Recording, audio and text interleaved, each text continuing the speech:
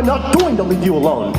I want you to get mad. 6 million animals wish they had the choice. 6 million more cry out in pain. As 6 million animals are losing their life, hour after hour, day after day. We have just begun to fight. Truth is unstoppable. Another world is possible. Animals' lives are their right. We have just begun to fight. They want to live just like us. And no, for animal abuse. We have just begun to fight. Animal liberation now. Their skin, not ours. Their flesh, not ours. Their life, not ours, not ours. Their mom, not ours. Their milk, not ours. Their choice, not ours, not ours. Everyone deserves to be free. Everyone deserves to be free. Their skin, not ours. Their flesh, not ours. Their life, not ours, not ours. Their mom, not ours. Their milk, not ours. Their choice, not ours, not ours. I am so excited and happy to see such a huge group of people from all backgrounds. We will not stop until animals get the rights they deserve. Yeah,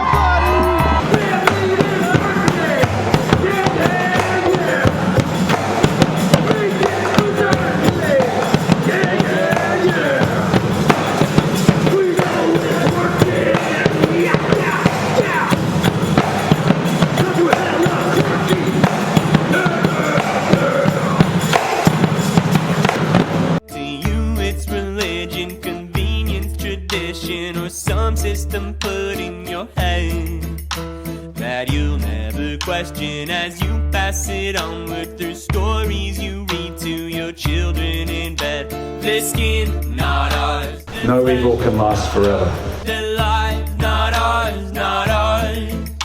Their mom, not ours. Their milk, not ours. Their choice, not ours, not ours. Their skin, not ours. Their flesh, not ours. What number is this book? Not ours, not ours. We just got word that the 100 other activists did get through the police. Said to let us go. He's your officer. That's okay. I'll get arrested then. Their skin, not ours. Their flesh, not ours. Their life, not ours, not ours. Their mom, not ours. Their milk, not ours. Their choice, not ours, not ours.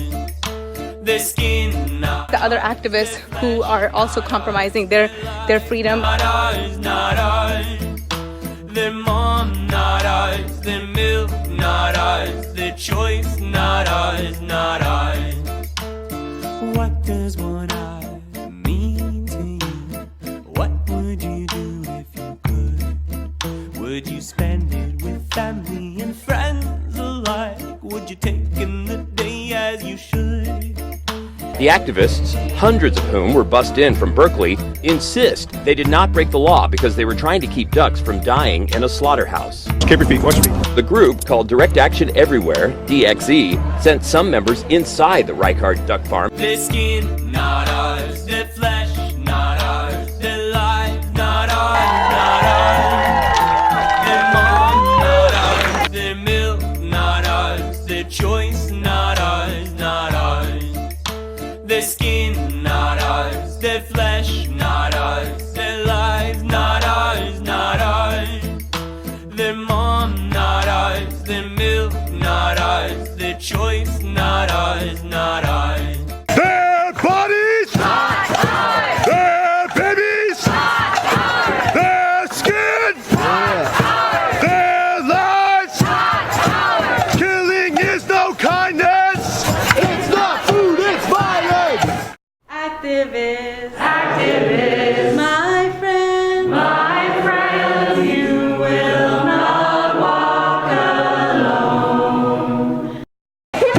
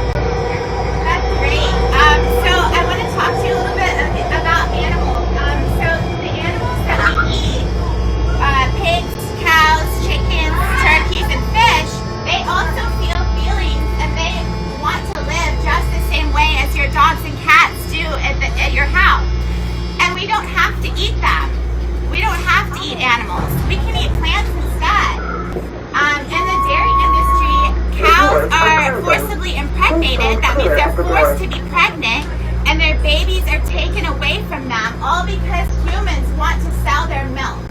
Does that sound like a good idea? No. We should leave animals alone with their babies and let them live. They don't deserve to be exploited for food or for entertainment purposes or for any other reason. They're just like our dogs and cats, and they deserve to live as well. So you're at the gas station? Thank you so much. I hope you listen and think about what I said. Just somebody go pull up there. All right, we'll go back to the beginning, and we're going to sing it all together twice. I give you the first time you'll ever know. I'll witness the pain in your eyes. I'll tell them your story throughout all my life. I see you, I'm sorry I tried. I see you, I'm sorry I'll try. Walking proudly, never turning back, never turning back, never turning back, never turning back. When you're in pain, I will stay with you. I will stay with you. When you're afraid, when you're afraid, I will watch for you. I will watch for you. All through the night, all through the night. And when you need me, and when you need me, I will fight, I will fight. Activist, activist, my friend, you will not walk alone. I will walk with you, and sing your spirit home.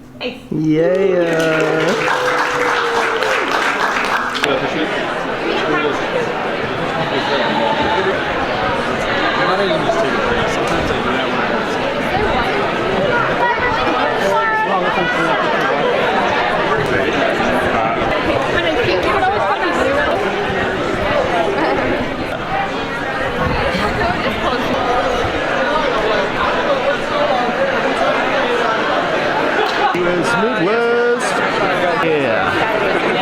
attention for a second.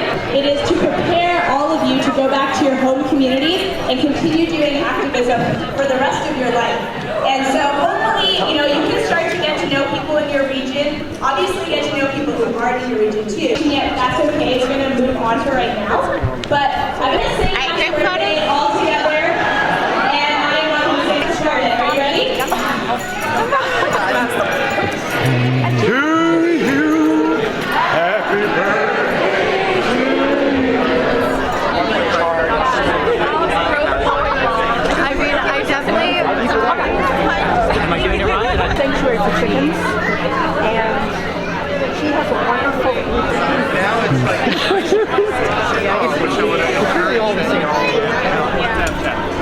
Did you get your name down and phone number and everything? Cool. Awesome. Wow. It really comes out like when I talk to my mom. Does everybody lean down up? Take a step. Get tight. The tighter, the better. Yeah. So how does this feel? Solid. Feels what? Solid. Solid. Stronger than holding hands. Stronger than holding hands. Less sweaty. Less sweaty. But like sometimes when there's like a height issue, it's like something to think about, right? How else does it feel? Having people of similar height, similar body stature next to each other actually helps that to get comfortable for a longer period of time. Because I don't want to be sitting there with my elbow like this the whole time, so it takes on the color, right? And when we're actually eventually being pulled out of this, who are the cops going to come after first? More petite folks that appear to be more feminine, appear to be queer, people of color. These are the folks that the cops are going to target, right? And so we also want to think about how are we protecting these folks in our blockade so that they're not being singled out, because that's going to be the first place the cops go, right?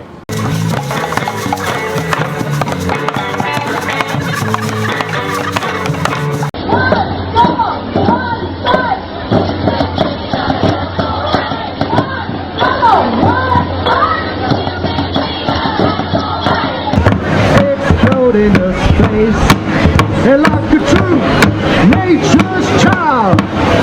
We were born to be wild. We're gonna climb so high, I'm never gonna die. 'Cause we were born to be wild. Born to be wild. Born to be wild. Yeah, that's a good one. And then in here too. Counterclockwise. Yeah, right there. Like Right this? there, yeah. This is start. Yeah. Alright, y'all, it's time to rotate. That's not a very good, strong way of staying in here, right? You can easily be yanked out, even if you're holding hands. So, something wrapped around your wrist with a carabiner at the end, so that you can take the carabiner and basically clip it in, and now I'm connected to that, right? Thick enough, is not so big that a copy can fit in. It's just a whole drill. Y'all can hold on to your U-locks. Lift up and try not to punch anybody's hair here.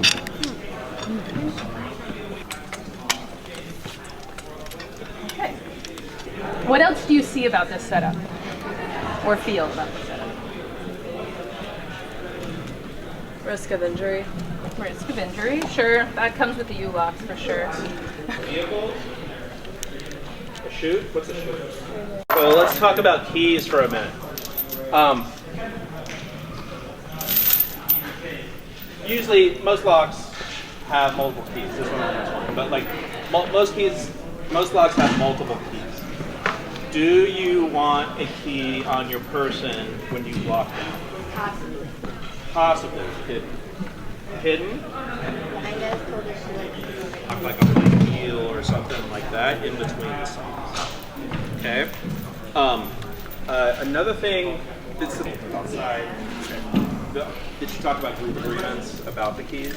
Everyone knows what? I wouldn't let everyone know. I would let maybe like 2 or 3 key people, including my direct. Adrian's going to talk about.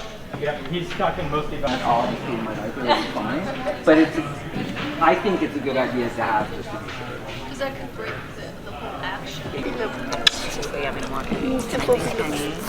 Yeah, and they stay in Dublin. So Penny. Shoes are great. That said, please go through these training. Lovely. Lovely. Oh yeah. So less exposed to lose. Are you my support person? You're so cool. You're so cool, aren't you, little monster?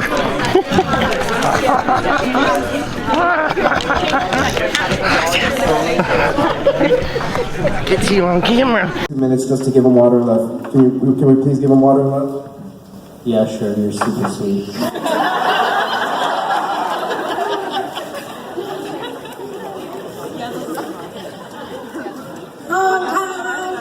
Hey, doorknobs! You're making me late for work. Guys, why don't you go get a job, huh? Would you like to join us and perhaps share water with them? Okay. And then, when they finished talking and arguing among themselves, Martin Luther King used to stand up and he would articulate each of their positions in such a way that was so profound. Yes, Dr. King, that's what I was trying to say. Yeah. I can make it sound so good. Maybe you felt like you were really brilliant, you know what I mean? Yeah. And then he finished, he would synthesize and take the best out of each of their particular arguments and put it together. All my life, you know. I'll be 80 next year. I've never seen anybody do that as well as Martin Luther King. That's one of the key skills that you should look for in your leadership. the ability to appreciate differences, and then be able to pick out and pull out the best. He learned that from Hegel. Okay, thesis, antithesis. And then the truth is the synthesis, bringing it together. And that's what it's all about. That's what the movement is about, bringing together, not separating folks. Okay? Yeah, bringing it together. To the NWACP coach, got off the bus. So we stayed all night.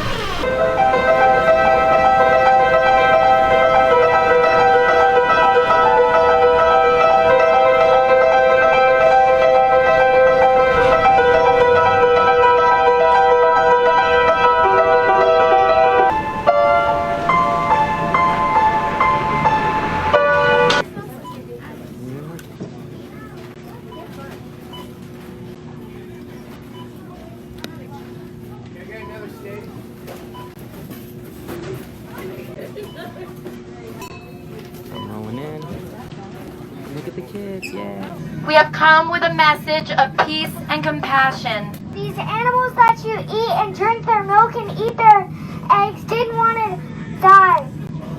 They wanted to live just like you do. They feel pain just like you do. These animals that people eat for dinner are lives. That had families, that had friends, that had babies, and that had moms.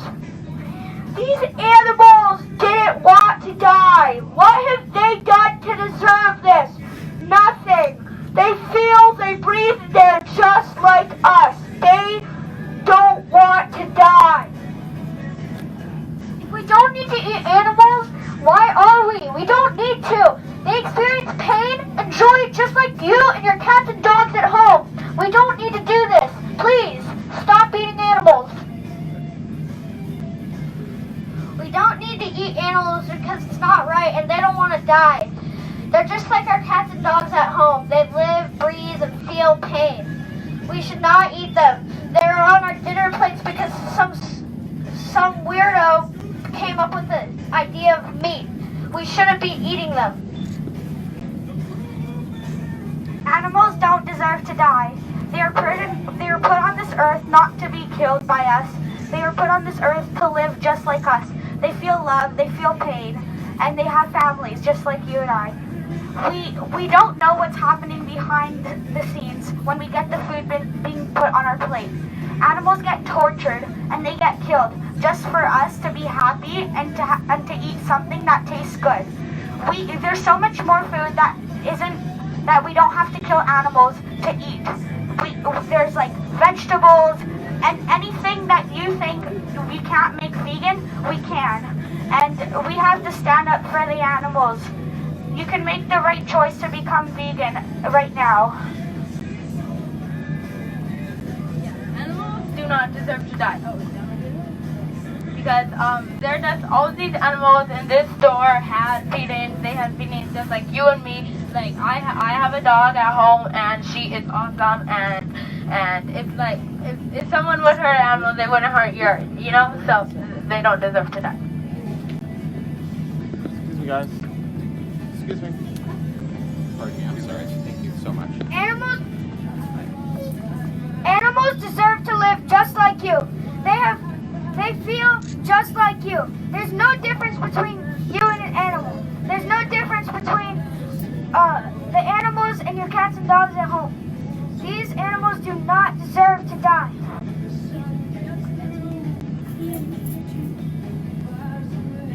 Love animals.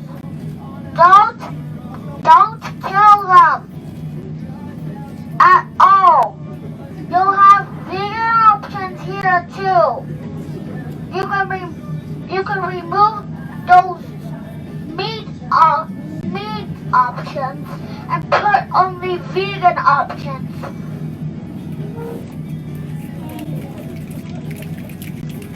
Animals want to live just like us. Animals have families just like us. What do you want? Animal liberation. When do you want it? Now. I'm gonna fight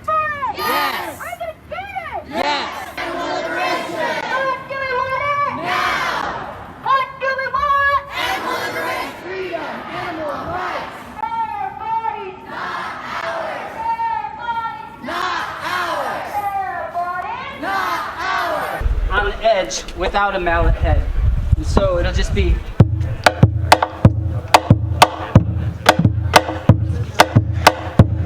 So that'll be the main thing we'll do on the drums, and then during that, you'll just be playing the bass part on here with the heart shield. Shaker part will just be super simple, or just hitting it like you're clapping. So we have 25 of those, 25 heart shields, and then 50 drums. And the second part of the march will just be super simple.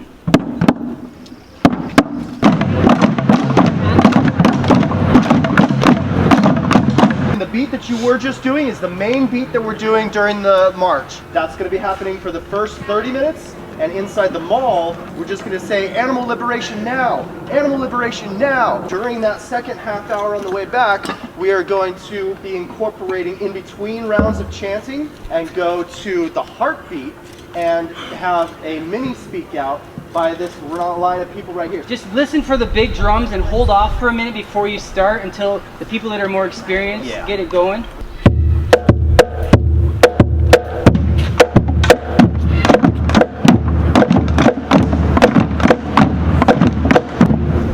Gotta be careful not to speed up.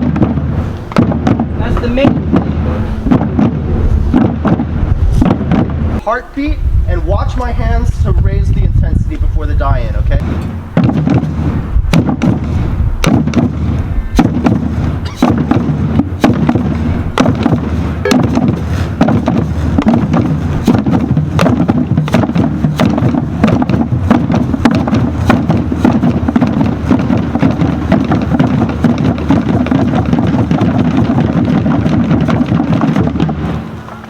Die. Okay, cool, good luck. Can you do that again? All right, good job. Very nice. Okay, cool. I think shields just need one beat, honestly. I'll always start the tempo. So.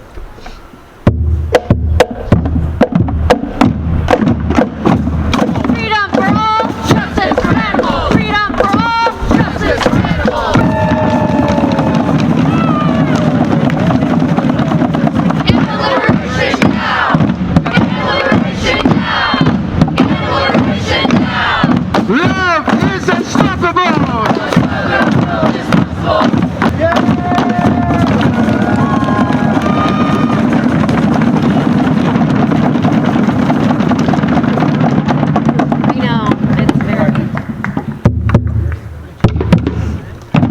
And remember, these heartbeats do not get faster. These stay in tempo. Till all slaughterhouses and farm facilities become sanctuaries.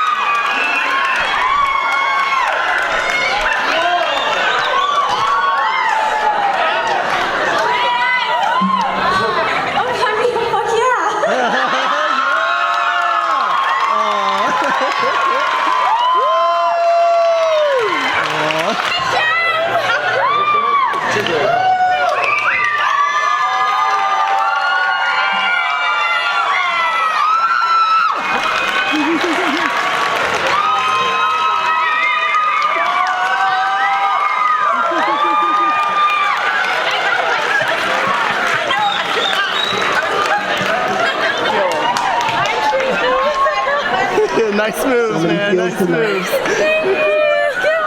All right. So up next we have a special cameo performance. Magic. Give it up, Brad.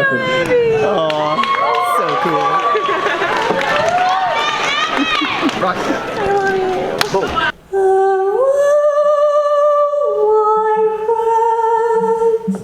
I wish we could all be free. The pain of our bodies, the stress of our lives, the slaughter of our God, the shame of our souls, the God for me to leave you behind. I love you.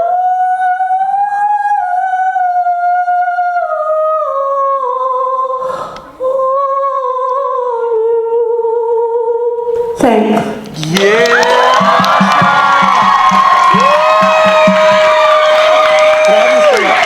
Laws are made by people, and people can be wrong. Once unions were against the law, slavery was fine. Women were denied the vote, well, children were combined.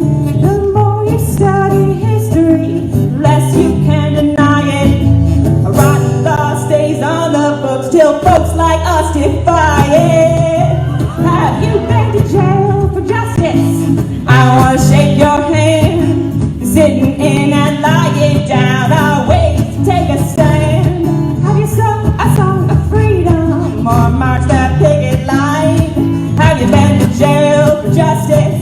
Then you're a friend of mine. Seeing people streaming in every day from different parts of the world, and it's super exciting and it's a lot of work, but it's a great team to be a part of. Most of us are organizers with Direct Action Everywhere, and we're just really lucky to be in the Bay Area where the animal rights movement is growing every single day. And hopefully some people who come to the conference will either go back home and start more DXCs, save AV chapters in their area, or move to Berkeley and get involved in the community here, because we need to concentrate. We need power in numbers so that we can affect legislative change and win our legal cases here and establish the right to rescue all these animals who are suffering. Oh, that's such a great dream. I must say I'm from Amsterdam, the Netherlands, and I definitely get the feel of what it would be like to live here and join this amazing community. 'Cause it's too cold for you here. I'm now, so let me hold your hands in the holes of my sweater. Thank you. Then do I dump it? Yeah, dump it! What?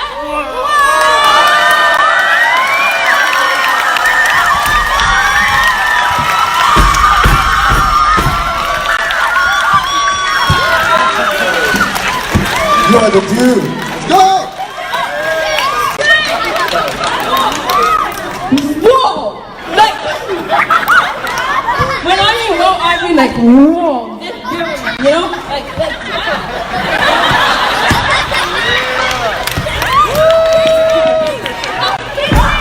Vegan Evan is my name. Sandy Hills is my game. I like to be vegan and you will too. So go vegan is the best thing to do. I don't eat meat and I don't eat eggs. I don't eat anything that has legs. Yeah, you heard? I don't eat decomposed flesh. Instead I eat frozen veggies that are fresh. I don't eat or drink anything that's scared, so I definitely leave. Don't do dairy. Hey, my friends got something to tell. I got a tip that'll help you stay well. Now is the time to go vegan, and it'll help you feel young and healthy again. Not only will it help you, and it'll help the ecosystem too. What about the poor, cows, pigs, and hens? Don't you think we should treat them like your friends, that family, friends, and feelings too? And they want to live just like me and you. So go vegan is the best thing to do. It'll help you, the animals, and the environment too. Go vegan, green rock, if you get out of here. Ooh, that's exciting. Ooh, are you nervous? We have Chase Avior, who is an activist,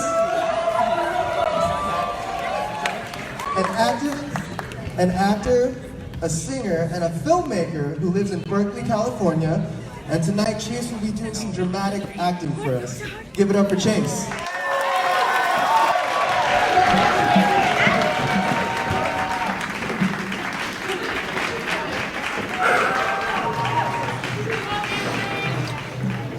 Well, I don't have to tell you things are bad. Everybody knows things are bad. It's a depression. Everybody's out of work or scared of losing their job. The dollar buys a nickel's worth and banks are going bust. Shopkeepers keep a gun under the counter and punks are running wild in the streets. And there's nobody anywhere who seems to know what to do. And there's no end to it. We know the air is unfit to breathe and our food is unfit to eat. And we sit watching our TVs while some local newscaster tells us that today we had 15 homicides and 63 violent crimes. As if that's the way it's supposed to be. We all know things are bad. Worse than bad, they're crazy. It's like everything everywhere is going crazy. So we don't go out anymore. We sit in our houses and slowly the world we're living in is getting smaller. And all we say is, please, at least leave us alone in our living rooms. Just let me have my toaster and my TV, and I won't say anything. Just leave us alone. Well, I'm not going to leave you alone. I want you to get mad. I don't want you to riot. And I don't want you to write your congressperson because I wouldn't know what to tell you to write. Right? I don't know what to do about the depression and the terrorism and the crime in the streets. All I know is that first you've got to get mad. You've got to say, I'm part of this world too, damn it! My life has value! So I want you all to get up. I want you to get up out of your chairs right now. Go ahead, everyone, stand up. Stand up for yourselves and scream after me, I'm mad as hell and I'm not gonna take this anymore! Again!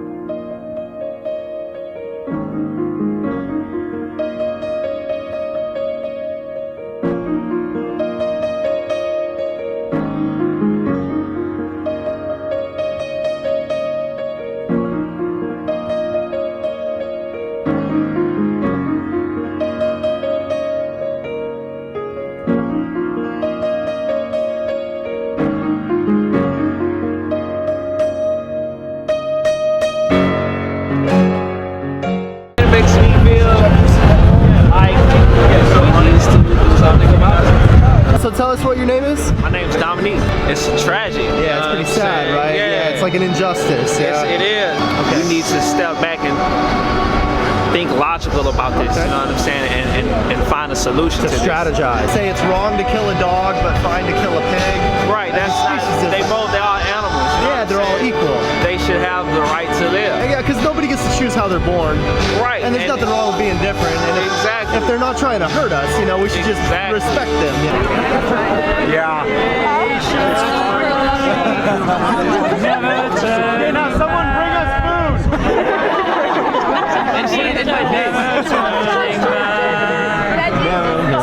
We'll wait here.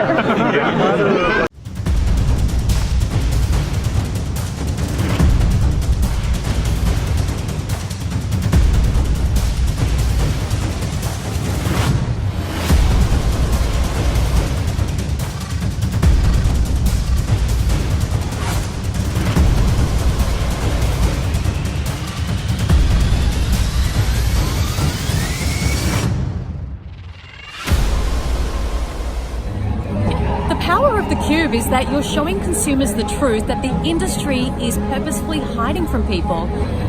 You're not waiting for people to maybe one day kind of be interested to look it up online. You're putting it on the street, and most people are curious. They want to know, what am I supporting? What am I paying for? What am I putting in my mouth and in my kid's mouth? You know, lots of people haven't seen this type of footage before, and it just grabs them. We live in a world full of people that love animals and care about animals, but we have no idea what's happening to them.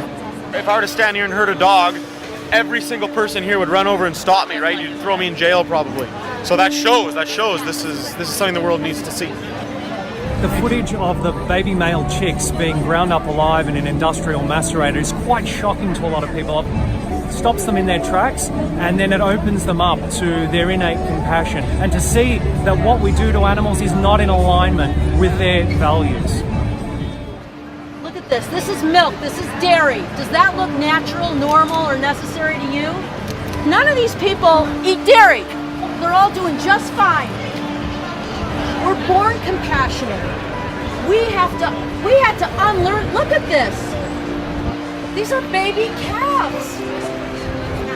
It's changed a lot over the past few years. People used to get upset, people used to yell at us, and now people's hearts are open.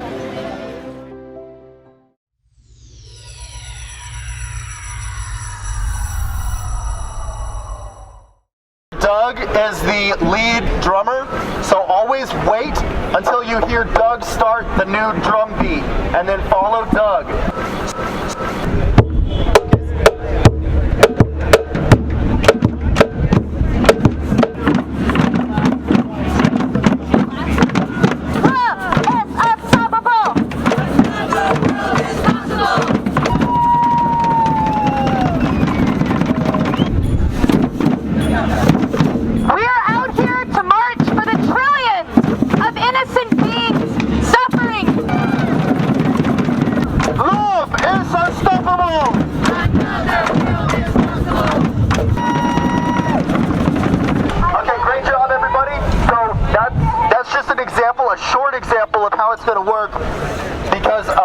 The chants are actually going to go for 5 full minutes with that reggaeton. Boom, click, boom, clack, boom, clack, boom, clack. And then the heartbeat is going to go for about 45 seconds.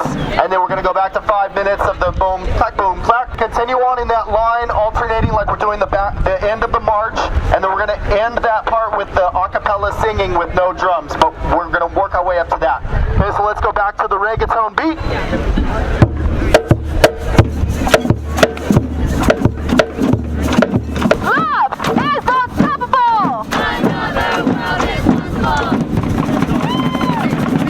Why do some humans love dogs but eat other animals?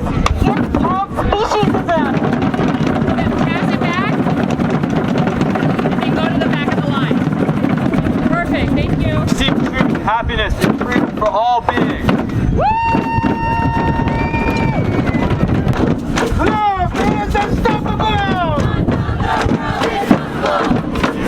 Now we're going to practice the very end of the march, and this part will be only about 3 to 5 minutes, but we're going to do no drums and no shakers, but we're all going to sing together, and it's going to be all of our voices. It'll be beautiful, and Sasha is going to lead us. Never turning back. Never turning back. That each one deserves freedom. Each one deserves freedom. That's the reason we're here. That's the reason we're here. Okay, so that's the end of the march at that point, okay? So let me check in with my other organizers, but everybody's doing great. Are you all excited or what? For the first 30 minutes of the march, we're going to be chanting. In between those 5-minute rounds of chanting, we're going to have like 30 seconds of a rumble and cheers with the drums and stuff, and then we're going to go back to the beat with the music and more chanting. For the second half of the march, on the way back, we're going to alternate between rounds of chanting, and then we're going to go to 45 seconds of a heartbeat with the drums, and somebody's going to give a speak out, and we're going to do like 3 speak outs, and then go back to the Justice for Animals chants.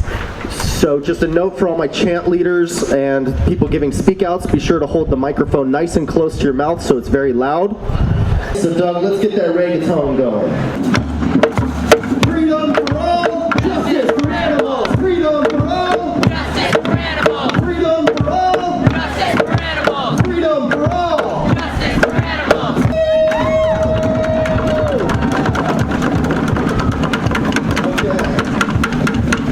Alright, so that would have actually lasted like 5 minutes, and then we're going to have that rumble for like 30 seconds, and then we're going to do the heartbeat.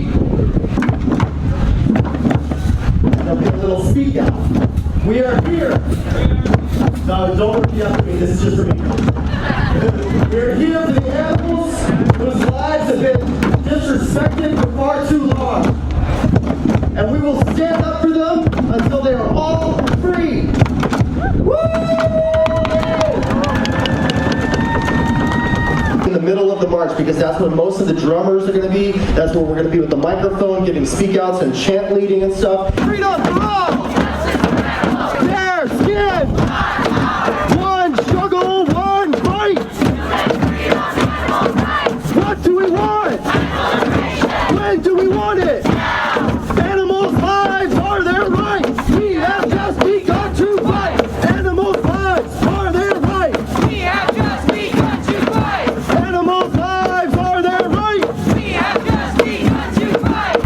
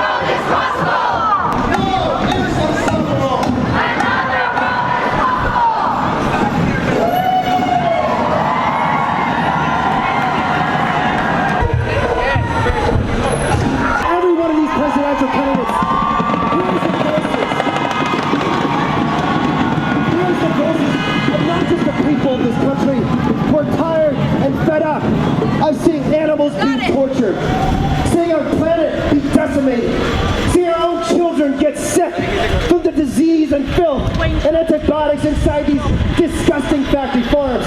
We are here today to also make sure these powerful people hear the voices of the animals themselves.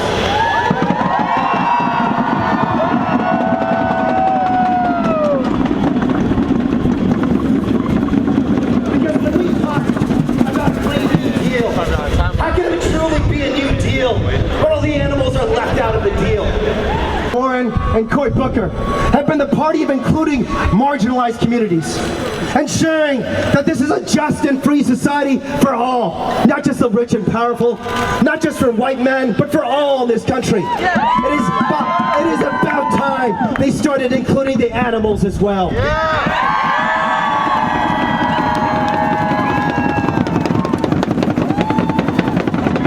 I ask today of Cory and Bernie and Elizabeth and all the presidential contenders inside this theater is quite simple. Bring your policies and your platforms in alignment with the values that you already hold. Bring your policies and platforms into alignment with the values that all Americans and frankly all the people of this world hold.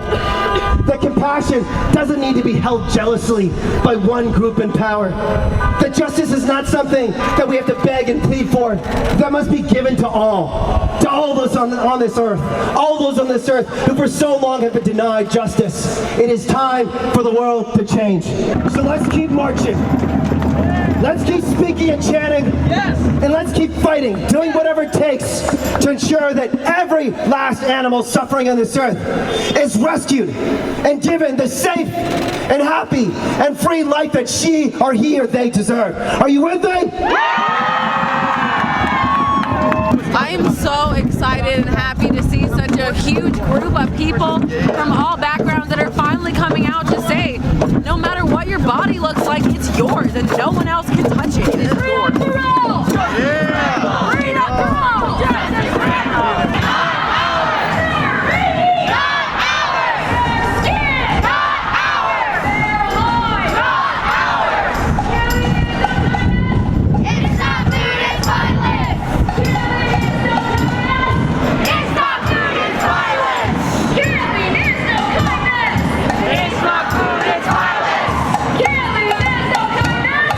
It's not food, it's violence!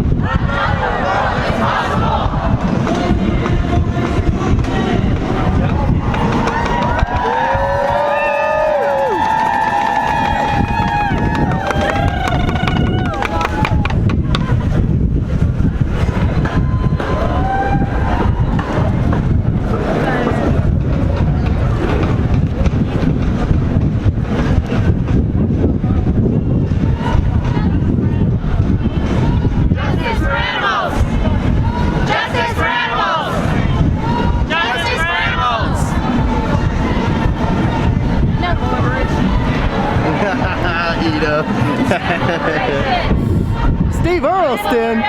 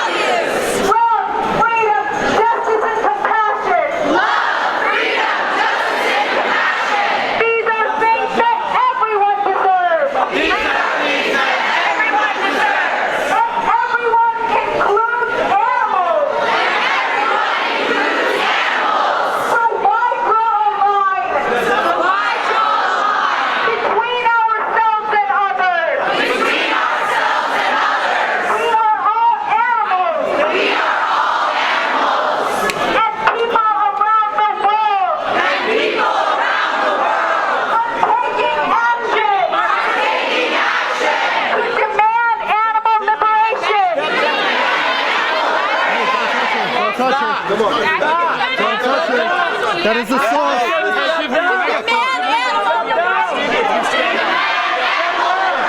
me see that microphone. There's a chance you will be arrested if you're standing out here. Germany, France, and India. Activists are standing up. Come down, please, for your safety. For your safety, ma'am. I need you to come down, please.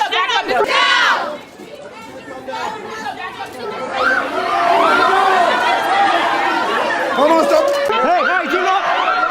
Hey, didn't tell her to step down. Up in there.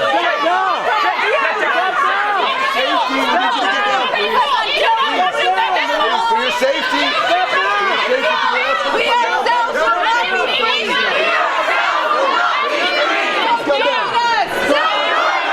As we demand and let everyone be.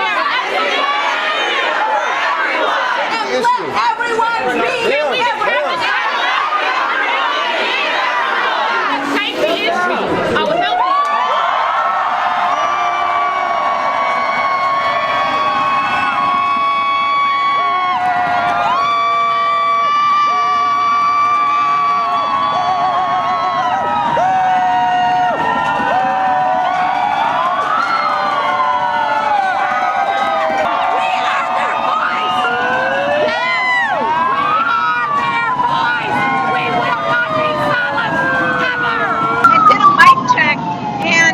Security got really upset, and they almost shoved me off of the table, and I actually just laughed because at this point I've been in so many of these situations that my heart doesn't even skip a beat, and it's because of activists that I'm surrounded by. I feel fearless because I believe in our message, and I believe that everyone here already knows that those things are true.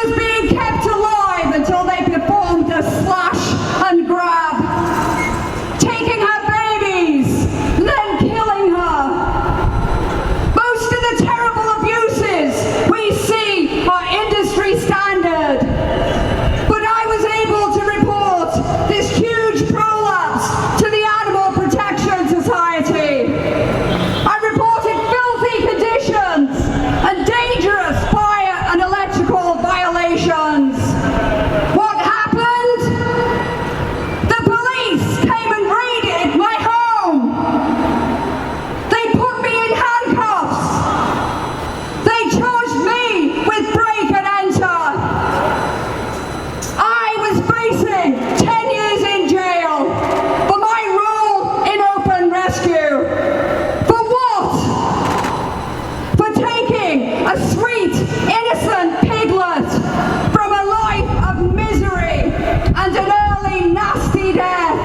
Noelle is now living the life every animal deserves. Industry is furious because the prosecution just withdrew all my charges.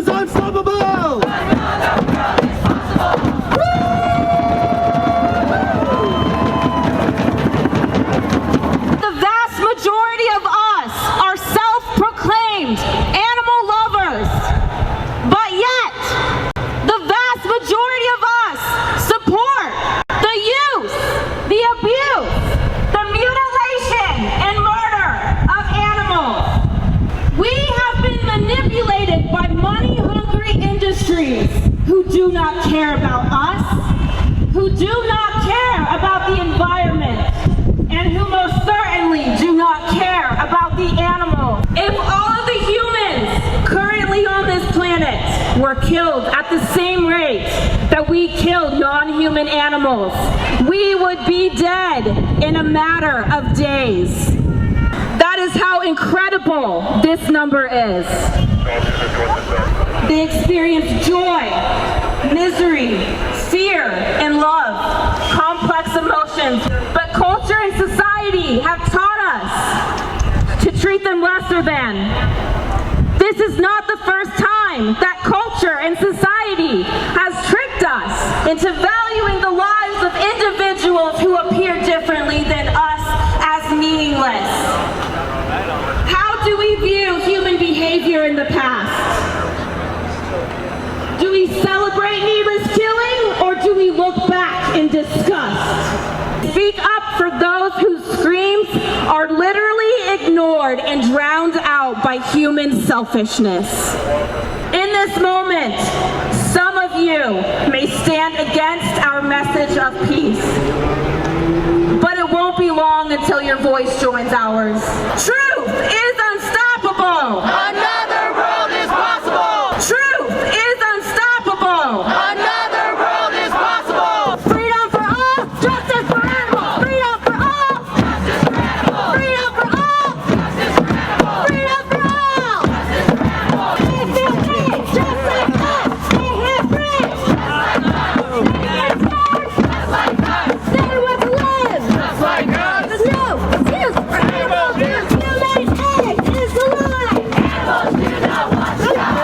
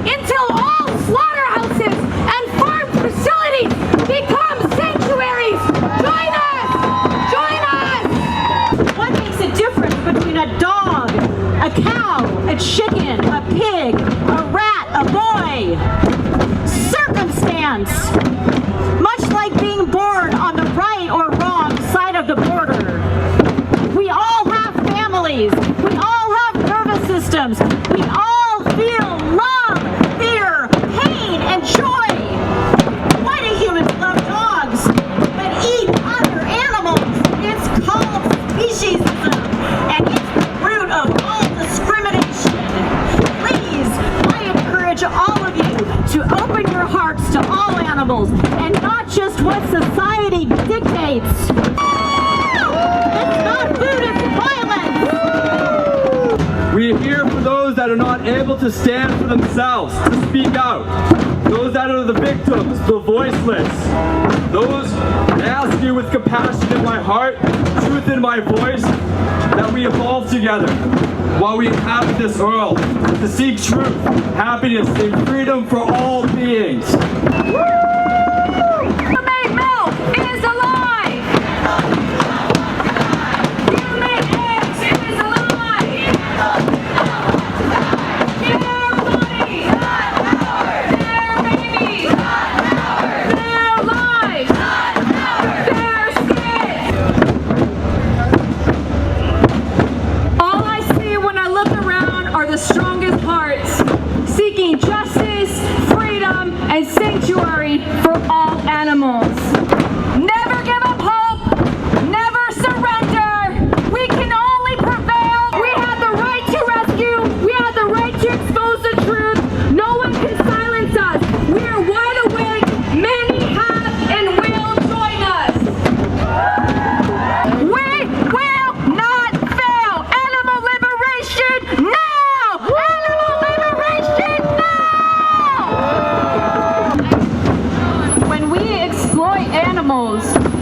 we're not only harming them, but also ourselves and the planet we share.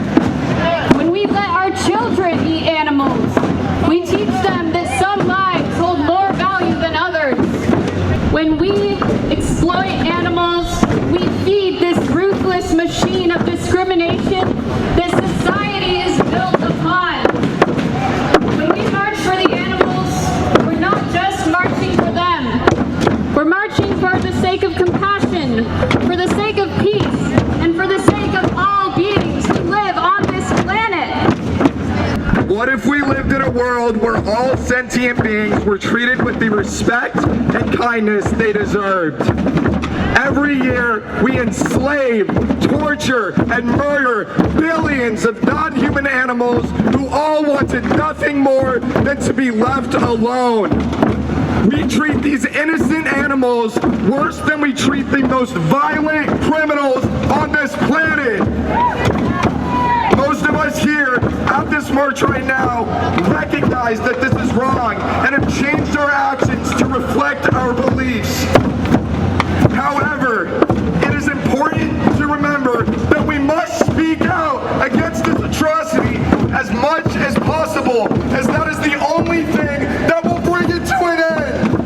Yeah! Martin Luther King Jr. said, "Our lives begin to end the day we become silent about things that matter." This massacre matters. We are fighting hard, and we will not stop until animals get the rights they deserve. Yeah,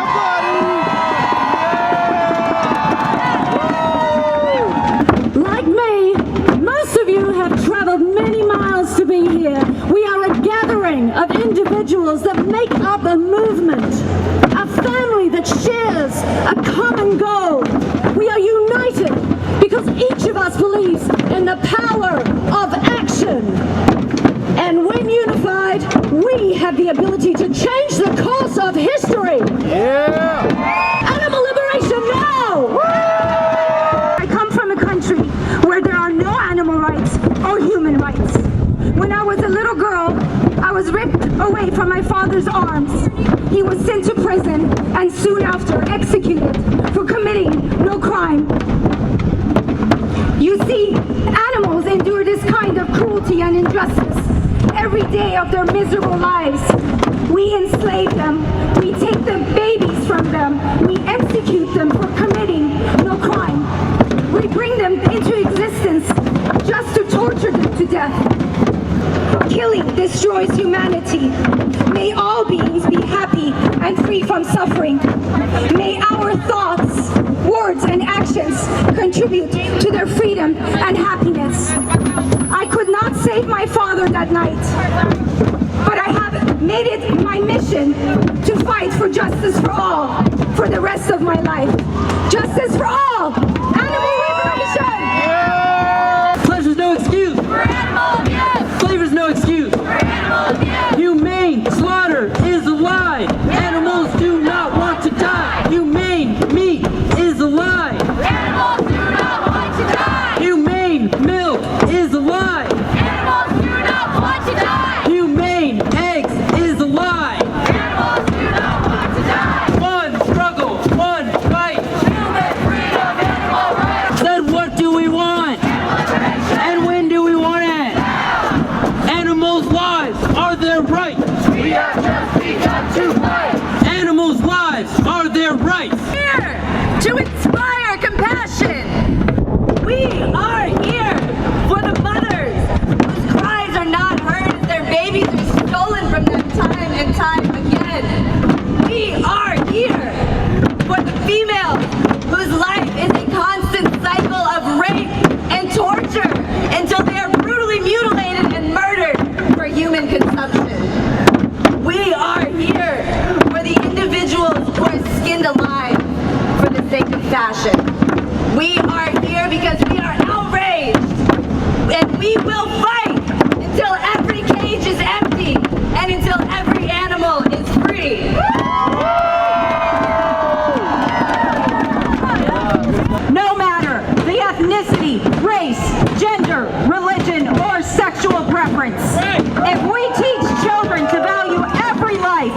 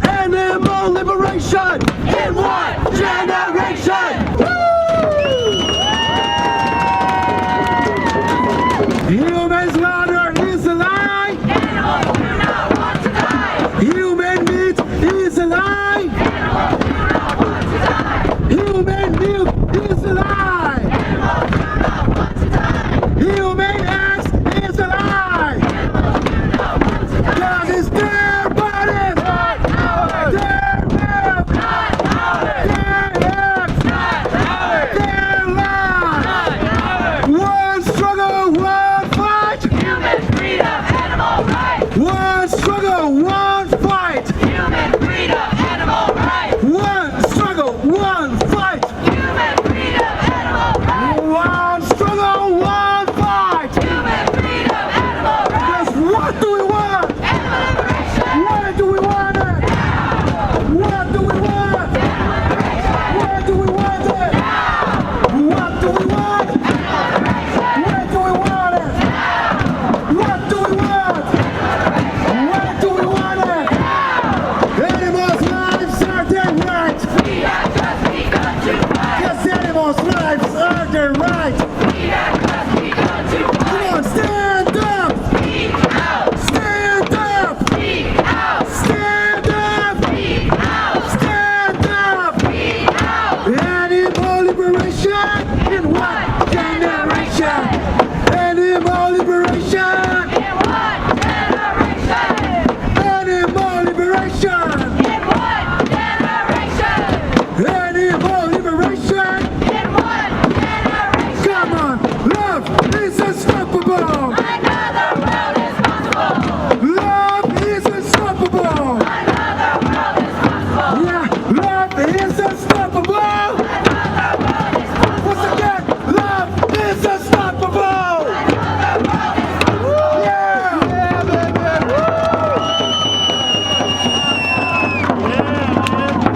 Human slaughter is a lie. Animals do not want to die. They feel pain just like us. They have friends Just like us. They get scared Just like us. They want to live. Just like us. And no excuse For animal abuse. No more oppression. Animal liberation. No more oppression. Animal liberation. No more oppression. Animal liberation. Just like us. Just like us. Just like us.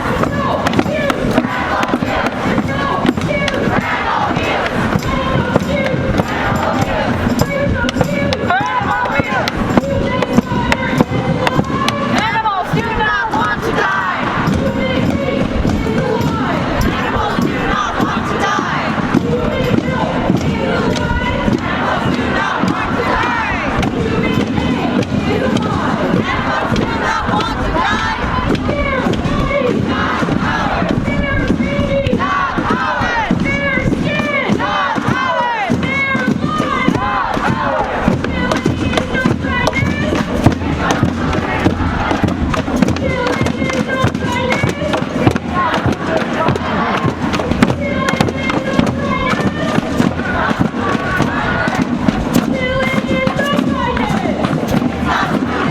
One struggle, one fight. Human freedom, animal rights. One struggle, one fight. Human freedom, animal rights. One struggle, one fight. Human freedom, animal rights. One struggle, one fight. Human freedom, animal rights. What do we want? Liberation. When do we want it? What do we want? When do we want it? I said, what do we want? And when do we want it? What do we want? And when do we want it? Stand up! Speak out. Stand up! Speak out. Stand up! Speak out. Stand up! Speak out. Animal liberation in one generation! Animal liberation! In one generation. It's not food, it's violence. One struggle, one fight! Human freedom, animal rights. One struggle, one fight! Human freedom, animal rights. One struggle, one fight! I'm gonna work for liberation. I'm gonna work for liberation. I'm gonna work for liberation. Never turning back. Never turning turning back. I'm gonna rescue every animal. I'm gonna rescue every animal. I'm gonna rescue every animal. Never turning back. Never turning back. Every cow has a story, and you'll know when you're near that each one deserves freedom. That's the reason we're here. Every bird has a story, and you'll know when you're near that each one deserves freedom. That's the reason we're here. That's the reason we're here. Every fish has a story, and you'll know when you're near that each one deserves freedom. That's the reason we're here. That's the reason we're here. I'm gonna rescue every animal. Rescue every animal. I'm gonna rescue every animal. Rescue every animal. I'm gonna rescue every animal. Never turning back. Never turning back. Never turning back. I'm gonna keep on walking forward. I'm gonna keep on walking forward. I'm gonna keep on walking forward. Never turning back. Never turning back. I'm gonna keep on walking forward. I'm gonna keep on walking forward.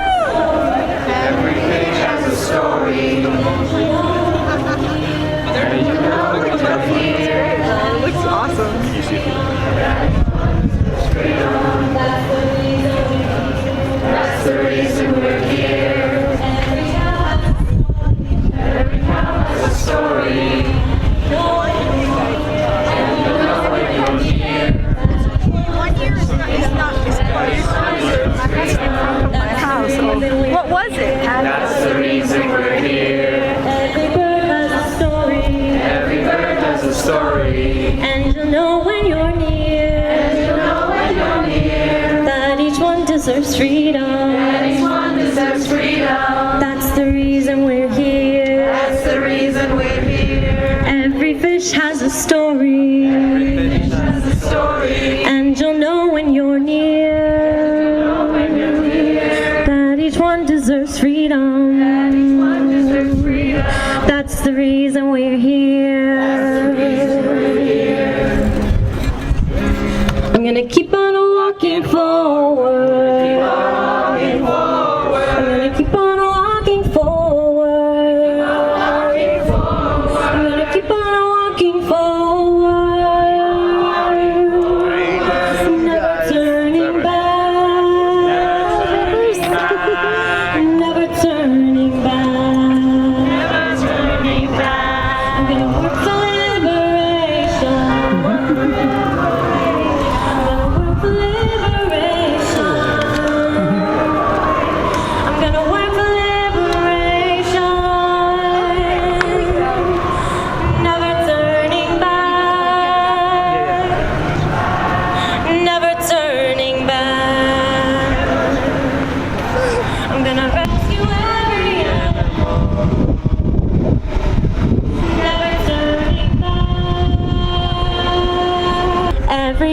has a story,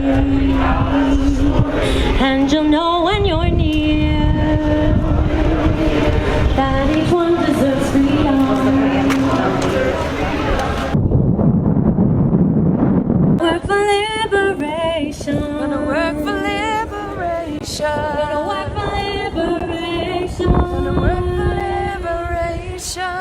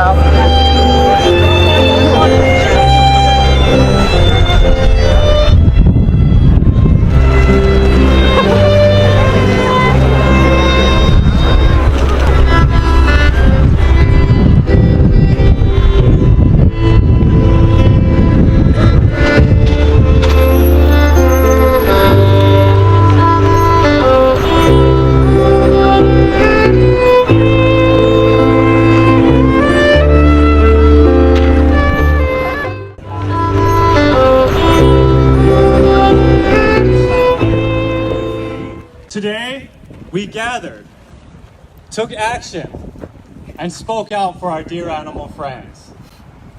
We shared stories and dramatized the situation so loudly that it could not be ignored.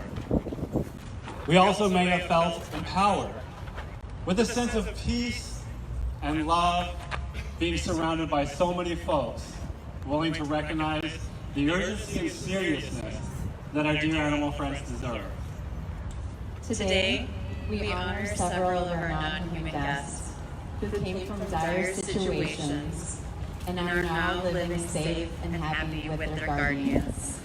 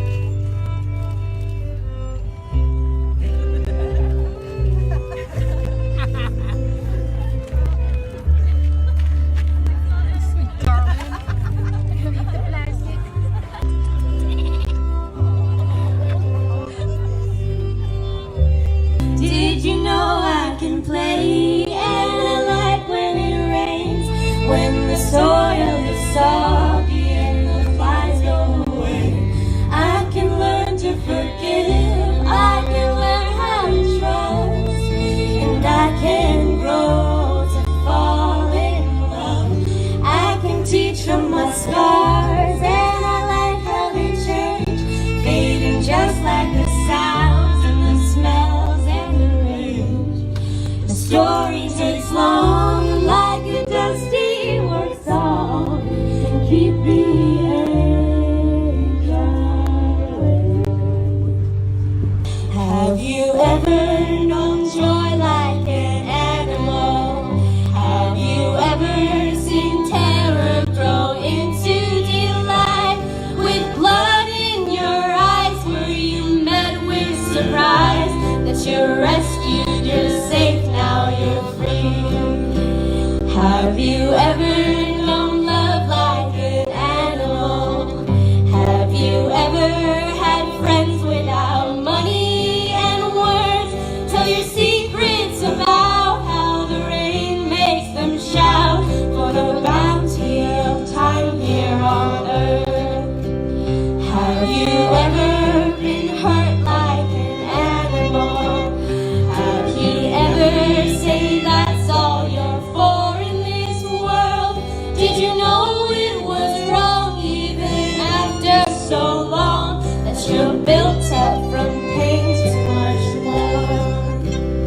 Have you ever seen struggle like someone like me? Did you know we will fight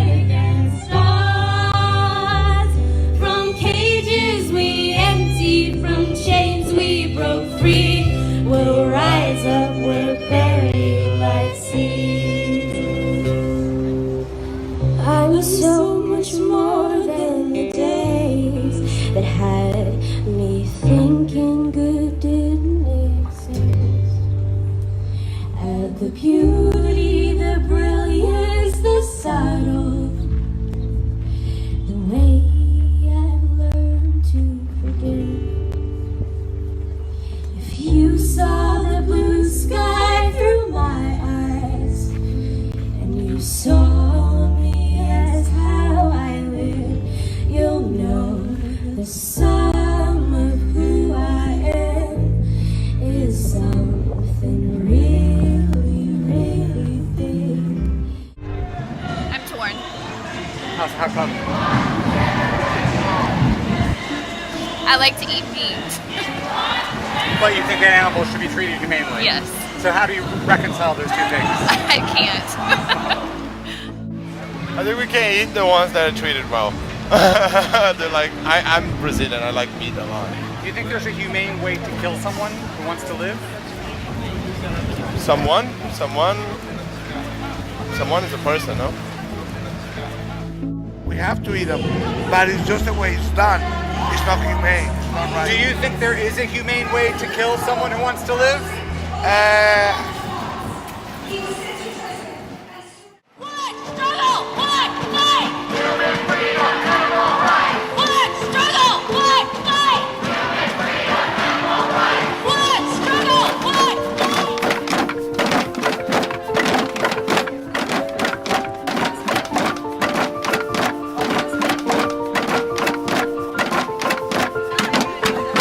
I've sought to not eat animals. And it's been a really interesting metamorphosis for me to realize that I can sustain my body and not be a part of the corporate meat industry, the corporate dairy industry that will feed us things that will be toxic and will abuse animals. Animals' lives on their right.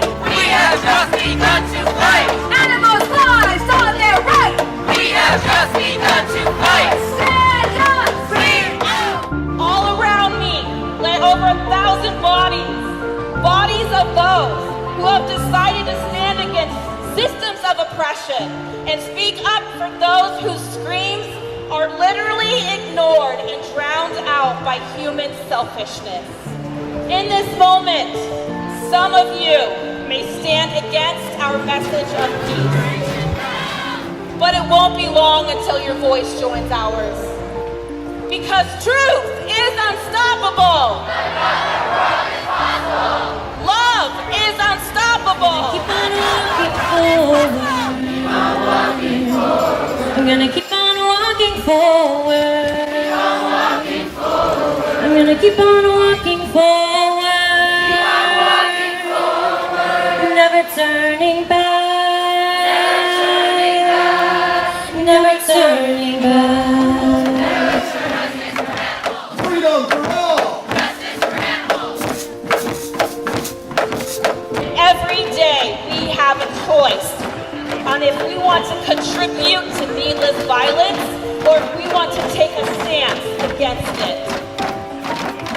One struggle, one fight. Human freedom, animal rights. One struggle, one fight. Human freedom, animal rights. Killing is no kindness. It's not food, it's violence. Killing is no kindness. It's not food, it's violence. What do we want? Liberation. What do we want it? Now. Do you think it's possible that we can, in 2019, eat foods that remind us of meat but aren't meat, that don't come? It's possible, yeah. Would you give it a try? Yeah, would make sense. Why not? I've never done it, but yeah. We're predators ourselves, and we're part of the food chain. We don't need to harm all these animals to survive. If we can eat plant-based alternatives, then why are we doing this? Yeah. Well, I'll tell you what, I'm excited to try that. It's called Beyond Meat. I don't mean to be hypocritical, you know, I eat meat myself. If everybody wants to stop eating meat, then I'll jump on the bandwagon too. You know, if it means saving animals, you know what I mean? Protecting them.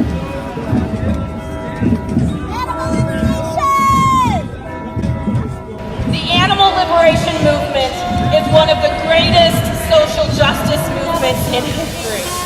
will continuously grow as human consciousness evolves.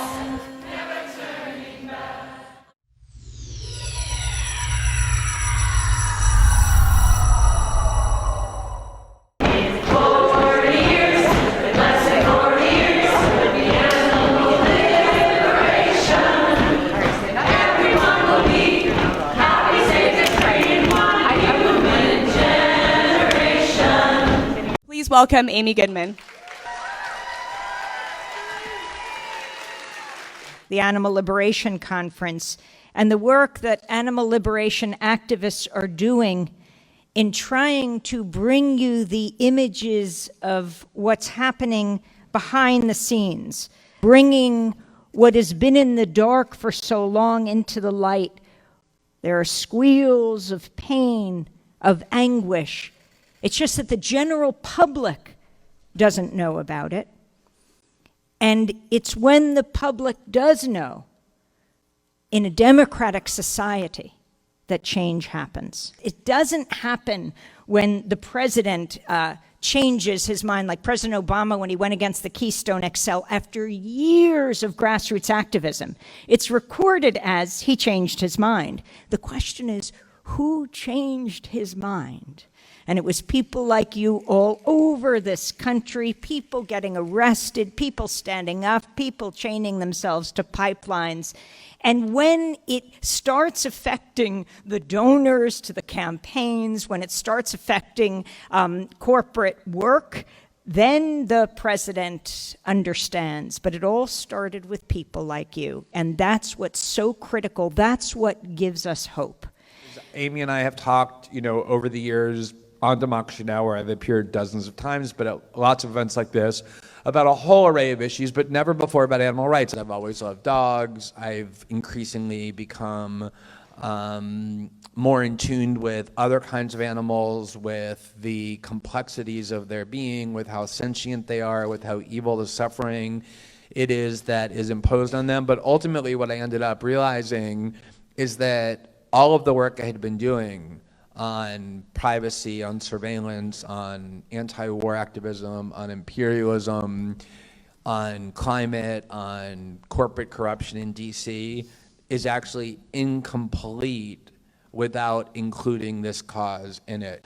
None of that is possible as long as we leave any beings behind, and that includes animals. So once I realized that, I not only joined this movement, I became increasingly inspired by the people in this room, all the stuff that you and I have spent the last decade covering and talking about, the bravery of dissidents, the willingness of people to sacrifice their own self-interest for noble causes, the rights and the urgency of protecting their ability to do that. I sat next to a 21-year-old woman named Cassie, who is a member of DXE, who's currently facing 7 felony charges for doing nothing more than rescuing suffering animals. She went to Berkeley. She could do anything with her life, and she's choosing to confront corrupt power at the expense of her own liberty. And that's the kind of thing that, as human beings, I think is the only worthwhile thing to do, is to engage in those kind of battles, to sacrifice for other beings, and to fight for justice. I wasn't a vegan at the time. I was not an animal rights activist. And I had somehow come to learn about what interested me was not the animal part of it, but the subpoena and the abuse of power part by the FBI on behalf of a corporation. And I ended up talking to Wayne, who told me the story, who walked me through what these pigs were experiencing at Smithfield. And it was all new to me. I had never heard the term gestation crate before. I had no idea the severity of the suffering of pigs, nor their emotional complexity, nor the science about how much they suffered.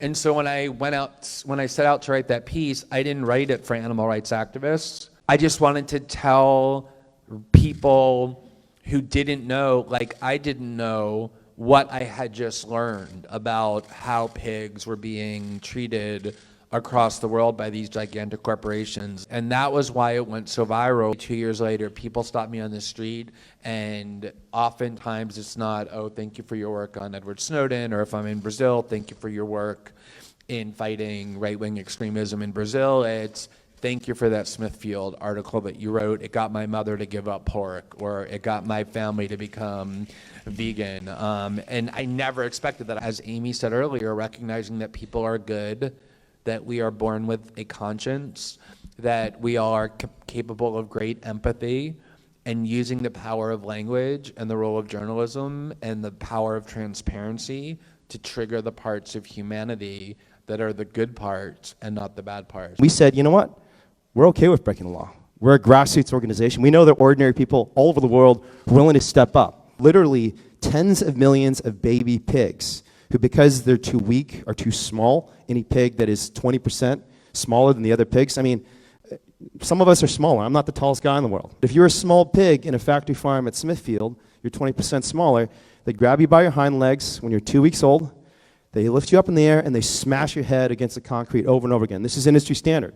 There are even certifications for how to properly crush a baby pig's skull at 2 weeks of age, right in front of her mother who's screaming, right in front of her siblings who are also screaming in terror because they know one of their siblings is dying right in front of their eyes. And all these baby pigs, and this is an industry standard, and industry statistics show about 18% of baby pigs die before they even get out of the nursery because they're too small, too sick, they're just not worth feeding anymore. They all end up in landfills, and so you'll see these piles of dead animals outside, and if you fly a drone over, you can see all these animals piled up in landfills, and some of them even end up in the lagoons, because when they wash away the feces and manure, some of the smallest piglets will get washed into the grates and end up in this ocean of waste, and you'll see them floating in these lagoons of death and waste and disease. And it's sickening imagery that the people need to see. Hi, my name is Dan Moskaluk. I'm a former police officer with the Royal Canadian Mounted Police with 33.5 years service. For the past 2.5 years, I've been involved with animal rights activism as an activist, and as well as an advocate for animal rights activists. Initially, I became involved in the vegan, whole food, plant-based lifestyle as a result of a terminal cancer diagnosis. In 2013, I was diagnosed with stage 4 kidney cancer, which is known as terminal, with a 5% survival rate. I attribute my successes to beating my cancer to adopting a whole food, plant-based lifestyle. We then come to learn that we are causing the suffering to billions of animals only to make ourselves suffer. It's absurdity. As I was recovering from the cancer, I started reading more and more about animal rights activism. This issue started popping up, as to say, in my social media feeds, and I became very, very interested in it. The first time that my wife and I participated in an activist protest, that being the March to Close All Slaughterhouses, actually on our anniversary date. That's how we celebrated our 28th anniversary. Now, as a police officer, people have asked me, well, how is it that you can one day be enforcing laws and perhaps even being on the other side of protest lines? And yes, I've participated in numerous protests as a police officer, where my duties have been to provide public safety for those participating in the protest, as well as for the issues or the spaces that are being protested against. Now I straddle that protest line, and I've participated on the other side of the protest line as an activist, as an animal rights activist. Why and how does a police officer come to that point in their ideology? Well, it's very, very simple. As a police officer, for the past 33.5 years, it's been ingrained into me to recognize violence, to recognize suffering, to recognize victimization. And as a police officer, it's been my duty, sworn duty, to intervene and to prevent violence and as well assist victims of violence and victimization. So for 33.5 years, as a police officer, I've been helping human victims. We're fortunate as humans that we have multiple rights that protect us against violence. Now, as an animal rights activist, what initially drew me to it is that I saw a level of brutality involved in the animal agriculture industry that shook me to the core. And that, as a police officer, again, that same purpose of needing or feeling compelled to intervene and to try and prevent or to assist these victims. So I have the same purpose, but simply my purpose has cross-sectioned all species now. It's just a different victim. I've been to live slaughterhouse vigils.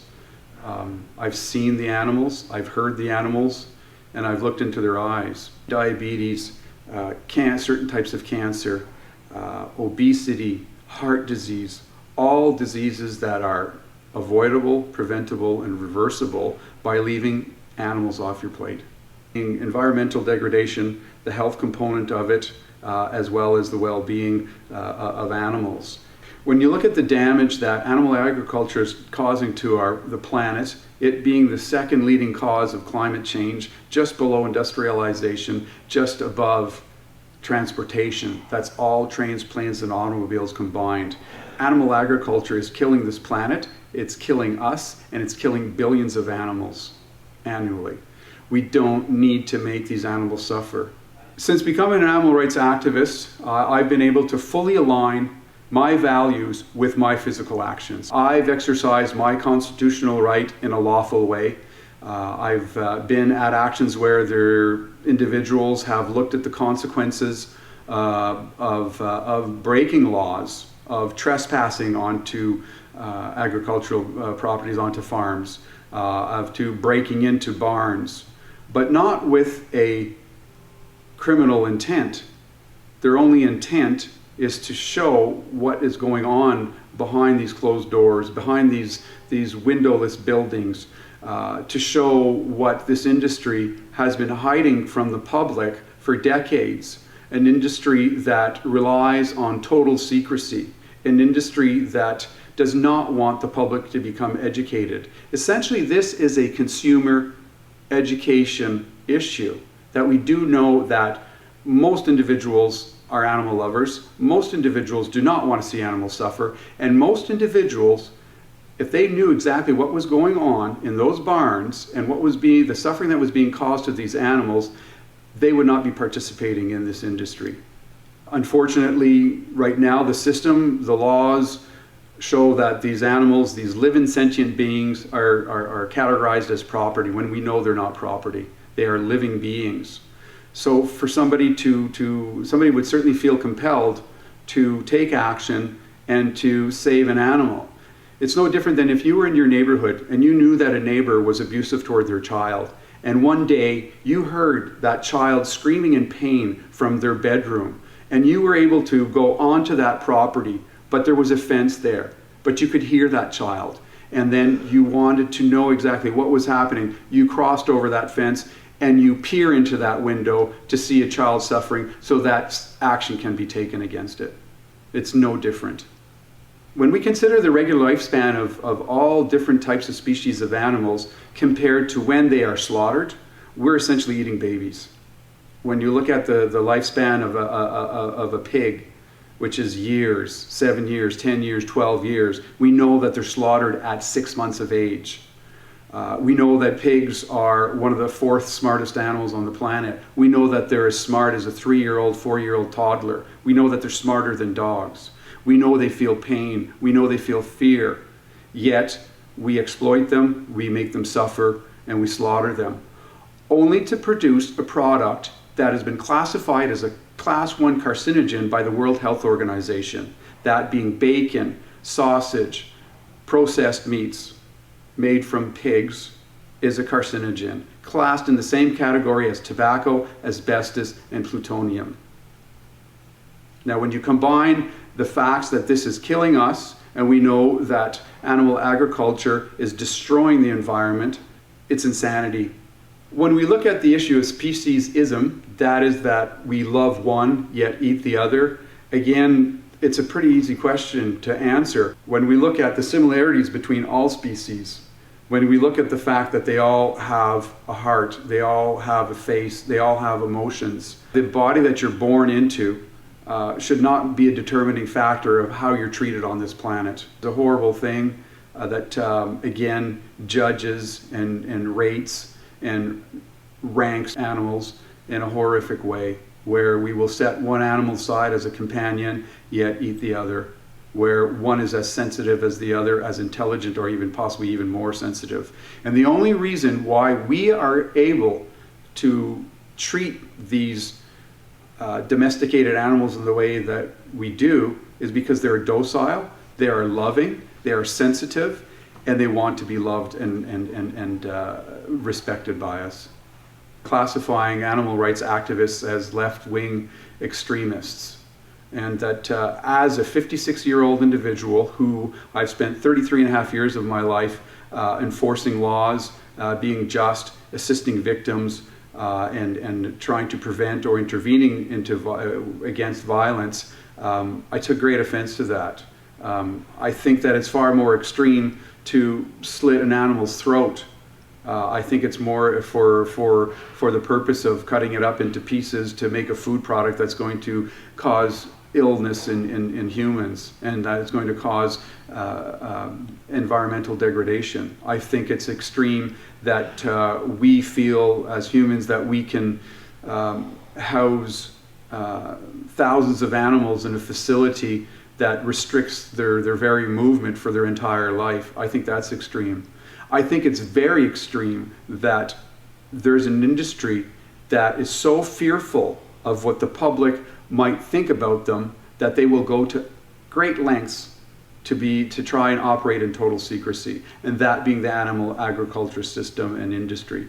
The public has a right to know. Police officers anywhere are facing this dilemma more and more right now as the animal rights movement increases in size. These protests are happening more frequently in more cities and in larger scales. Without a doubt, many police officers do face a serious dilemma, that of carrying out their duties and enforcing laws that they themselves may feel are unjust. That being perhaps, I even myself, as being a vegan police officer, and I know others now that have participated in having to conduct their duties at protests, that it certainly does cause a dilemma for them. But again, that we do know that the law is the law, and that they are there to uphold the law. And what I can say to that is I am happy that I don't necessarily have that dilemma anymore, because I'm a private citizen, and that I'm an animal rights activist, and that I want to do what I can and to hopefully prevent this suffering and this victimization to these multitude of species that we see are being exploited. Another message that I do want to convey. Oh, go ahead. Go ahead. Yeah. The vegan police are in the house. The vegan police is in the house. That's so funny because this is actually an interview with a vegan cop. That's too funny. I might have to throw that in the video. Yeah. Many police forces in North America are quite well versed with their responses to animal rights activism and the movement itself, where we see proper conduct, proper behavior, measured approaches, and measured responses to the actions that are taking place. The issue that can come up, though, is that if there is an implicit bias that develops within an individual officer that might create escalation, that might create a wall between the communication. So what I always am hopeful to convey as well to law enforcement agencies is that hopefully they will educate themselves as much as possible on the different movements that they interact with, so that they have a better understanding as to what the goals are of those movements. But by and large, that we do realize that if a law is broken, that they will have to take action.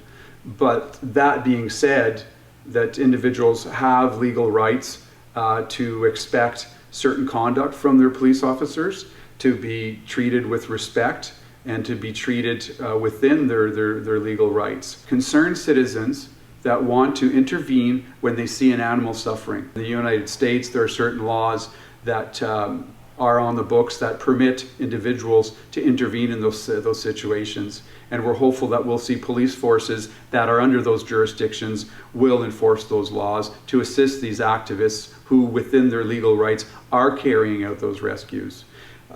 If there is an offense being committed, yet for the necessity of providing life and care to a living being, perhaps there can be some common ground, and the end goal of saving a life is completed. A very close friend of mine, Jenny McQueen from Ontario, Canada, effected an open rescue a couple of years ago where she faced criminal charges for conducting that rescue.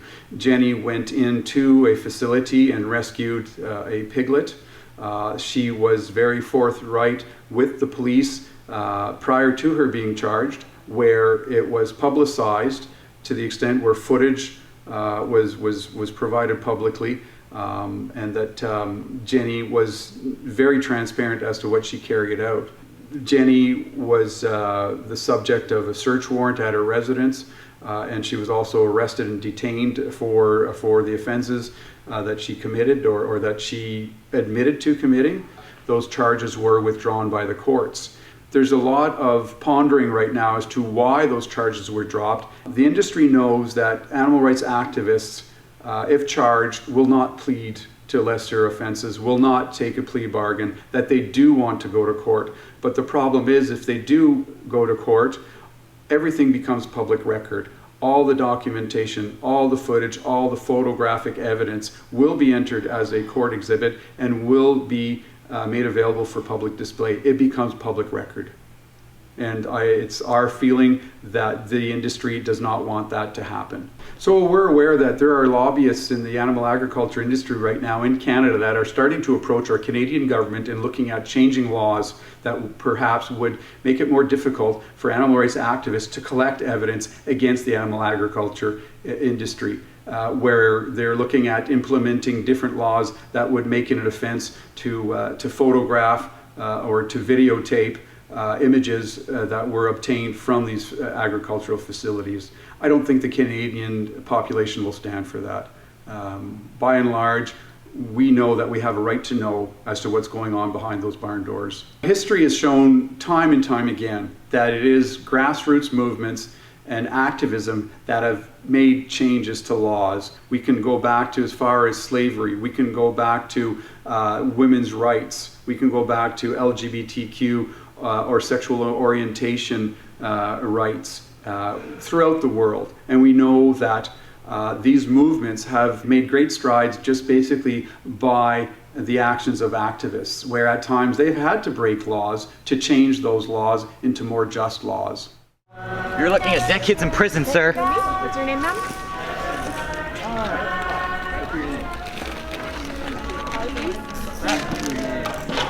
Personal ones, put them in a baggie. I'm going to pat you down. Do you have any sharp objects or weapons in your possession? Do you have any sharp weapons or objects in your possession? No. Stand with your legs apart, sir. Feet in a triangle. Do you have any weapons or sharp objects that might hurt me if I pat you down? I need a verbal response right over here. Anything sharp in your pockets? Any weapons? What's the name of I'm going to be performing a pat down on you, sir. I would not be surprised if they took gloves and felt down there to make sure. They did with my belly button ring, check and made me take that off. So, you know, if you are going to come to a mass action wearing jewelry, you might want to think about which ones you want to keep in, which ones you want to take out. So again, don't bring your favorite jewelry. I just wouldn't wear any jewelry on you that you care about losing. If you have facial piercings, such as the ones that I think what they're called in your cheeks, people have experienced police ripping them out of people's faces and having permanent disfigurement of their face. So again, take out your jewelry if you don't want that to happen, especially if it's something that is difficult to take out, just take it out. And if you need me, I will fight. I will fight. I will come closer. I will come closer. When you're in pain. When you're in pain. I will stay with you. I will stay with you. When you're afraid. When you're afraid. I will watch for you. I will watch for you.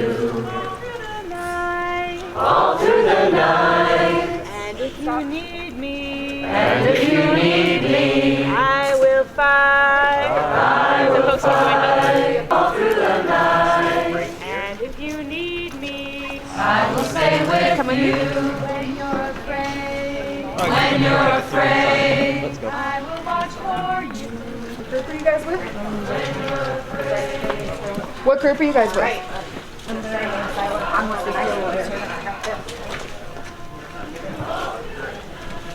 Great. I want you to sit in that fourth chair. Stay. Don't say anything.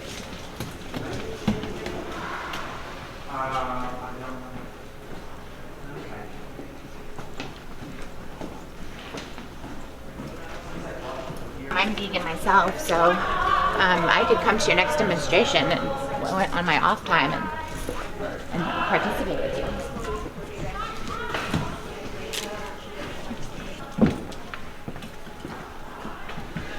I don't know why you guys think this is some kind of thing. Walk across the jail. What's your last name, Chris? What else?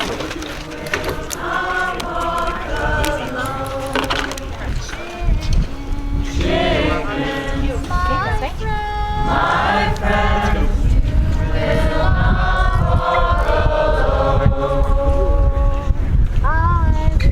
I will walk with you. Come with me. Sing your spirit home. Cows and pigs. My friends, you will not walk alone. I will walk with you and sing your spirit home. Officers, my friends, you will not walk alone. Courage, my friends, you will not walk alone. I will walk with you. And sing your spirit home. Animals, Shut up! my friends, you will not walk alone. Keep on walking forward. Stand up now.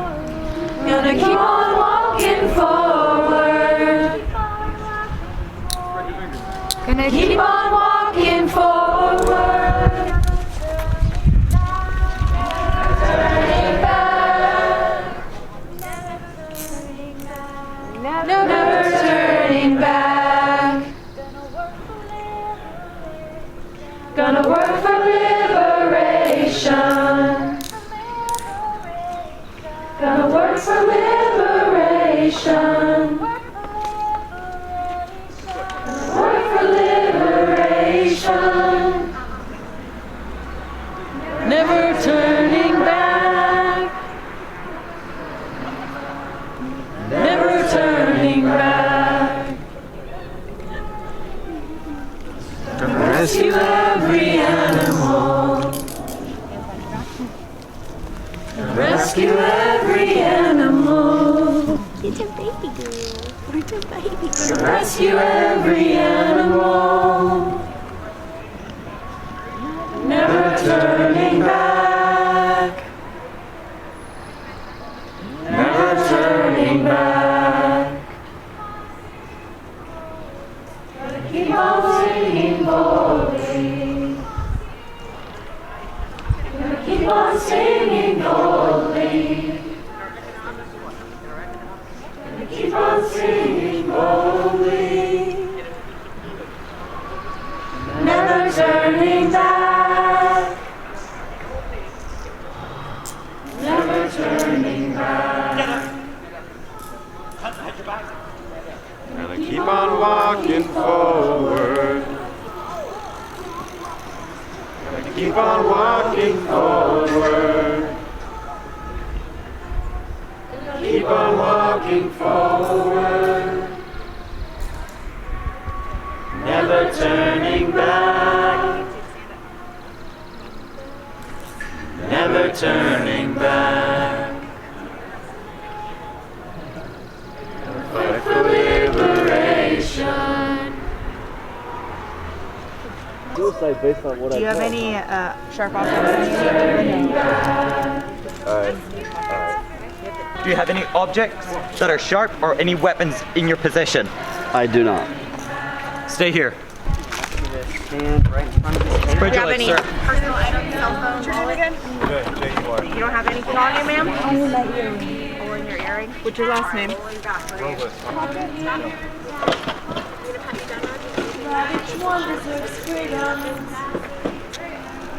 That's the reason we're here. What's your name? Okay, come with me. I'm just gonna pat you down real quick and I'm gonna take you to the bus. Last name? Spell it? No.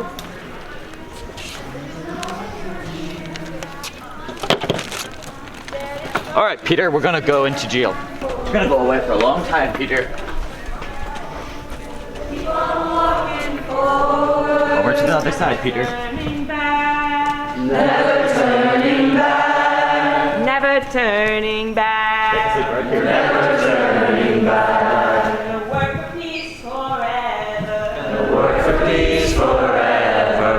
Work for peace forever. Gonna work for peace forever. Work for peace forever. Gonna work for peace forever. Never turning back. Never turning back. Never turning back. Never turning back. Keep on loving boldly. Gonna keep on loving boldly. Keep on loving boldly. Gonna keep on loving boldly. Keep on loving boldly. Gonna keep on loving boldly. Never turning back. Never turning back. Never turning Never turning back. back. Gonna work for peace forever. Gonna work for peace forever. Shut up!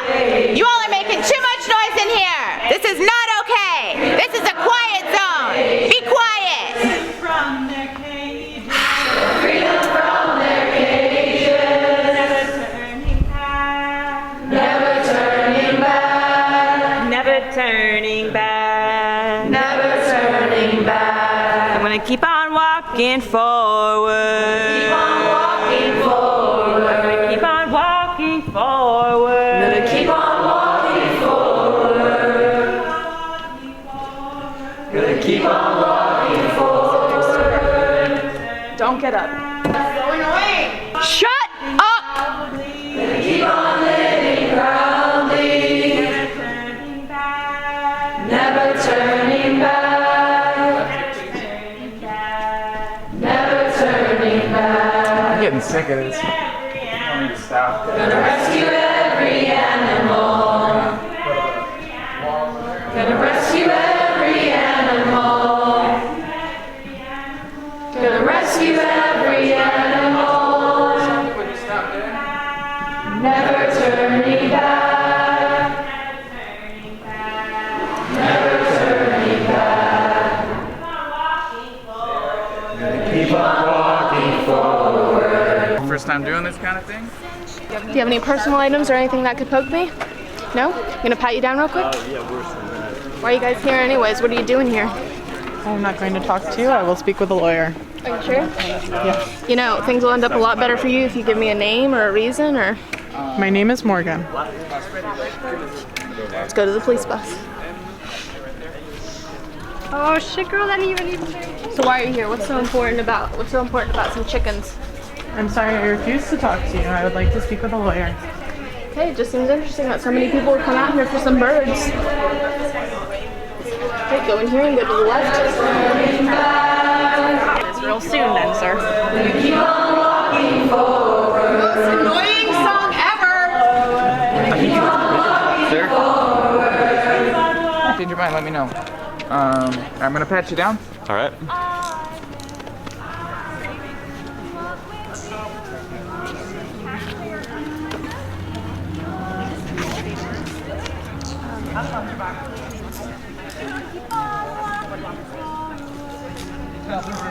Tail then. Stay right there, I'll be right back.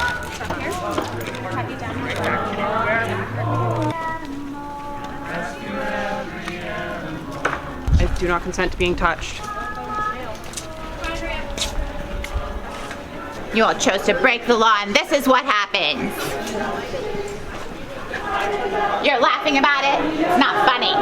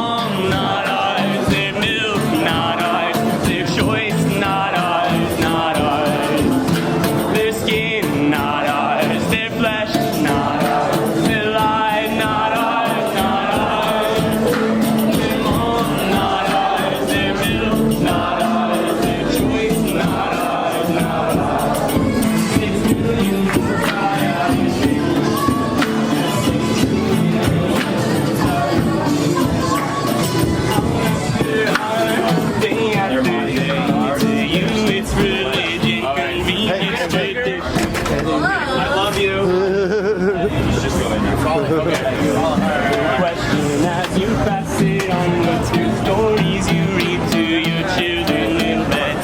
Their skin, not ours. Their flesh, not ours. Their life, not ours, not ours. Their mom, not ours. Their milk, not ours. Their choice, not ours, not ours. Their skin, their choice, not ours, not ours. Their mom, not ours. Their milk.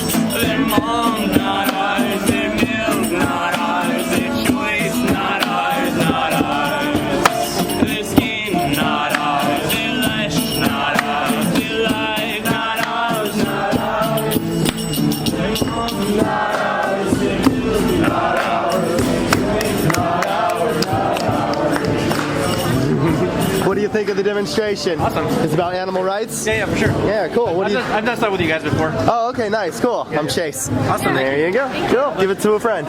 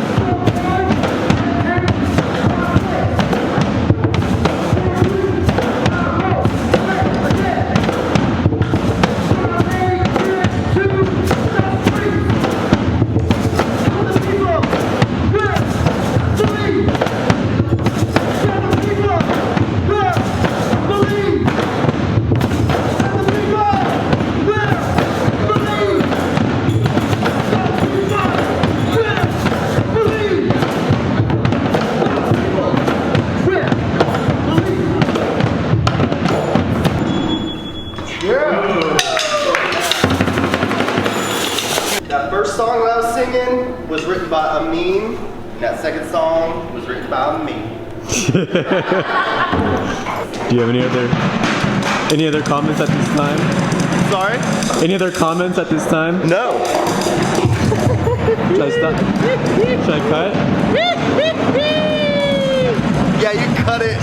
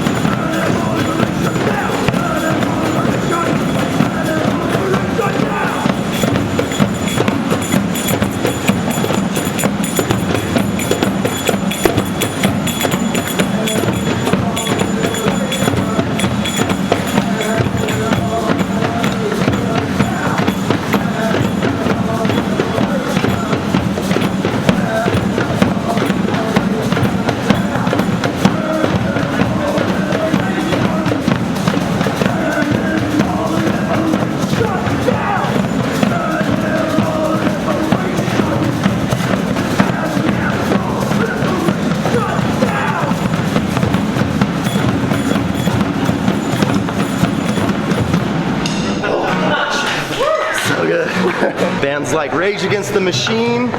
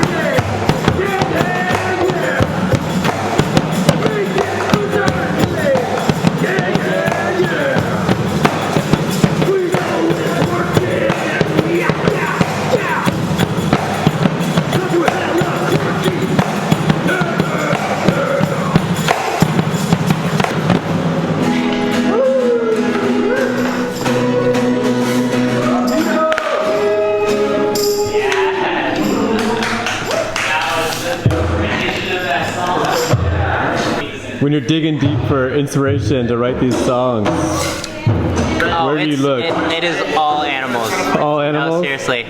No, it's their perspective all the time. Nice. Yeah, that's what it is. Picked up the guitar just for animal rights songs.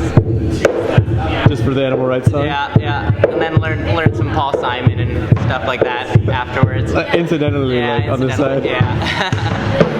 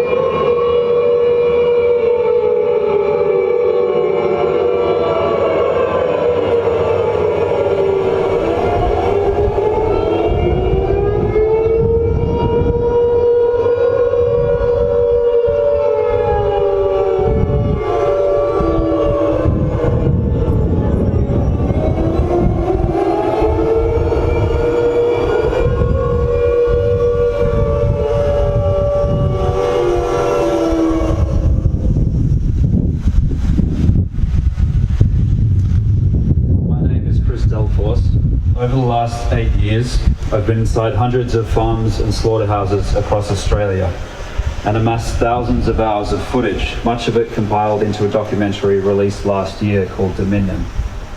For every shot in that film depicting an animal suffering in an apparently ethical farm, in fear and in pain, there were tens or hundreds of thousands more beside them or in identical neighbouring sheds who weren't captured on camera.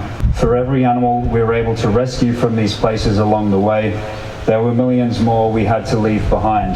They will never know kindness, never be viewed as individuals, but instead as faceless, expendable units of production, cheap inputs to be churned out as profits, their bodies processed beyond recognition, beyond any possible association with the thinking, feeling beings whose screams for mercy were at best ignored or at worst mocked, laughed at or provoked through beatings or electrocutions, whose frantic desperation to escape from the bolt gun or the gas chamber will never be known to the consumers who paid for it to happen.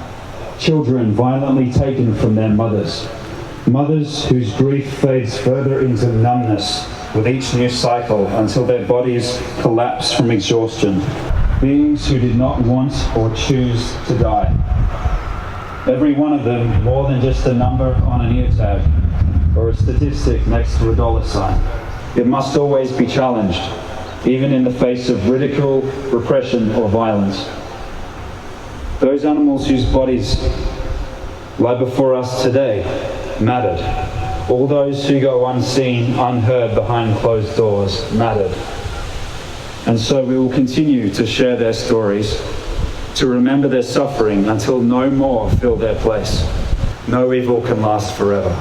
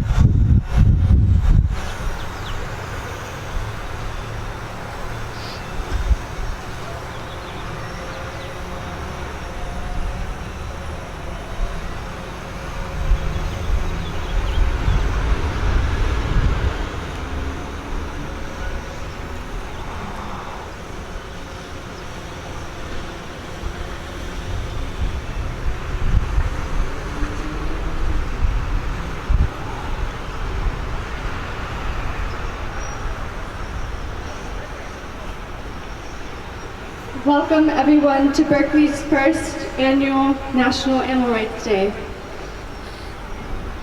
My name is Rachel Ziegler and I will be your MC for today. 6 years ago, I began my path as an animal rights activist after watching a horrific video by PETA about fur farms.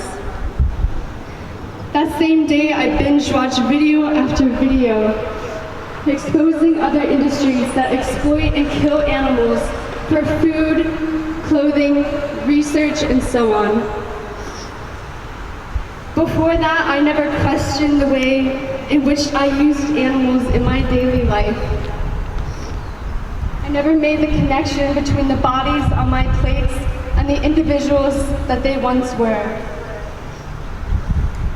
I wore leather and wool, rode animals at zoos, and I used to teach kids how to rip metal hooks out of the mouth of fish. Watching those videos forced me to confront the violence that I had been taking part in my entire life. I knew in those moments that I could never turn my back on the suffering of animals ever again. That I needed to speak up for them whenever I could, no matter how uncomfortable it was for me.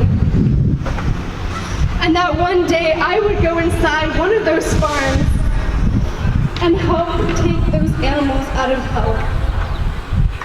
I spent the next few years organizing protests, starting a DXC chapter, disrupting politicians, and getting arrested multiple times for animals.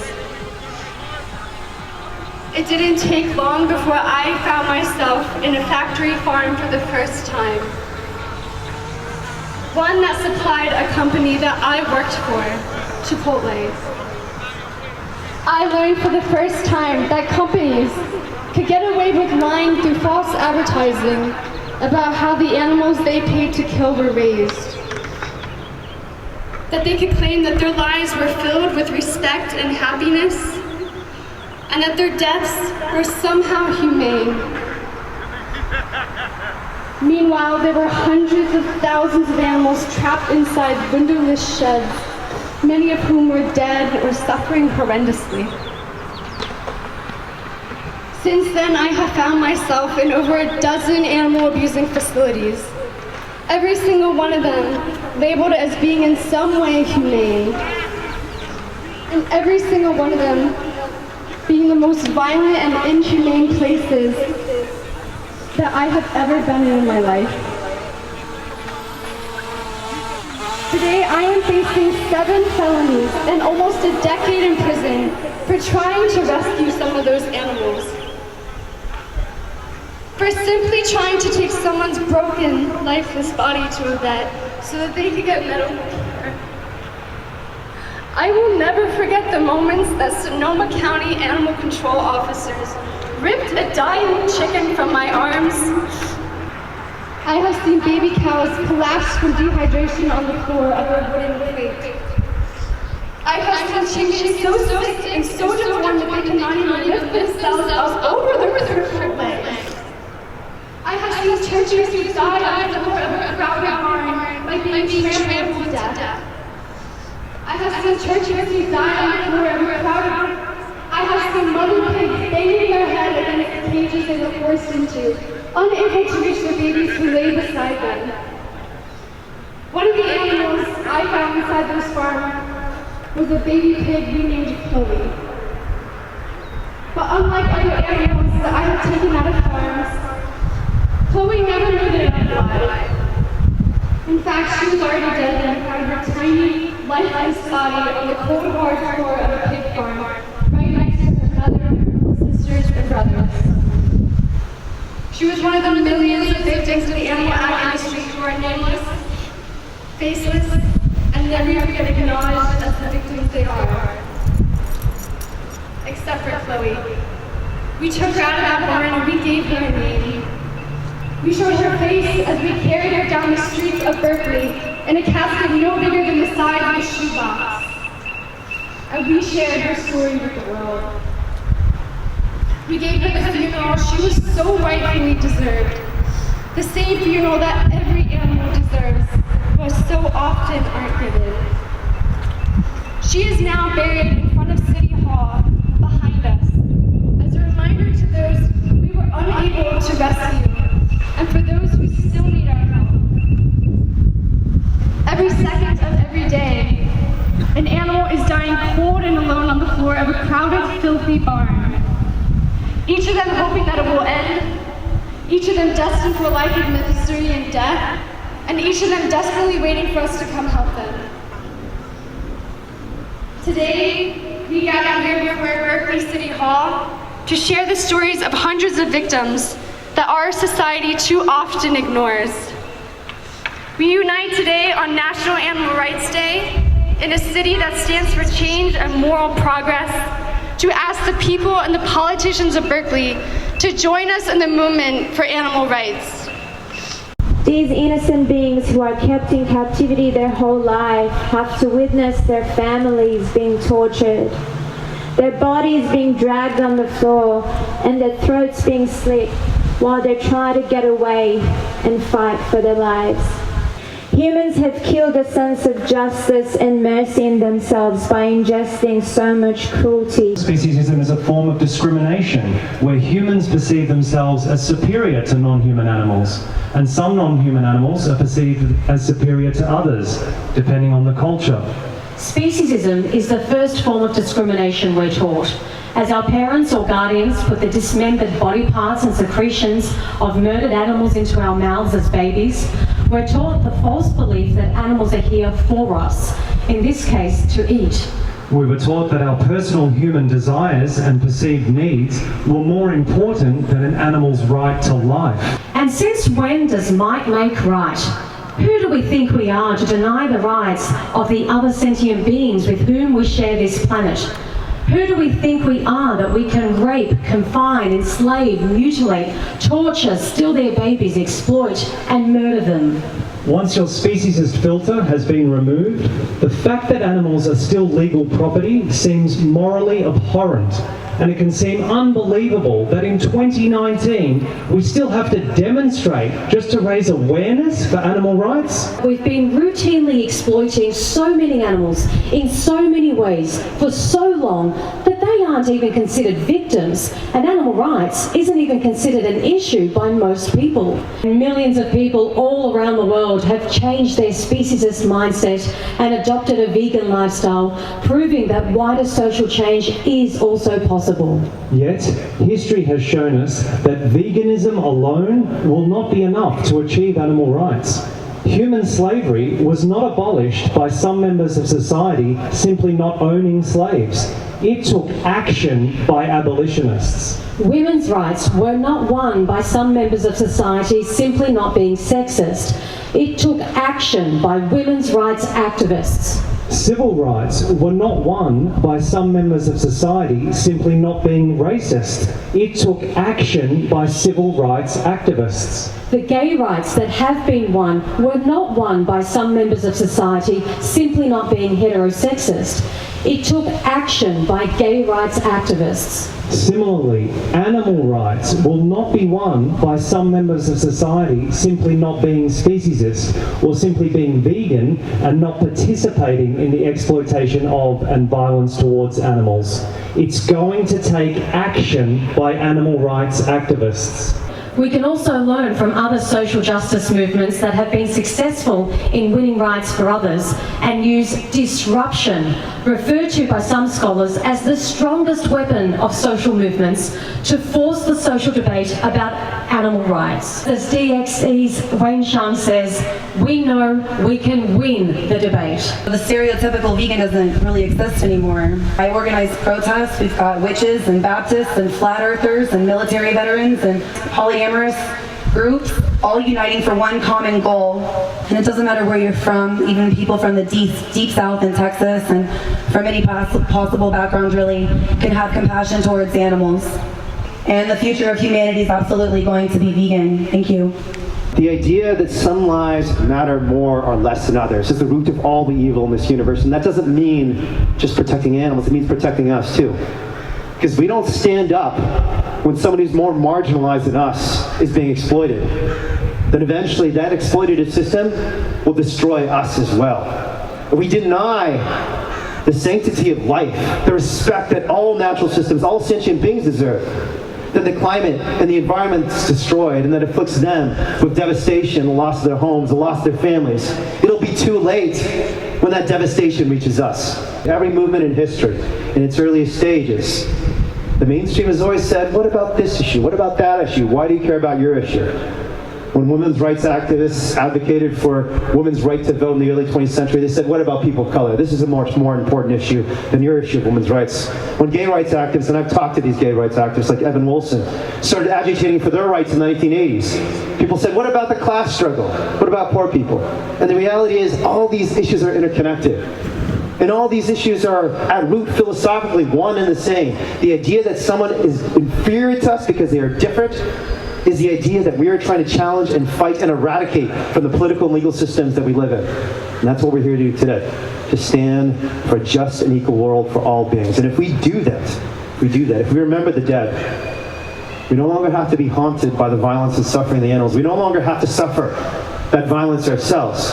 We can create a world where instead of being forced to leave a baby pig behind, whose back is wasting away to the point that she no longer has any skin on her back, we can take her out. And I want you to imagine a world where animals have rights, where we have the rights, the legal rights, to take animals out of factory farms and slaughterhouses, and instead of being prosecuted, we are supported by the government.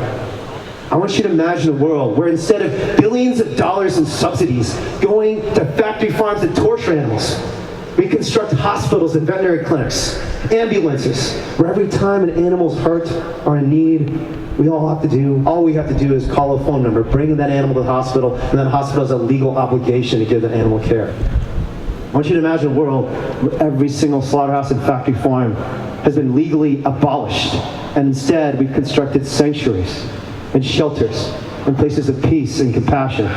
We can achieve that world. We are achieving that world. If you asked me 5 years ago, or frankly 5 months ago, if we would be on the cusp of banning the sale of fur in the entire state of California, even I would have said, I don't believe it.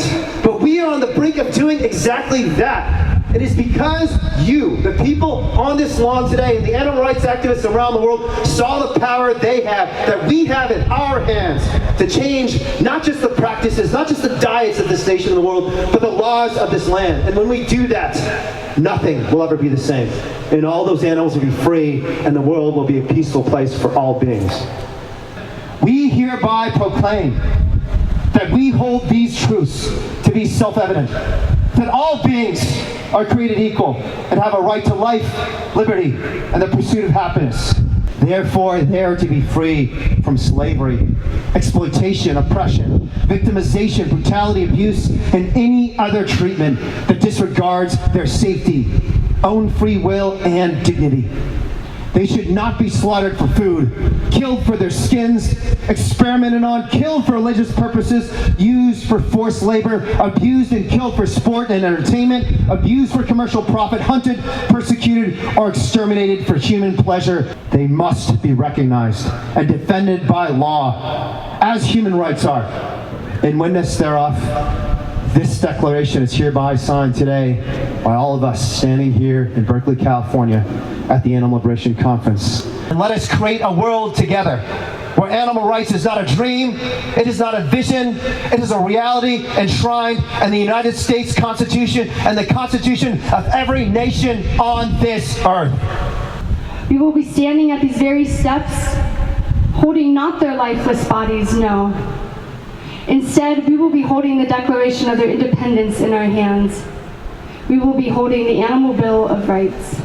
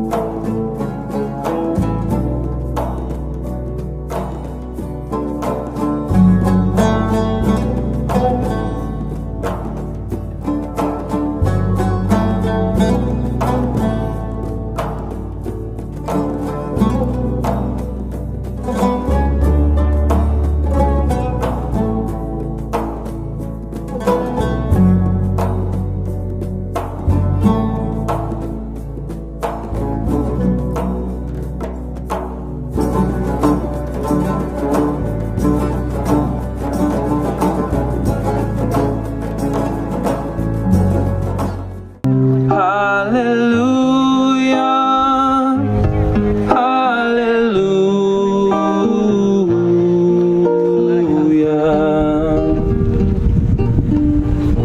have undercover footage from this facility that's been accumulated over the past 6 months.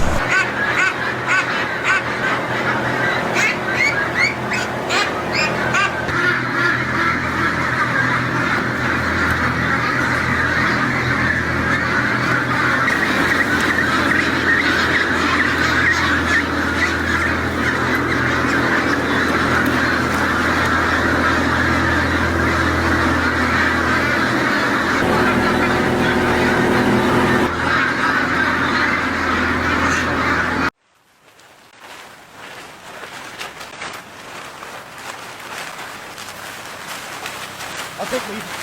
I'll take lead. Stay in your teams.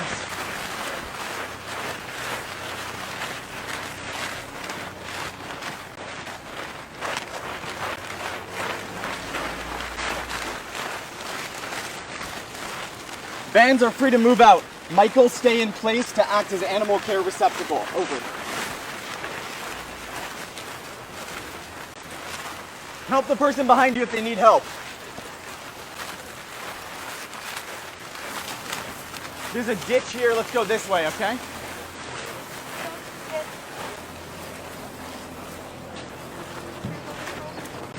You're good to go. We're splitting off. Red team's with me. Try to stay behind me. I'll take lead.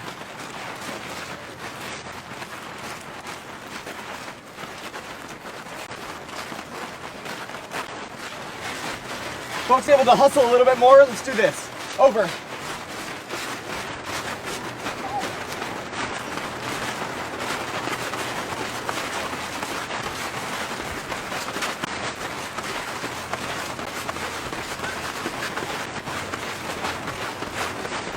Purple 2, you ready to split off? Try to do it unnoticed if you can. Over.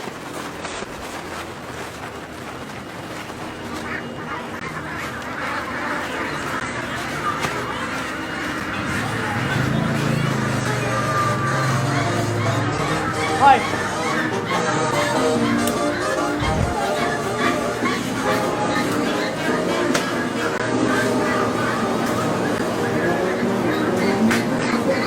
Try to get him off here.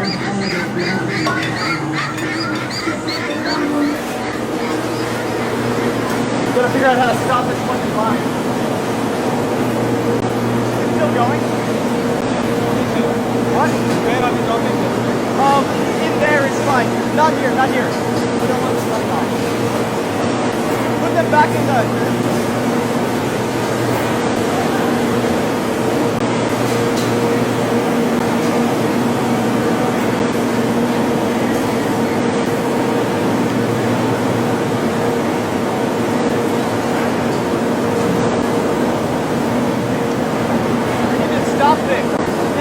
Sacrifice the box.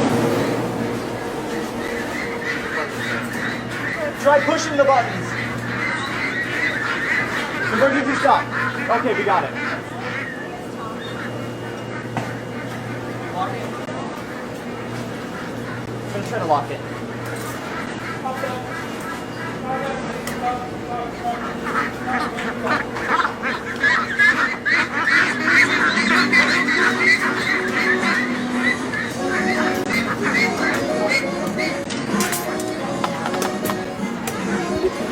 Want me to use mine? It's okay.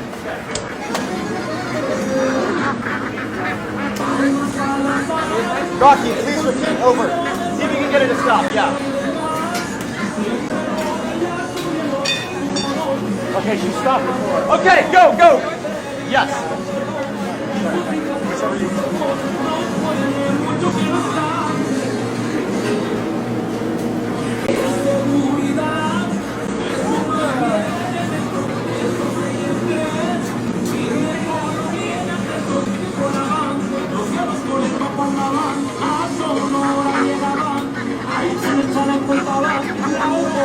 It might be a little bit high. might be a little bit too high. Try the next one.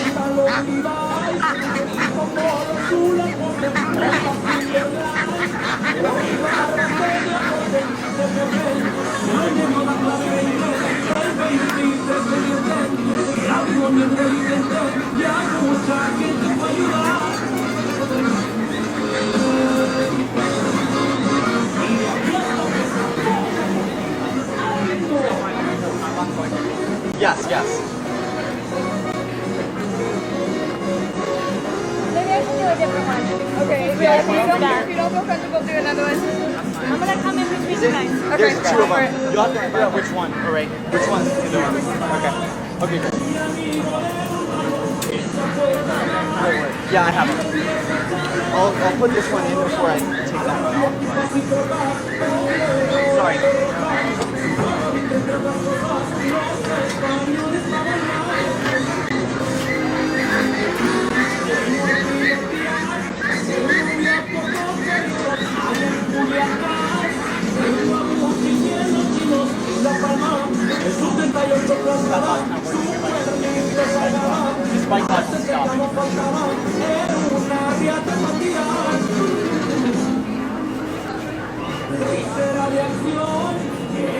Copy, over. Purple 2, go ahead and do your original plan, over. Yes, correct. Purple 2, go with your regular plan, over.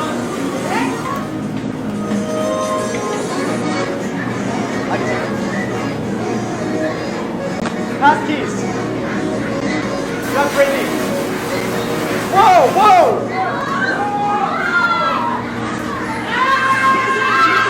Hey, hey! I can't stop us! No! I can't stop us!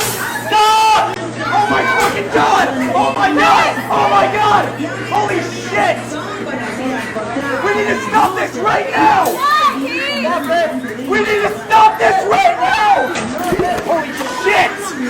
What the fuck? Oh my god! You're okay, you're okay, you're okay. You're okay. What number is this lock? What number is this lock? This is 8. Not 7. It's 8. It's 8.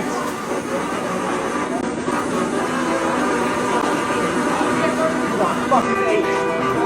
Holy shit, are you okay? I'm good. This one's 8.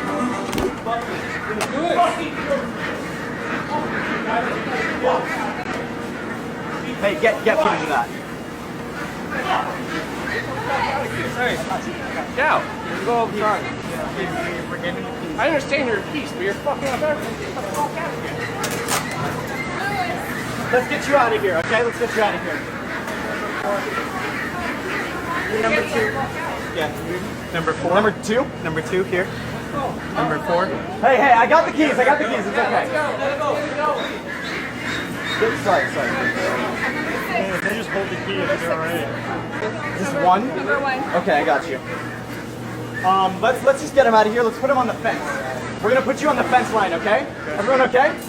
Are you? This is the wrong one. We have a right under California Penal Code 597E to enter any facility where we know animals are sick or injured or do not have access to food and water. Under California Penal Code 597, we have a 5. We don't touch. We don't touch. We don't touch. Don't touch it, no? Yeah. Let's go to the gate. Look, Let's go to the gate. Yeah, we're not touching. 7? We just need you to leave. 4. Okay, that's actually 4. All right. Hey. Why? Please don't. What? Hey, if y'all want to stay Guys, here, you can, this or is we a can move feather. into the gate. If you're a call. That scared the fuck out of me, though. Rocky. Yeah. Okay, let's go. Yeah, let's move. Okay, we got 8 already done, right? Holy fuck. Check you over there. I'm trying to find keys on this thing. Let's go to the gate. Run to anyone who has their key. Go to the gate. 3.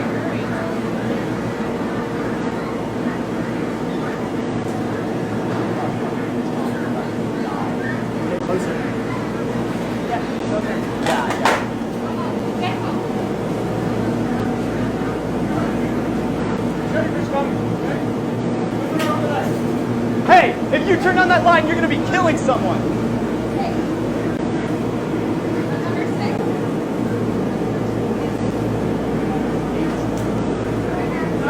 You have 6?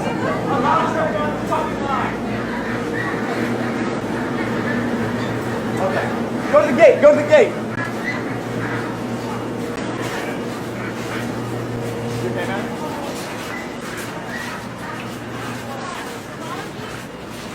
No?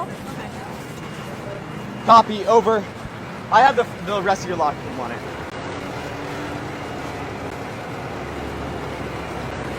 Hey, wrong way!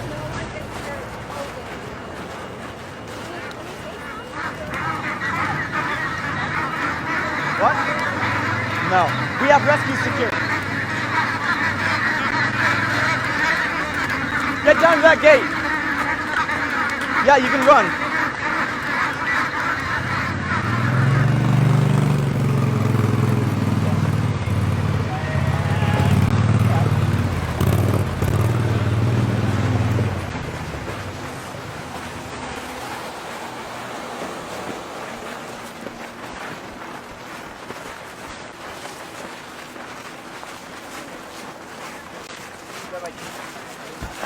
Copy, over. But are you okay with... What? I think so. Holy fuck. You okay, dude? Holy fuck, dude. Oh my god. Is there another help? You want... We can get you some medic. I don't know, like, I don't know how to... Maybe you can get someone else here if you want, and we can get you to the doctor. You got ready. Ducks suffering horrifically, ducks who are starving, ducks who are unable to walk. And the authorities have time and time again refused to act. So you can see right now, it looks like there are farm employees potentially driving up there. You can see the holding facility there where there are ducks confined, crowded together right outside of this. This is the slaughter facility. You see the activists going in. Shortly, we will have footage from inside of the slaughter facility where activists once again will be locked down. Once again, continues to fail us, continues to act even in the face of undeniable mountains of evidence of criminal animal cruelty. And so this is what authorities, and they've refused to act, and that's what's brought us here today. And so we've, as we've seen with social justice movements throughout history, we have a system that's devoting this kind of resources to protect this horrific, unethical industry and to instead, prosecute whistleblowers who are exercising basic compassion. It's something that ordinary people are not going to stand by. And so this action here today stands as an escalation of our prior action.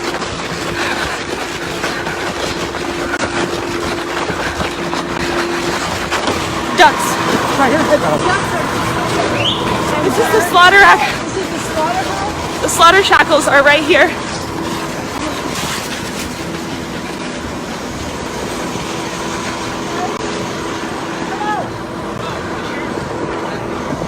Great. Let's wait for the sheriff right here, and I'd like to talk to him.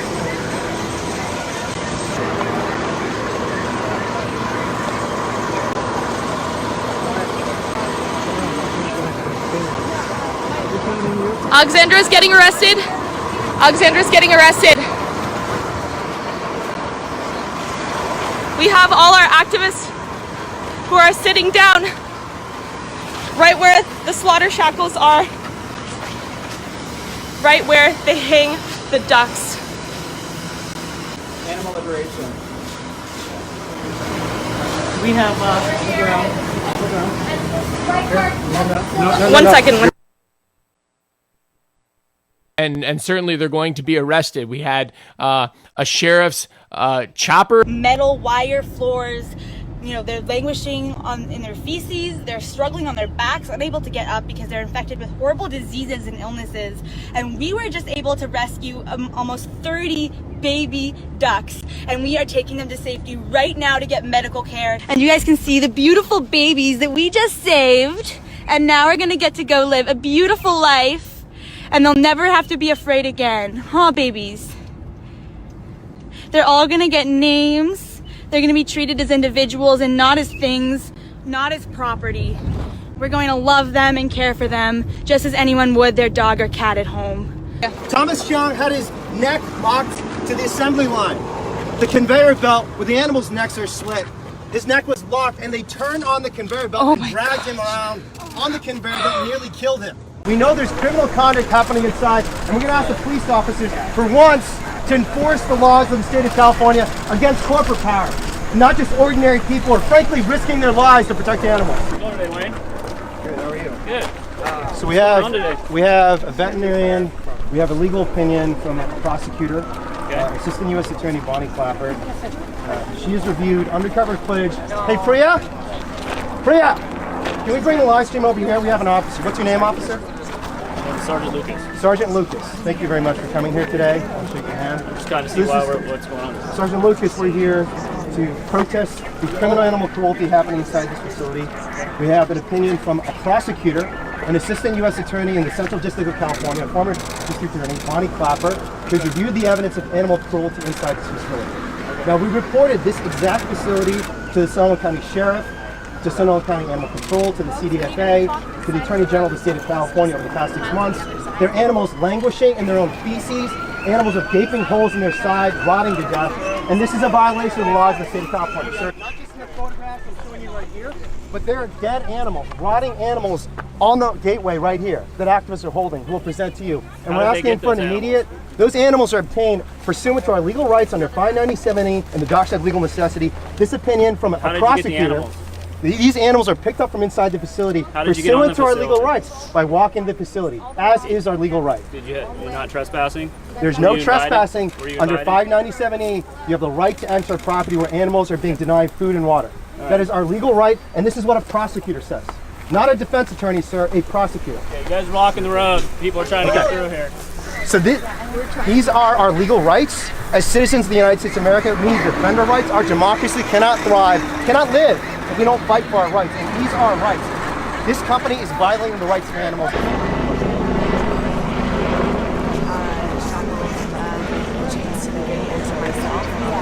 And within moments of sitting down, someone else, another activist, brought out dozens of dead bodies to us. So within minutes of walking on the farm, dead bodies were discovered instantly. I want to know how they're going to be able to leave freely on their own. There's other exits.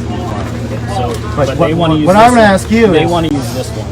Well, you know, we want the animals all to be rescued. That's and tough. You don't always get what you want right away. And we want all 250,000 animals to be rescued and sent to a sanctuary. Okay. And we're asking you to work with us on that. Okay. So you can work with them on getting them out, which they can get out just by walking over the line or by taking another exit if they'd like to. And we'd like to work with you on saving every one of these animals. We're out here in the middle of nowhere and they need to drive out, so they need to leave however they So there's another exit right around the corner. And if they don't want to use their other exit, they want to go out this way. Well, you know, sometimes life is tough and you don't get exactly what you want. Please let us go inside with a vet and a lawyer. Please let us examine and document the conditions that are happening. Please start an animal cruelty investigation. That is such a simple ask. Don't we have enough evidence with these birds, these dead animals, the stench here to start a criminal animal cruelty investigation? We've asked them over and over again, and that's why these activists have locked themselves down, because we're no longer asking nicely. We're done asking nicely. You can still see many of the activists locked down here at the gate. What's going on? What's going on? So folks, again, these people the employees of this farm are literally trying to open the gate, which means that these activists over here who have chained themselves to this gate could be breaking their necks. We didn't have to dig for her, we didn't have to look for her, she was just out in the open. I have audio. Everyone, this is an extremely gut-wrenching scene over here. I'm standing next to my friend Anna and several other of my friends and organizers.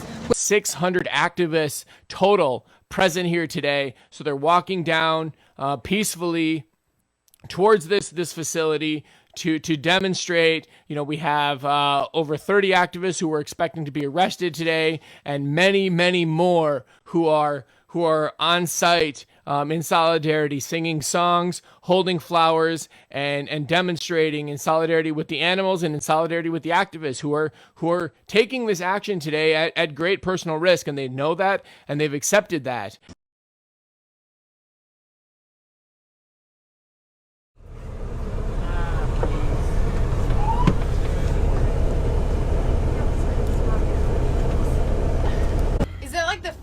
Hey, Paul, there's a truck blocking us in front. It's gonna do this. This truck is an ass. You know what? I would run out. Hey. I could run out and stand in front of his truck. Yes! We should. Yeah, should, yeah. Do it. Barricade in front of his car. Wait till what he says. Yep. He can't move forward if we do. Yeah, we should, guys. I feel like we do. Barricade in front of his car. Oh, yeah. We learned it. 99982X1. Look, you're blocking the police. Go around him. Go. Go around him. Go around him. He's gonna block us in. He's gonna block us in. He's gonna block us in. Go with the cops. Go with the cops. Go with the cops. You have to wait till they pass. You have to wait till I know, I'm just getting excited. He's blocking us in. He's blocking us in. He knows we're gonna go for it. So are we getting off? We should. I'm down, guys. I don't care. Oh my. Yeah, I know. No, this was it. This was it. Got it. We got this. What if you just get off and stop? The cop's watching. The cop's right there. He can't do it. He can't do it. There's a cop right here. You go. fucking Go. asshole. Yes! The cop sees it. The cop sees it. You're illegally blocking the private path. Now the cop is blocking. Yeah. We should walk. But can the cop stop?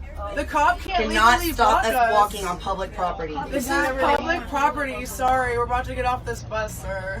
What is the legal rights here? There is none. This is Anyone public know how much property. further up the road this facility is? He's still on the phone. I'm gonna wait. This is illegal. I'm gonna follow what? So illegal. Do you know the cop is blocking the road? He's awesome. I'm good, Jared. But under no circumstances talk to police. Give them any information about what's happening or anything. What if they? We're gonna walk up. We're walking. But what did he say? Don't talk to the police.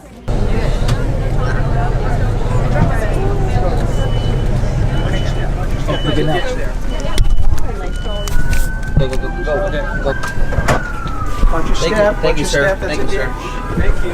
Oh wow, this is. I'm running today, guys.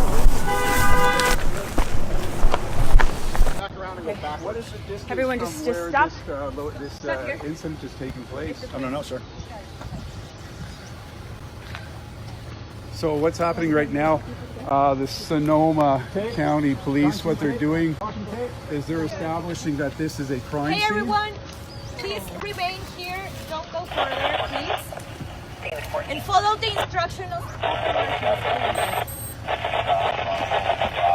This dairy farmer obstructed traffic for several minutes, and even when the cops saw this dairy farmer preventing the buses from even just driving down the road, the police seem to kind of back that up, and the police are putting out right now a crime scene tape on a public road. And I think there's residences over here, there's farms and commercial properties over here. There are hundreds of activists. Hundreds of activists are being blocked from the passing on a public road. Peaceful First Amendment rights protesters are being blocked from even entering public property. This is a public road that police are holding a piece of tape and saying that a crime scene has occurred on the other side of this rope. So activists are gathered down this road, all the way down. You can see there are hundreds and hundreds of people. 1, 2, 3 police officers holding two pieces of tape now. 2 pieces of tape. And the situation is, there's more and more people coming. There's more and more people coming. More buses coming. So we're waiting on leadership.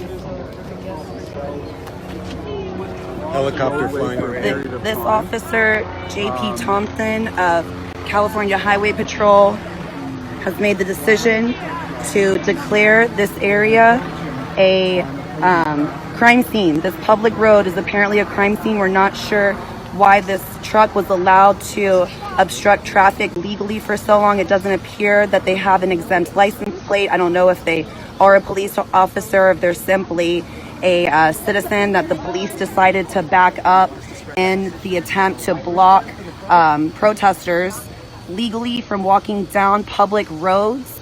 It's surprising. I'm from Texas. I can't believe I'm in California and police do this here. I thought they had maybe some more experience with First Amendment rights and people's right to peaceful assemblage and free speech on public property. It seems that apparently different parts of the country that constitutional right, our First Amendment right, our premier right, first and foremost, is being trumped at the discretion of some California Highway Patrol and a random truck. My car down, and we'll tie off to that. Okay, so the police are switching off.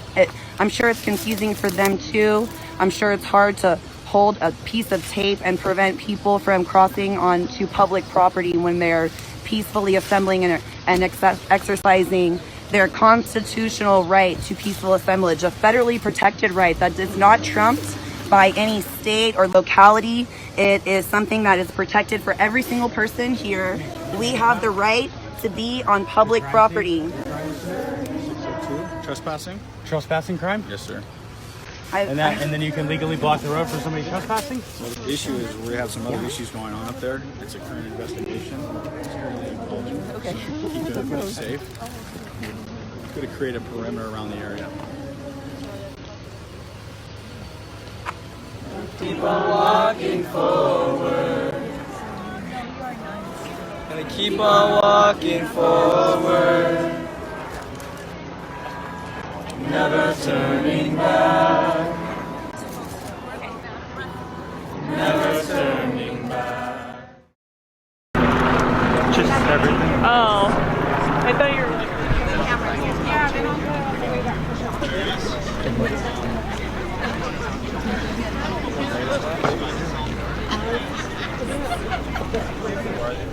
Where are we stopping?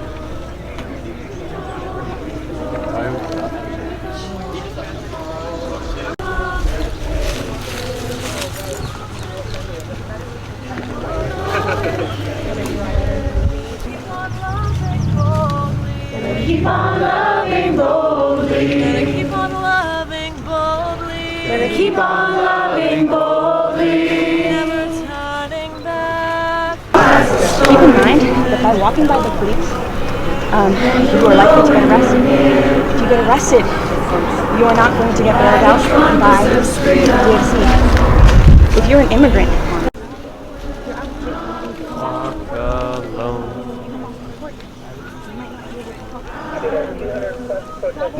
If you're planning on walking across, do that now. Walk past me and walk across.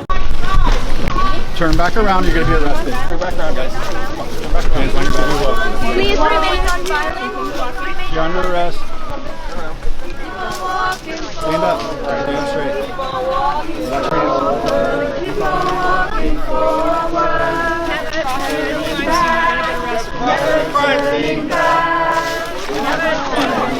Turn around. Right now you're on the other side. If you're not doing it, you will be arrested. Forward. Keep on walking forward.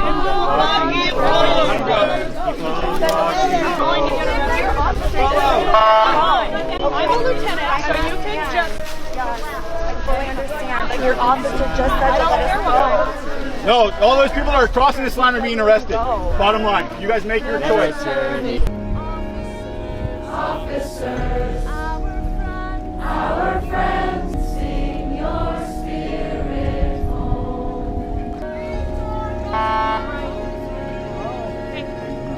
If you're planning on walking across, do that now. Walk past me and walk across. If you're planning on walking across, you can do that now.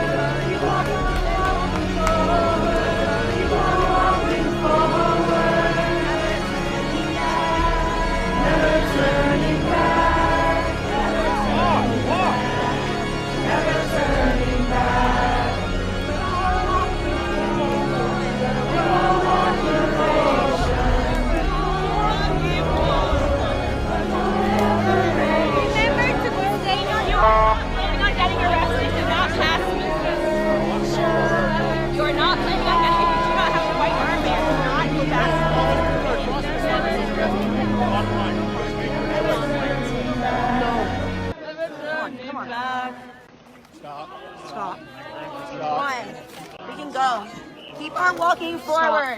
You're going to get arrested. Where he just said to let him go. He just said to let us go. You're going to get arrested. Your officer just said to let He's us not go. mine. Okay. I'm a lieutenant, so you can understand. just Yes, relax, I okay? totally understand. Thank But your you. officer just said I to let don't us care go. what my officer said. He's your officer. He said to let him go. Bottom line, you guys make your choice.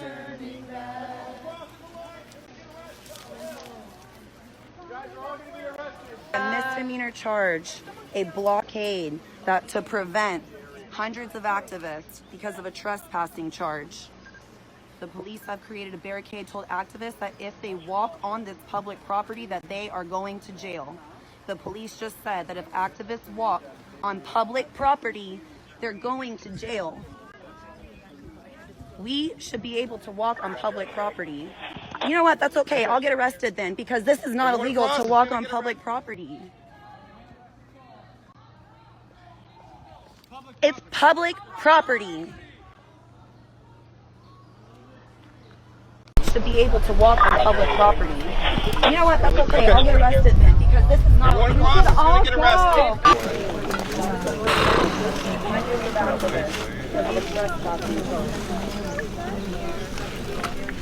This way, you don't want to get arrested.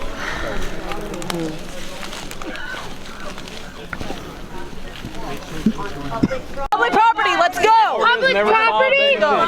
We should all go. If you cross, you're going to be arrested. If you cross, it doesn't matter where the crime scene is. This is a crime scene. Yeah, it's not public property anymore. He's gonna get arrested. If anyone feels that is willing to take the risk to get arrested, go ahead. We can totally bear witness here. We do not need lots of people in jail. Please. They are telling us that you will get arrested if you walk past that line. Items that are entry value for the I think. So this year what we've got, we're in the public road in the rural area. We are aware that there's trespass on the property. I haven't gotten in touch. That emergency vehicle, come up here please. So please clear the road, please clear the road. That vehicle needs to come through. So now please clear the road, please clear the road. This vehicle needs to come through. I thought we were all going. So can I ask, what do you think about like this this line right here? Yeah, I think it's an interesting point, or it's a tactic that they've used. Wait. With all of this evidence together. She also looked at a summary that I wrote of all the times the DXC has ever contacted Sonoma County and said, please help these animals. Look at our evidence. Look at all of the times that we've been inside of these farms and that I've seen with my own eyes, animals denied food and water because they can't even walk because no one has given them any medical care. You know, that's the norm in bird farms. No individualized medical care at all. So animals who get sick, they don't even have the ability to stand up and go to food and water sources. They get trampled by crowds. And we've reached out to Sonoma County time and time again and said, please help these animals. We've tried every legal avenue that we can. We've done everything. We've reached out to the district attorney. We've reached out to the sheriff. The sheriff said, no, that's not our job. Go to animal control. Animal control said, no, that's not our job. Go to the CDFA, whatever that stands for. The CDFA said, no, that's not our job. Go to local law enforcement. We're running out of people to ask. The CDFA and the sheriff, they had a meeting because they realized they had no idea whose job this was. Animals are dying as we speak, and they have no idea whose job it is to stop us. It's our job. We're doing our best, and we're reaching out to law enforcement. And at some point, when all of your legal alternatives are exhausted, you have to take action into your own hands. A lawyer has told us that activists should keep walking past police because this is a public road. Everyone can make their own decisions, but if we all walk by, this is a public road. Okay, it's a public road. Let's go. Let's go. Just start walking. Let's go. It's a public road. Public road. Let's go. Let's go. Are you going to stay? Everyone's going to get arrested. Cross the line. Good for the kids. All right. You good? Yeah. 60 more days. Keep on walking forward. We're gonna keep on walking forward. Let's go, let's go! Let's go! They're powerless. Let's go! Come on! Come on! Let's go! Let's go! Come on! Never turning back. It's not fun when it's back. Never turning back. Never. Gonna keep on walking forward. Keep on walking forward. Never turning back. Never turning back.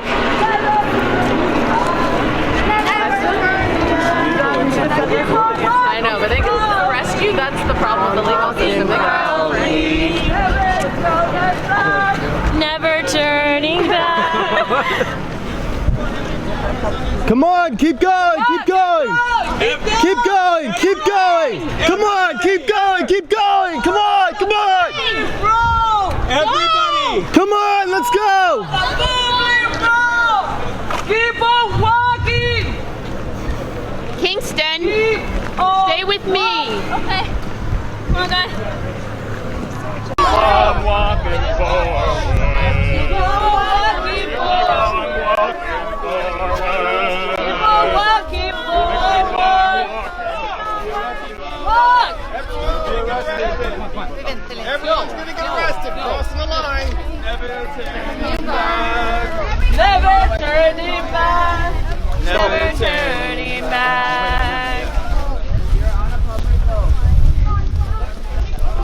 Police can say they will arrest you. That doesn't necessarily mean you're free. It is.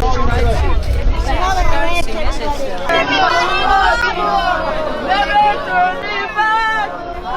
You're gonna be arrested. Never turning back. Never. You're gonna be arrested.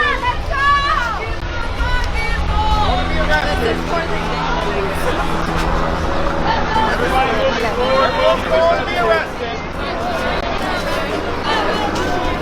Going to be arrested. Okay, it's okay. Someone help me. Okay, guys.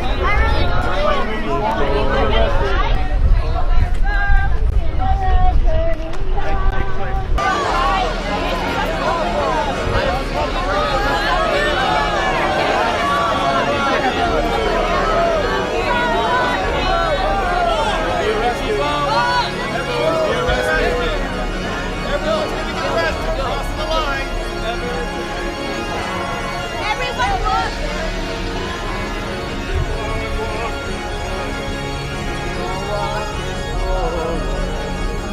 Safety in numbers. Keep up with us. Keep up with us.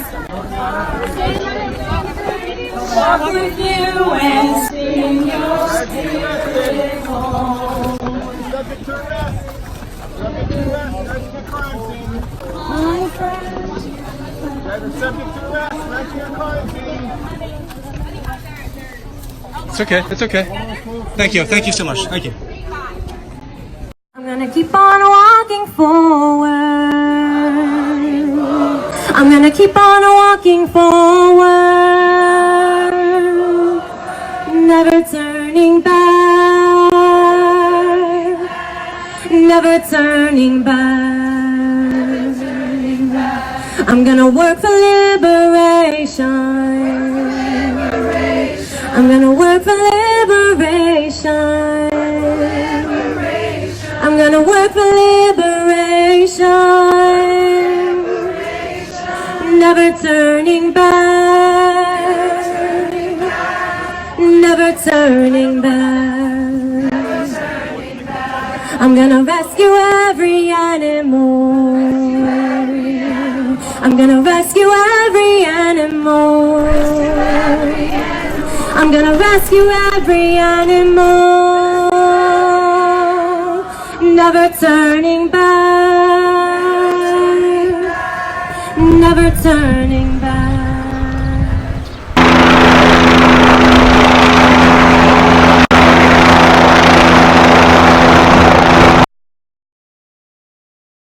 Break I mean, there's still a sore that's oozing on the wing as well. Yeah, you can bend him. I'm sorry you have to go through all this, Sanjeev. Thank you for everything you do. I know you've been arrested many times for this. We just got word that the 100 other activists did get through the police line, so they are on their way here. And when they get here, let's show them a warm welcome as well.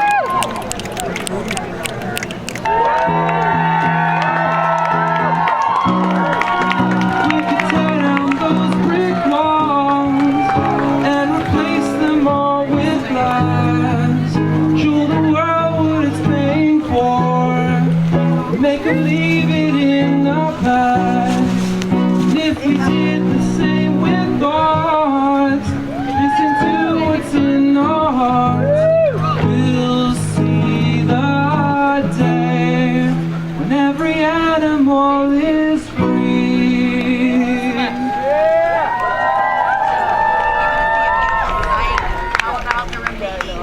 The riot police are coming. The riot police are coming. Hallelujah.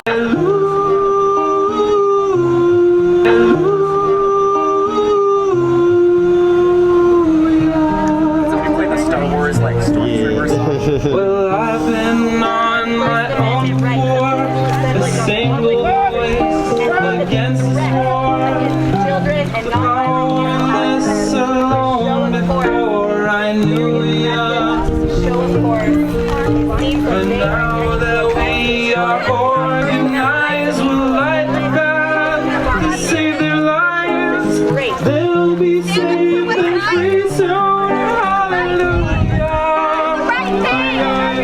Hallelujah.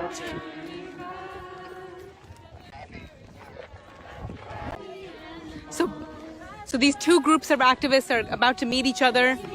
After being separated, they've walked through a police line of riot cops, as you can see down there. Very intimidating, marching in formation, and they are marching right past some of the activists gathered outside this gate. Just about to confront this group of protesters right now.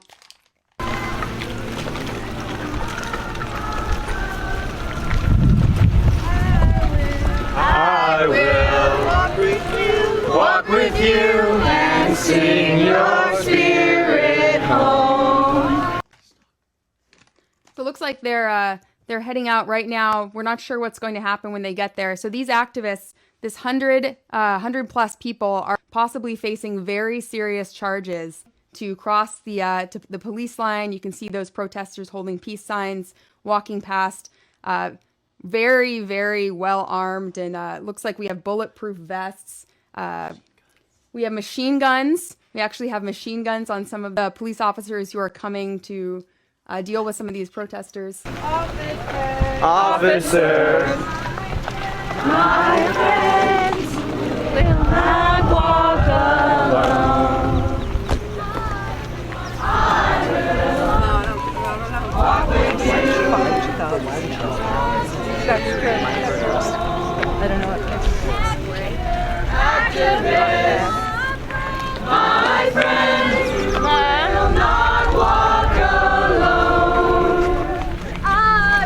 I will walk with you and sing your spirit home. Freedom, freedom, my friend, you will. Everyone deserves freedom. Everyone deserves freedom. Everyone deserves freedom. Everyone deserves freedom. Everyone deserves freedom. Everyone deserves freedom.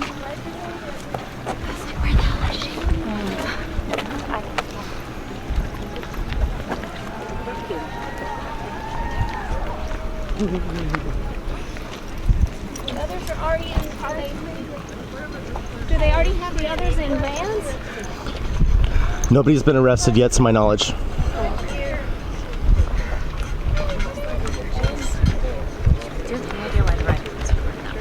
No. and we're not sure exactly what the police are going to do. They have been bringing more and more law enforcement to the scene. This is a completely peaceful, nonviolent protest. So just to reiterate, these people are holding flowers, flashing peace signs, and no one has lifted a finger against any farm employees, any of the law enforcement. We're nonviolent in principle. They know that we do not pose a violent threat. But when they dress up in these kind of costumes, they show up, they put on this kind of an act. All right, it's all about the PR. Oh, we need to have these guns here. We need to have these shields and these masks and these bulletproof vests. It's a big show of force. It's a big farce, and we know that ordinary people are going to see through it, and it's just up to us to elevate that. Animal, my friend, you will not walk alone.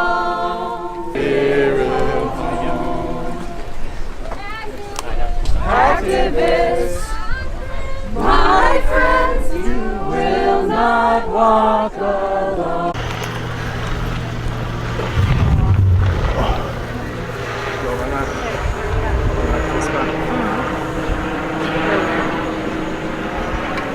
Oh, I'm at the slaughterhouse.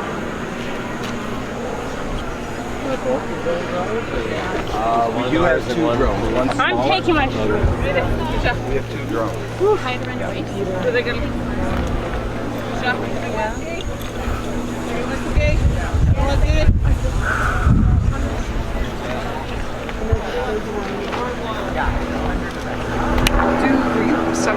Yeah, but we break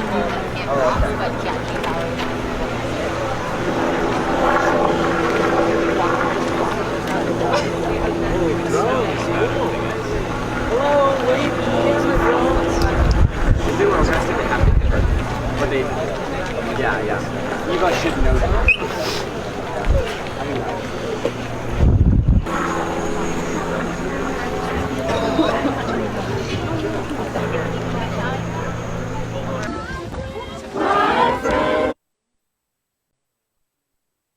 Helping animals, rescuing animals, and giving them the freedom that they deserve.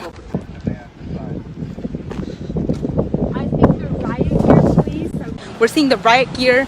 A police officer headed inside of the facility where our friends are have already started getting arrested. It's extremely anxiety-inducing, especially when you're watching your friends getting hauled off into an ambulance. Thomas, who had his neck basically broken and he almost died, makes the other activists who are also compromising their freedom and their lives. How these activists must be feeling that are still on this, still inside this facility. Babies who were just rescued from a factory farm in Petaluma, California. They are all very weak, and a lot of them are struggling to stand and walk and having some neurological difficulties. And they're so incredibly thirsty, like maybe they haven't had any water for quite a while. You can see how incredibly thirsty they are. They've been going at this for like 30 minutes straight, just drinking. They're finally starting to calm down a little bit, but we've got them in this little pen with some heat lamps. I've raised babies who've had their moms, baby birds with their moms, and baby birds without their moms. And the baby birds with their moms are so much calmer and happier and, a lot more social than the ones without their moms. So we're going to try to give them as much attention as we can and love so that they can, at least somewhat get to know what it feels like to have a mother. I'm so grateful for all the support of everyone around. People are offering to give me water, to water. Thank you so much, Jane. Can you say your name for the live stream? Alex is, folks, say thank you to Alex. Metal, industrial woodshed where these beautiful animals that this filmmaker has produced are being tortured and tormented and treated like they're utterly worthless, like their lives are worthless, like their suffering is worthless. Integrity and ability of the activists who are here. I mean, there's police being intimidating and threatening. In the Central District of California.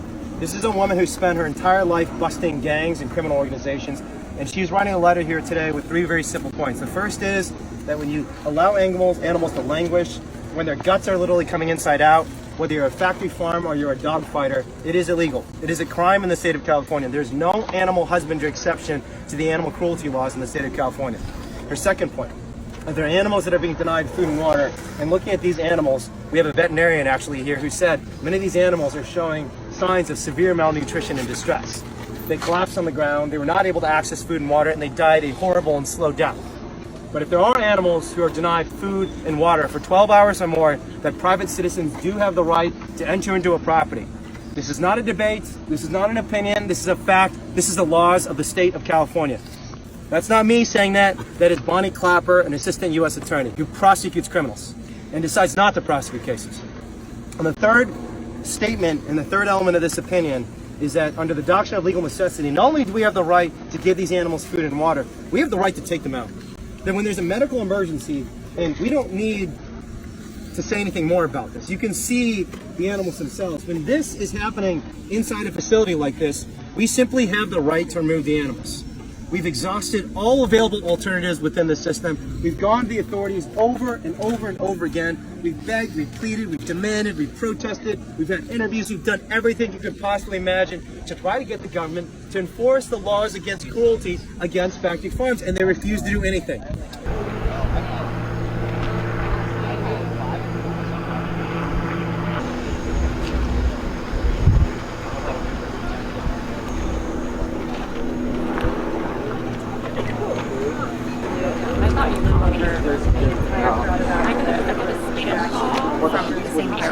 Or similar area. I was like, why is that? Thank you. That's right? I mean, the supervisor could decide, I mean, all we're asking is the supervisor to say, okay, you know what, this opinion's right, that under 597E, if there's an animal that's denied food and water and starving to death, and you've got evidence of it, then let's just walk in together right now and take a look at it. Just like if there's a dog who's... Right, and I'm not going to get into why I disagree with that or anything like that. But so. You can't. You can't. I could, but I'm not going to. Well, I'm not saying you can't disagree. No, I understand that. And I'm being honest with you. Okay, yeah, so why do you disagree with me, just out of curiosity? So, you're trying to trick me. Well, I'm just curious. I mean, from a legal perspective, I mean, I'm not the best lawyer in the world, but I think I'm a pretty good lawyer, and I think they've looked at the statute very carefully, and I've looked at the case law. Right, and I certainly don't have a law degree, but that people interpret things differently. So. I'll tell them your story throughout all your life. I see you, I'm sorry, I tried. I see you, I'm sorry, I tried. We're different, yes, but sentient nonetheless. So morally, aren't we the same? Thomas, what happened? I almost died. He almost killed me. Let's get a shot of him. You were chained by your neck? I had the bike lock on the kill line. Thought I was gonna die. Cross to the other side, but just keep an eye out for cars, and remember to try to stand off the road at all times.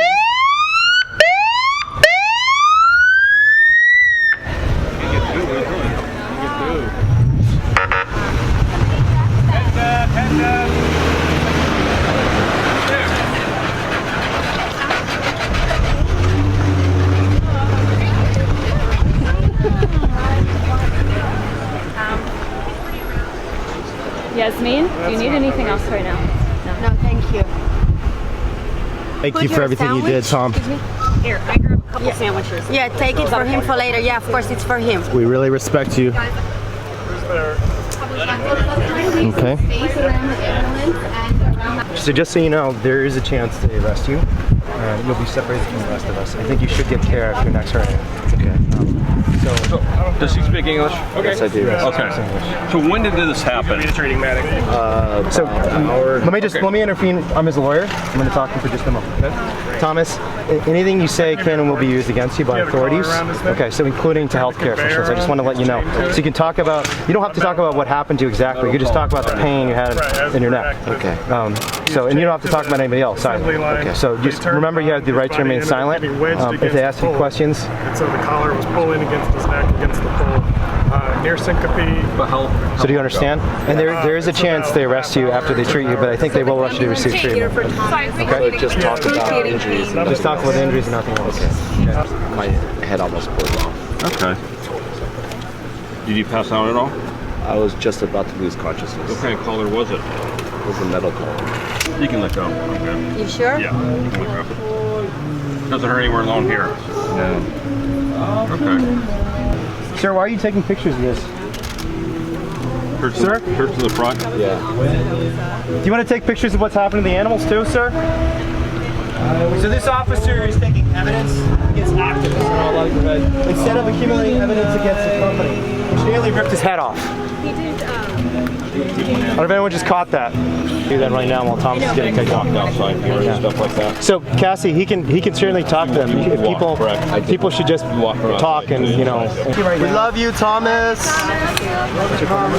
Thank you for everything you did, Thomas. Thank you, Thomas. Thomas, we love you and healing, Thomas. We got one more over there. We love you, Thomas. You're a wonderful person. We love you, Thomas. We love you, Thomas. Thank you, buddy. We love you. Love you, Tom. Thank you, Thomas. Woo!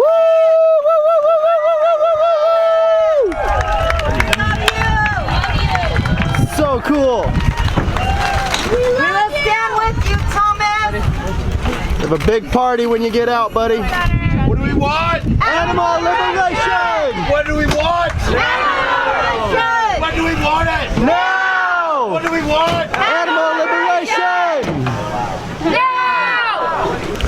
One struggle, one fight! Human freedom, animal rights! One struggle, one fight! Human freedom, animal rights! Animals' lives are their right! We have just begun to fight! Animals' lives are their right! We have just begun to fight! Humane slaughter is a lie! Animals do not want to die! Humane meat is a lie! Animals do not want to die! Ducks are aquatic animals, and in factory farms, they never get to step in water.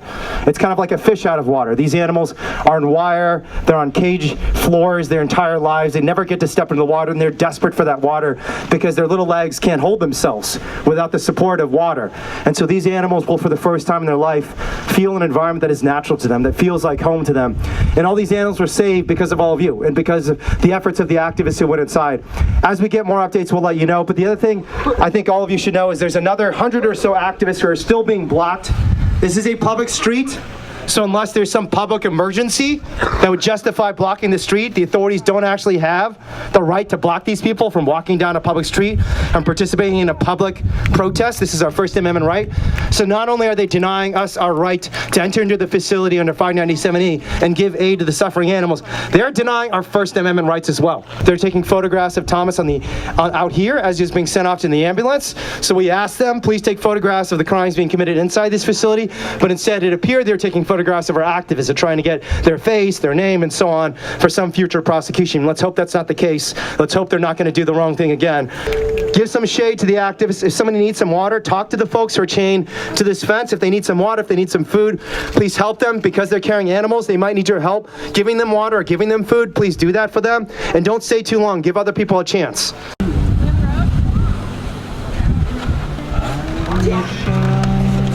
Did you find them here? Yeah. So you found this dead animal here at this farm. This baby was in one of the barns with hundreds and hundreds of other ducks who were not in water, who should be in water.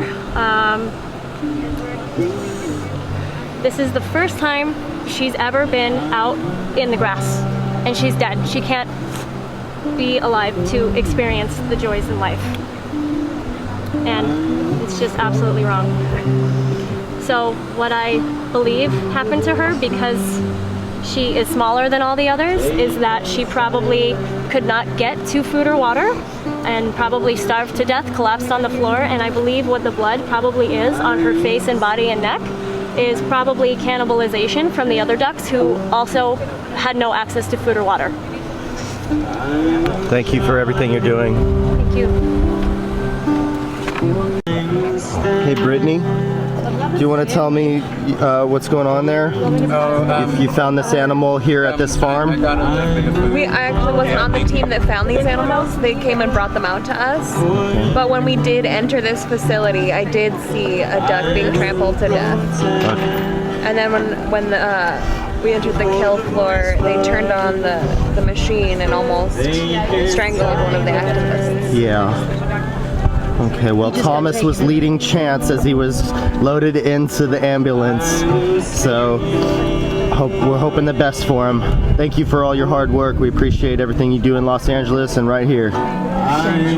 Thank you for your activism, Anastasia. Thank you for being here, Chase. Honestly, the support we're receiving today from all the activists and people that I love and I know, it's really keeping me strong and making this a lot easier than it would have been. Yeah, we got you. I know. Well, thank you again. So brave.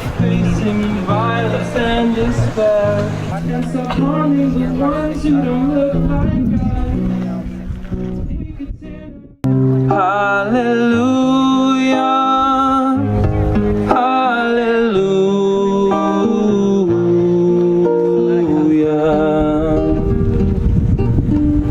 The footage revealed hundreds or thousands of white ducklings living on a wire floor for their feces to drop through.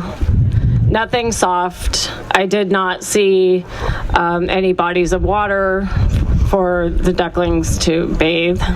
There were several ducklings lying on their backs with their legs paddling in the air.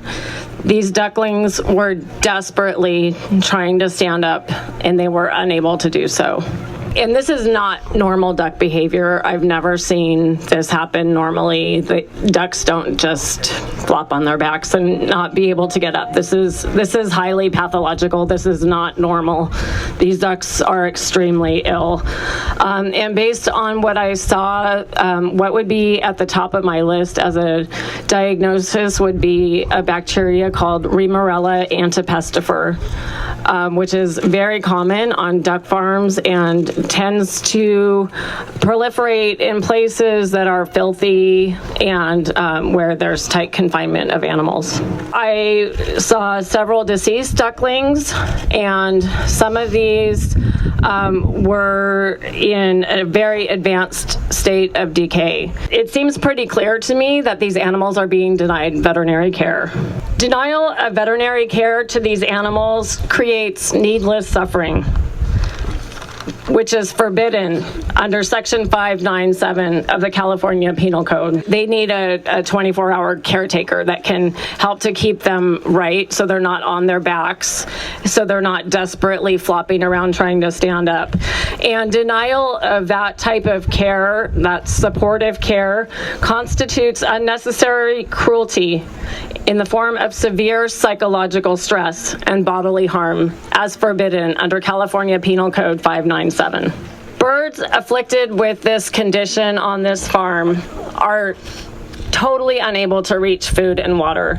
And this denial of food and water, this denial of sustenance to these ducks is forbidden under California Penal Code 597. And there is no indication that the farm is taking any steps to mitigate any of these harms.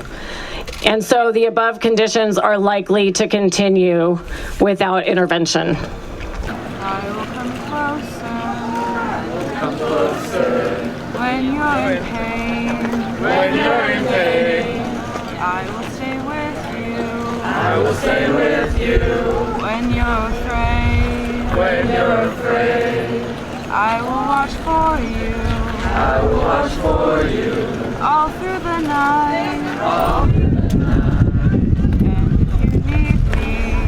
if you need me, I will fight, I will come closer, when you're in pain, I will stay with you, when you're afraid, I will watch for you, all through the night.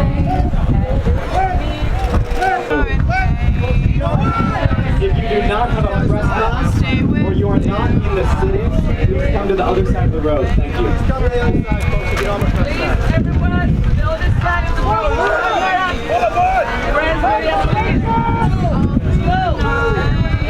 Everyone to build this side. Everyone. Get up the road.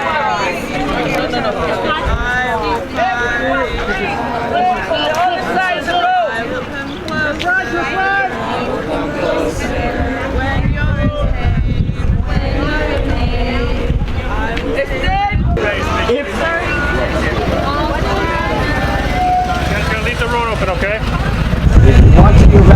to our police and Do it all at once. All at once. Nikki!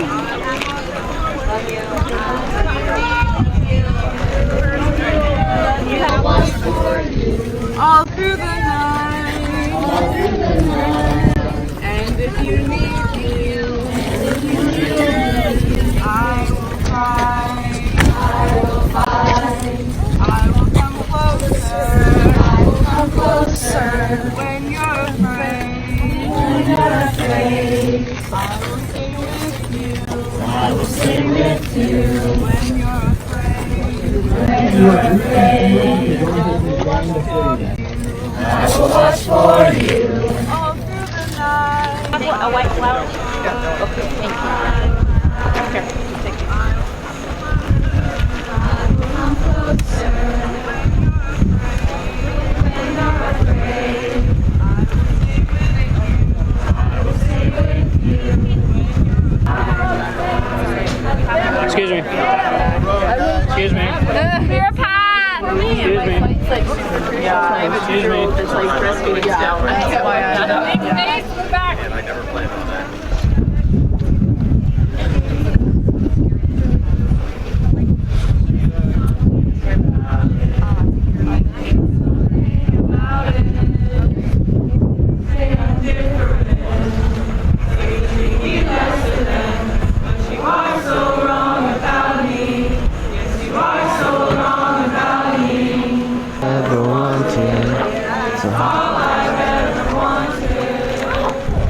Sync up with the people singing.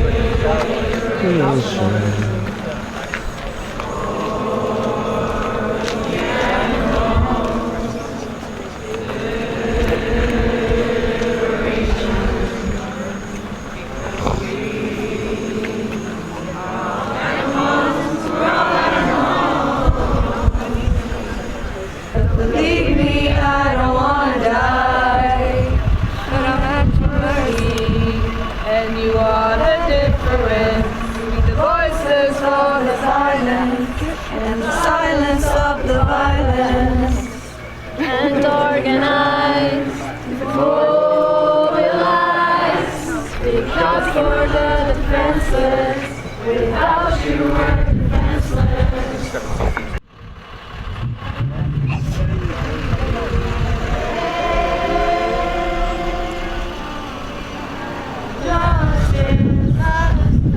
My friend, you will not walk alone. I will walk with you, and sing your spirit home. Freedom, my friend, you will not walk alone. Activist, my friend, you will not walk alone. I will walk with you, and sing your spirit home. Baby ducks, my friend, you will not walk alone. Walk with you and sing your spirit home. My friend, animal, my friend, you will not walk alone. I will walk with you, and sing your spirit home.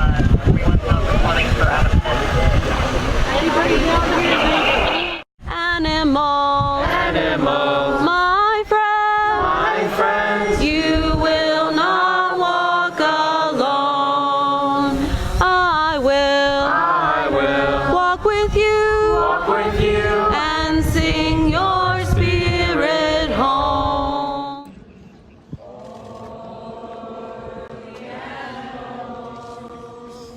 We've got the riot cops. We've got, 3 lines of riot police.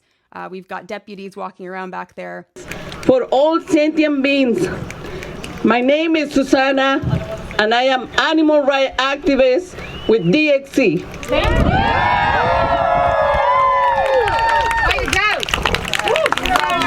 Parents go into toy stores and they buy stuffed animals, they buy stuffed pigs, stuffed ducks. They give them to their children. The children play with them. If we could bring all the children into the hell that animals go through every single day. Why is industry deceiving the public with the lies about animals and what they endure? Why do people buy stuffed animals for their children? Why aren't they allowed to take them into the big white sheds in the countryside and show them the truth? All of us need to show our friends and family the truth. All of us need to sit inside slaughterhouses. We all need to put our bodies in that place. We all need to bear witness. We all need to be on the streets telling the animals' stories. Good afternoon. I'm here in solidarity with all animals, with all sentient beings, including all the members of law enforcement on the other side of this fence. I come from a family of prosecutors. I know that people do law enforcement because they care about justice, because they care about protecting the innocent. I know that the Sonoma County sheriffs have been heroes for this community. Fires ravaged this community over a year and a half ago, and the sheriff's department stepped up in a massive way for all the people who are in Sonoma County. You guys are heroes. And there is another emergency that is happening right now, and it's not one that we're used to thinking about because we grew up in it, because it's a legacy from prior generations. But there are so many innocent beings who are suffering and who are in agony right now. And these are members of this community too. And right now, law enforcement, you, the sheriff, you have an opportunity to stand up for these innocent beings too. We've made a very reasonable ask. We simply asked to go into the facility with you so you could see it with your own eyes, and we could talk about what's actually going on there, where you could hear from a veterinarian, Kirsten Rosenberg, somebody who spends her life taking care of animals. Who else is more qualified to understand what these beings are going through? And this is something you can still do. And I just want you to make the right decision. And I want you to think about what you as individuals, why you signed up for this job. And you have such an incredible opportunity for both these animals, but for the entire community as well. If all 700 of us who are right here, if we disappeared off the face of the earth, that would not change the course of direction of society, because animal rights consciousness is real. It's rooted in reality. It's rooted in the truth. It's not going to go away. It's going to get stronger and stronger and stronger. And you can actually prepare your own community for this future of mercy and compassion. And we will stand there right with you. We will help you. We will help all of these businesses transition into food producers that don't exploit animals, that don't cause violence against animals. So if you don't stand with us today, I just urge you to think about what's going on, and I hope that you will stand with us someday in the future. Thank you. Footage from drones flying over this farm and from cameras showing people on this facility, showing what our activists are doing, and showing the victims being transferred around in a cart, having workers move them, bring them to the slaughterhouse and shove them inside. And it's really powerful to remember that they're inside there right now. Some of them are losing their lives, but probably that's being stopped while we're here so that we can change the course of history. We did today for 31 individual ducks, 31 babies, locking down this facility and demanding attention from the authorities, because I want to send a message that I need everyone's help to send, which is that we are not going away. I was arrested in this county with 40 people in May last year. I was arrested again with 58 people, and today I think there are 80 or 90 people here who are putting their bodies, their freedom on the line to protect animals, because they know that repression is making us stronger. It's getting our message out there, and I want to do whatever I can to support that, and I know all of you do too. So I'm just incredibly humbled and honored to have so many people here who are making this possible and who are helping us send this message that arrest us if you want to, block the roads, do whatever you need, put on your scary masks. We're just not scared because we know we're right. We know there are animals who are suffering, and we're about to share their story with millions of people. So thank you for being here. I'm a public high school teacher. I teach in Berkeley. Through the way that I teach them and through how I live my life, I try to instill in them a sense of justice and a sense of selflessness. In their classes, my students learn about past social justice movements in which people stood up to corrupt systems and were persecuted and punished by the law at that time. But we now look back on that and we see that those people were on the right side of history, and they learn about them in these courses. Last fall, I was one of a group of 59 activists that was arrested for going and trying to give care to sick and injured chickens. And what I was recording video that day, and I witnessed that. And what's been amazing, and I've been able to share those experiences with my students and share them with my colleagues. And when I was arrested, what resulted was me losing my job. I lost my job, and ultimately I did get it back, which was incredible. But I didn't plan to get arrested that day, but as soon as I knew I was getting arrested, I wasn't worried because I knew that what I had done was right. I wasn't ashamed at all. I wanted my students to know what I did. And I want to ask for anyone who opposes what we're doing today or has doubts about what we're doing today. What message are we teaching? What message are we sending to the next generation if we are sending them these mixed messages? If we are teaching them that these past people who opposed injustice did the right thing, but we are punishing their role models. We are punishing the people now who are acting for justice and are standing up to corrupt systems. I want to teach my students to live by their values and to do the right thing. That's why I'm here today. I'm here for the animals, first and foremost. I'm here in solidarity with the activists who are taking this high level of risk and are willing to sacrifice. And I'm here for my students. I'm here for my students, and I want them to be inspired to live by their values, to do the right thing. Thank you. Thank you. Hello. What's up, buddy? Thank you so much, everybody, for coming here. The reason I came here is because I love animals, and I know that they're just like my cats and dogs at home, and they want to live, and they feel, and they breathe just like us. This was anyone that eats meat, they would understand. They would want us to come and save them. They wouldn't like us to just sit at home. They'd like us to speak up. Yeah. So imagine if you were them. That's what I always like to do. And that's what keeps me going. That's what makes me think, well, these animals need me to do it, so I'll do it. I am so excited because people harming, torturing, killing, abusing animals is coming to an end. And I remember last year we came here, and I remember in Utah, and more every time we have more people, and there's so many people, and because of everyone coming here today, we're gonna change the world. So yeah, buddy. Woo! Thanks, Evan. There's a blue pill and there's a red pill, and when we're in the red system, we're going to believe the way the red system tells us to believe. We're going to believe that it's normal to violate the rights of animals that do not look like us. We're going to believe that violence is normal, and we teach it to our children. That's the red pill, because of his health to the environment and now for the ethics. A former farmer, a former cattle rancher will tell you that he loves animals, and now he knows beyond a shadow of a doubt that what we were doing in the past was wrong. This conference right here moves me to continue to persevere. It moves me to suffer whatever I have to do. Farmers are reaching out to us saying, how do we change?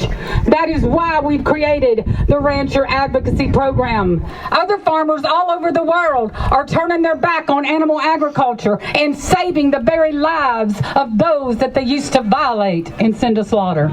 Chicken farmers in Wicks, Arkansas, taken to the cell barn 100,000 chickens every 52 days for 17 years, now vegan and gonna grow mushrooms. I mean, come on.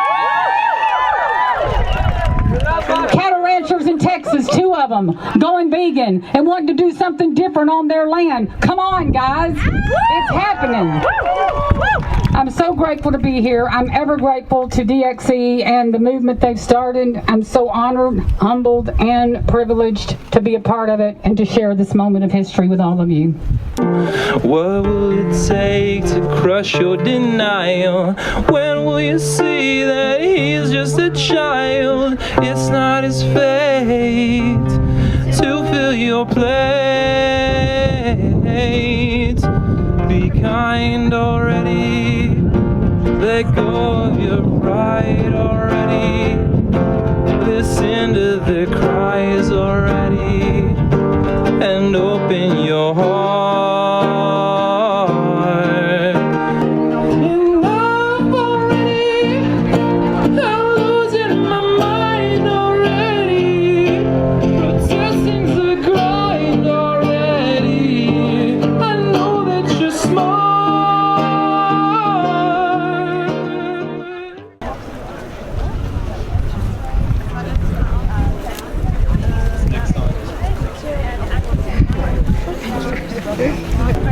Thank you.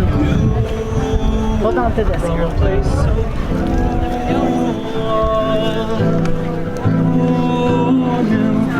Rescue you.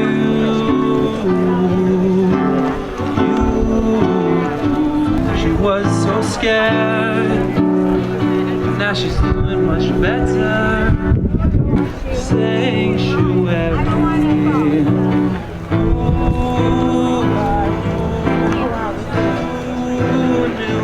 Need to rescue you.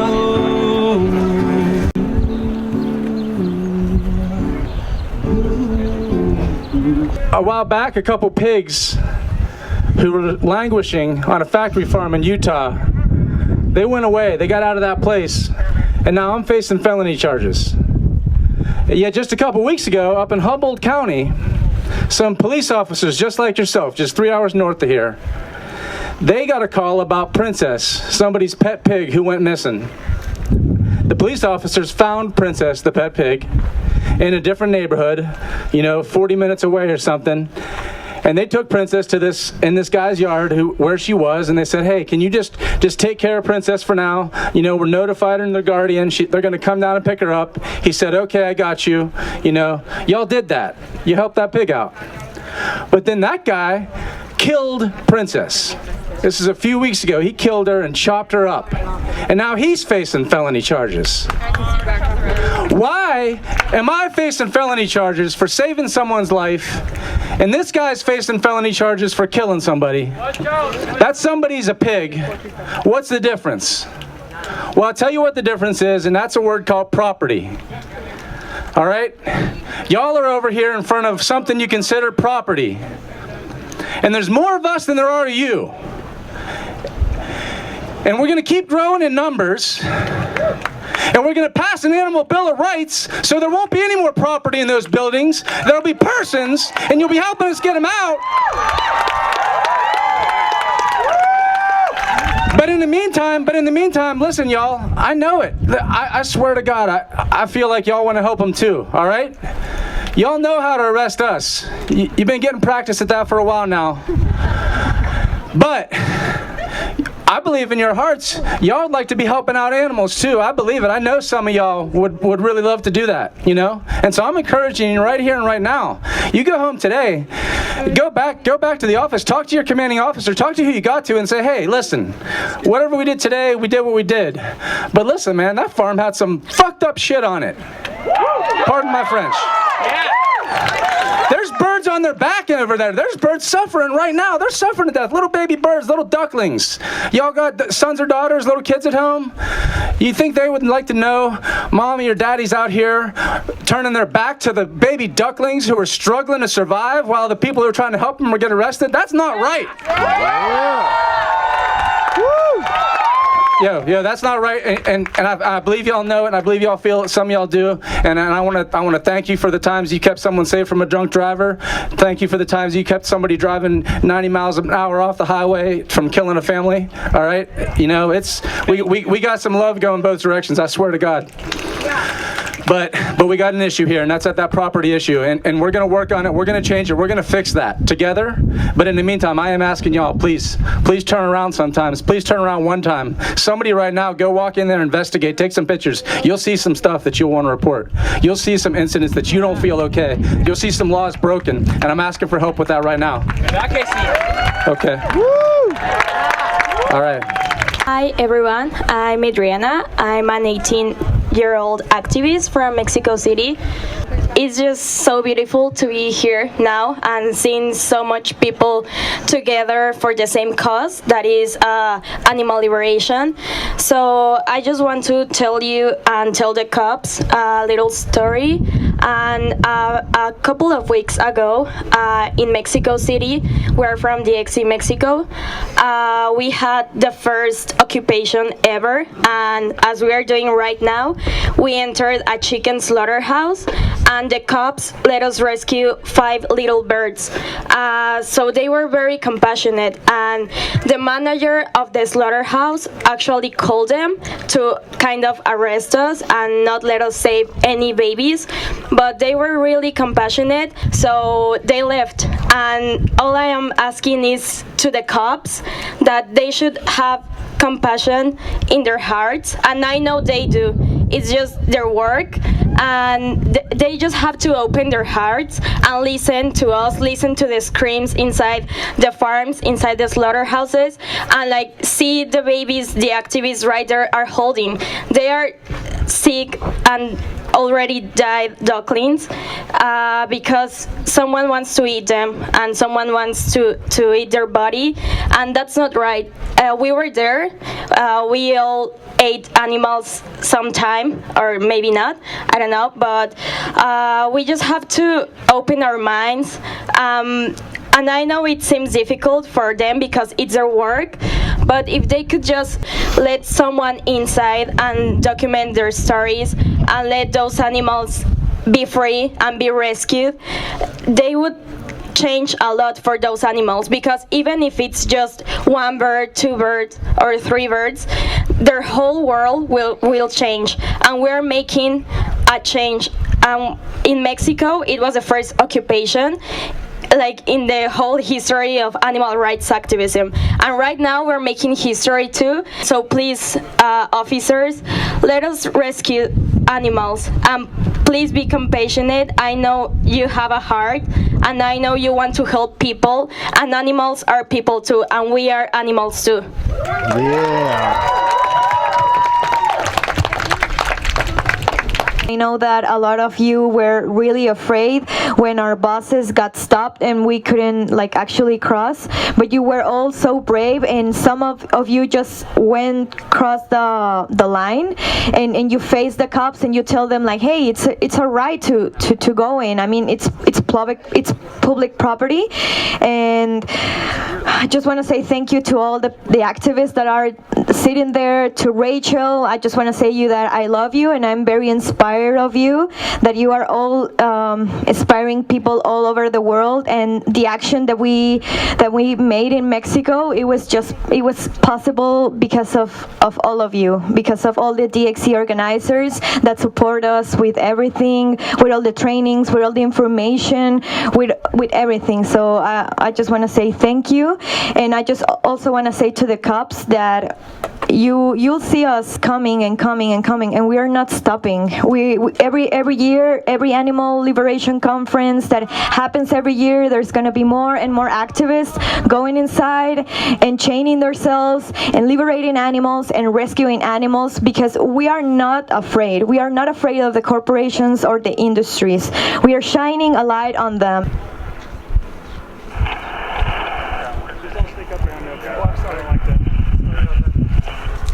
We asked last time for them to just do something. Wayne, you're using this as a platform. I meant to talk to you one-on-one. I'm willing to do that, but I don't want a big...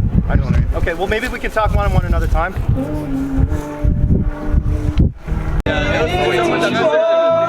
Vanessa. You to come rescue me. On the other side. You were just detained for a second, and then the rest of us followed your bravery, and they let you go, huh? Yeah, but now you're just gonna go back and get arrested again, ain't you?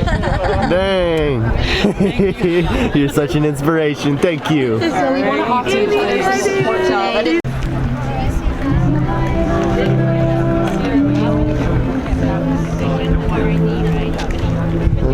all I need is find somebody. Find somebody. Just want to make sure that everybody's safe. Like you. Thank you guys for listening, for not telling me to shut up.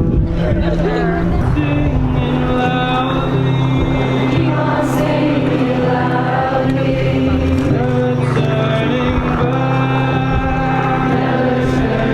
back. Never turning back. Never turning back. Never turning back. Keep on loving boldly. Keep on loving boldly. Keep on loving boldly. Keep on growing stronger. Keep on growing stronger. Keep on growing stronger. Keep on growing stronger. Keep on growing stronger. Keep on growing stronger.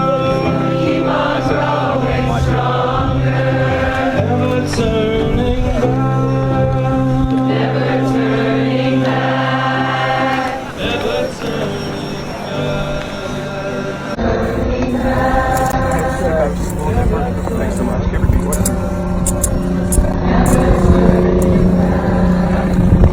DXC co-founder Wayne Chung was arrested. Well, I actually think that wasn't even intended to happen today. They're very strategic in their prosecutions, in their pressure, in trying to dismantle this budding social movement, and it's not going to happen. Then you can see here from the drone footage the arrests that are happening. That is DXC co-founder Wayne Chung there in the white shirt.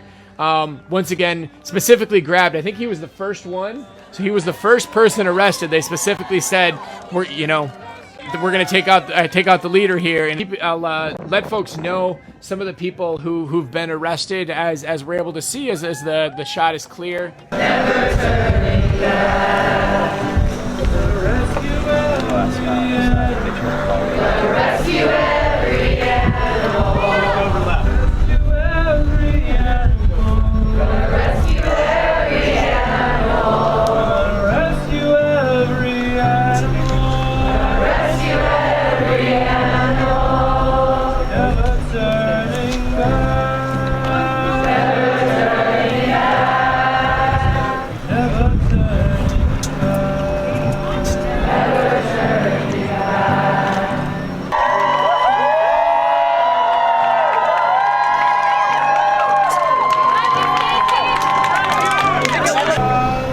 Gotta keep on walking proudly. Never turning back. Never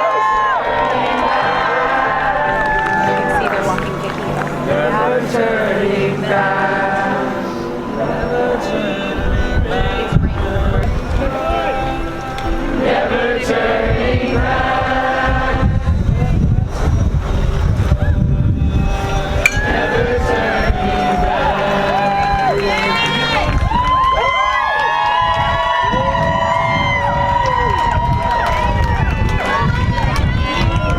Thank you, Monica.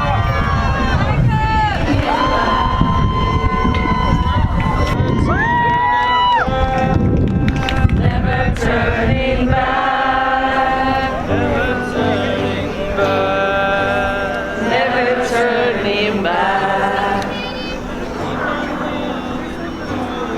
We're gonna keep on loving boldly. Keep on loving boldly.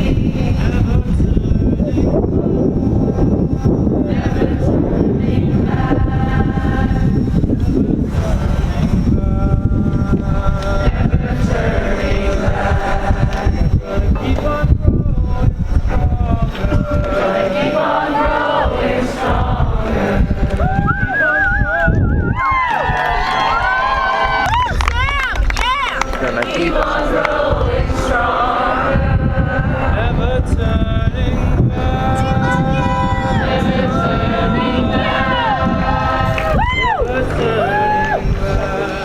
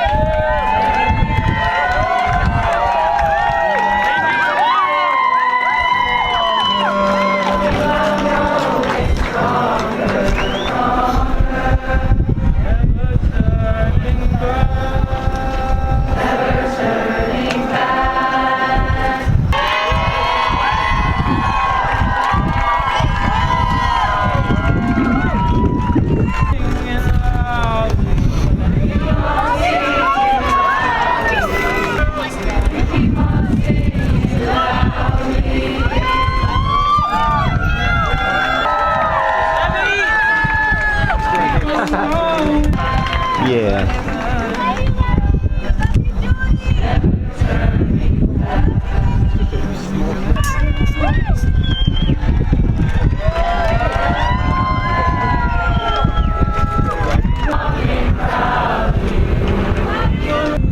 Keep on singing loudly. Keep on growing stronger. Keep on growing stronger. Never turning back. Oh, he's just sitting.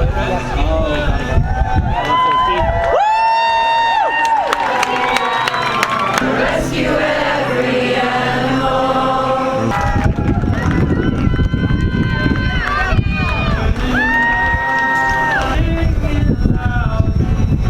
Keep on singing loudly.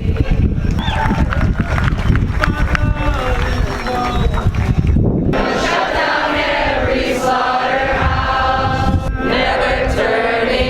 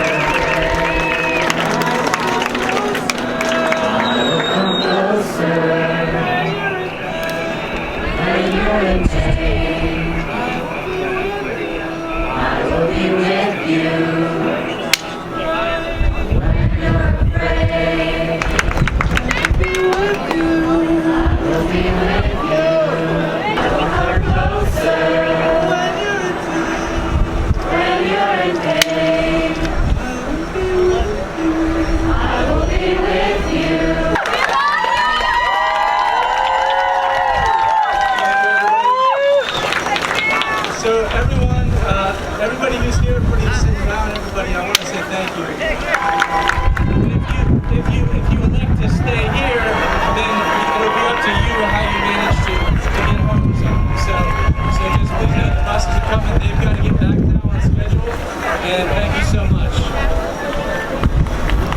Love you, Anna. Everybody who's here for the Animal Liberation Conference, the Animal Liberation Conference app has been updated so that you can see what events are going on tomorrow. If you look at the app, there are 2 different options happening in the morning, and everyone will converge. Your dog! Little boy who was such Marshall!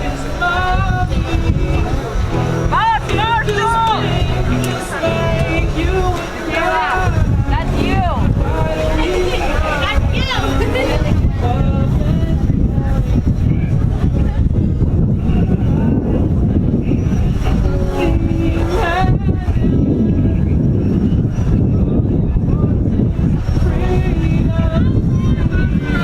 Please move on up and wait. I love you, Shia!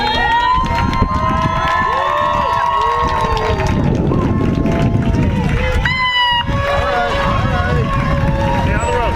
Get all the way over there.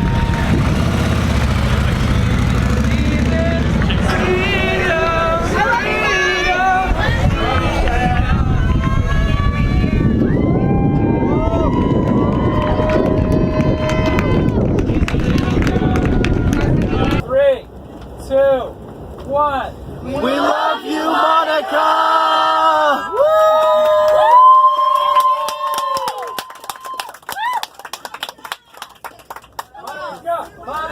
Monica, Monica, Monica, Monica.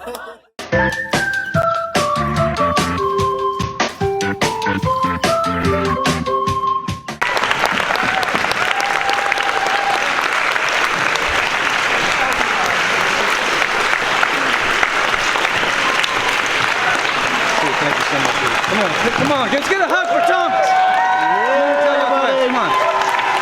Come here. I love you so much, dude. I fucking love you,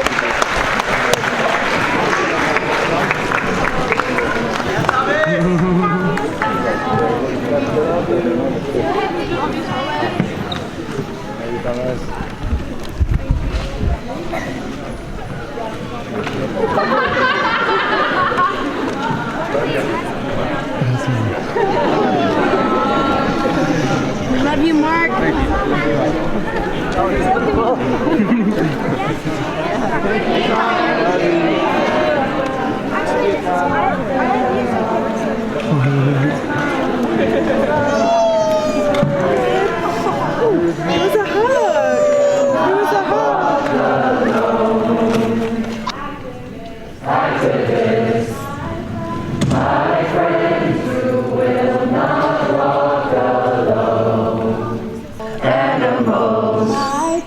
My friends, you will not walk alone.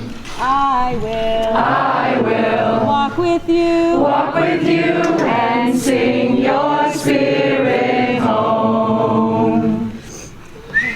Love y'all.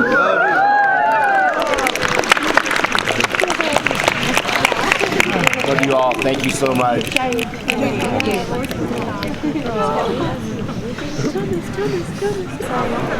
Thomas, beautiful, thank you so much. Everybody on our live stream was just asking how you were, and then you walked into the room. You're okay, you're alive, we love you, you're so brave, and we just thank you from the bottom of our hearts. Thank you. Thank you everything. No, I'm so lucky. The doctor said I was very, very lucky, and I couldn't be more lucky that I'm the luckiest person in the world right now. So, Thank you. Thank you, love you.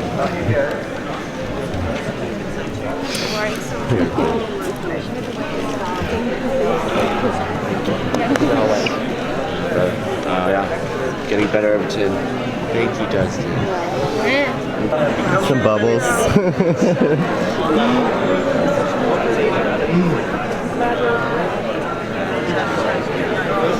How many hugs am I going to get today? You deserve them, the bone stuff.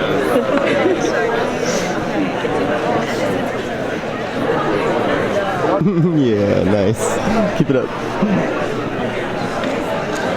Bubbles.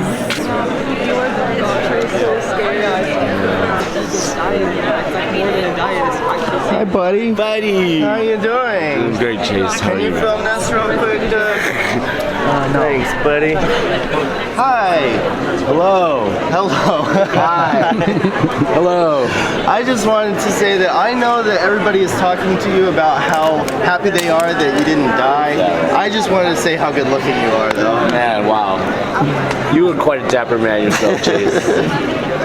We're glad to have you, bud.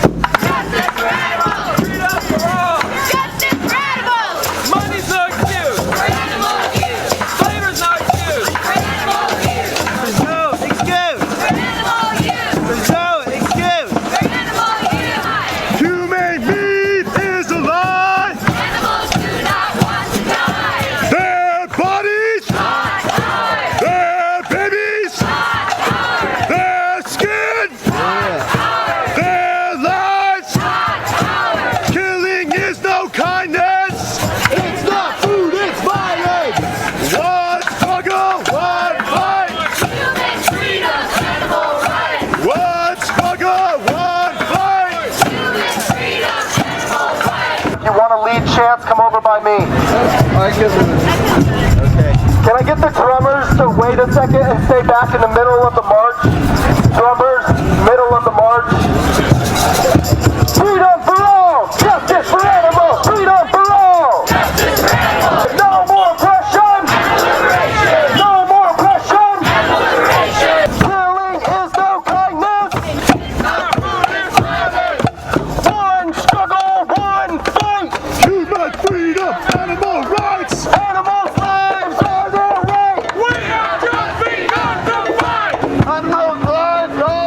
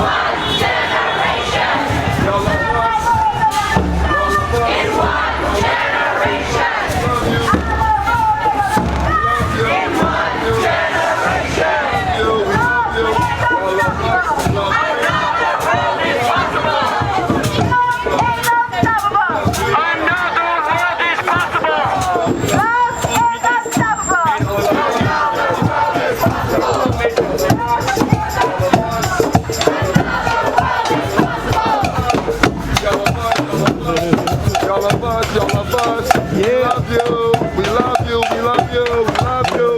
Y'all love us, y'all love us. We love you, we love you, we love you. Y'all love us, y'all love us, we love you. Y'all love us, y'all love us. Y'all love us, y'all love us. We love you, we love you, we love you. Have a good day, my friend. We'll see you soon. Y'all love us, y'all love us, y'all love us. Oh, we love you, we love you. Never turning back. Never turning back.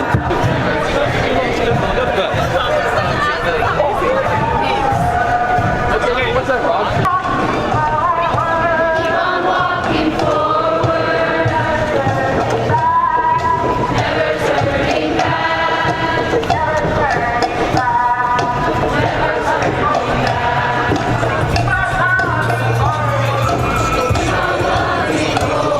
back. A local Berkeley resident, Orlando Torres, to share some thoughts with us.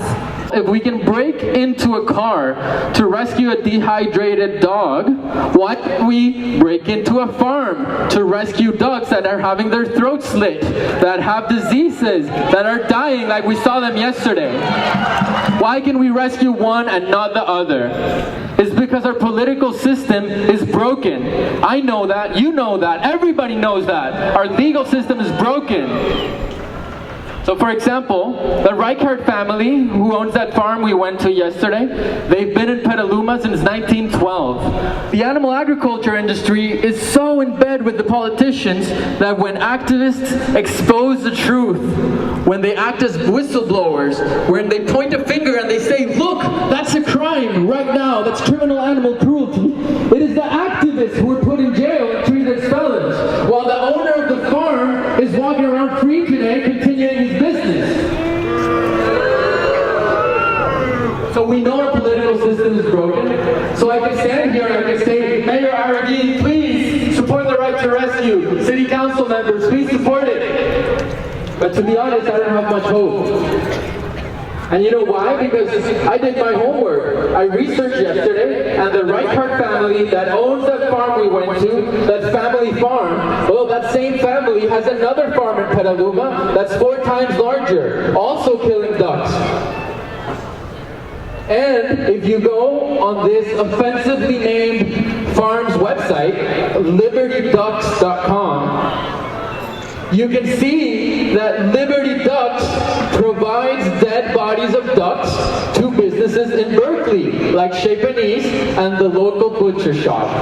For those of you who are not from here, well, let's just say DXC has a history with them, and we found out the hard way how much influence they have over this building. So I don't expect them, I don't blame them for not standing up for the right to rescue, because if they did, they would lose the support of Chez Panisse and they would be voted out of office like that. So what can we do, right? The only laws that are able to be passed are the laws that don't hurt the profit of these corporations. The only laws that they will allow the government to pass are laws that don't really help animals except in small, incremental ways. But animals don't have time for small, incremental change. Our planet doesn't have time for small, incremental change. We need to completely abolish animal agriculture, and animals need a Bill of Rights that enshrines their status as persons and not as property. That's what we need.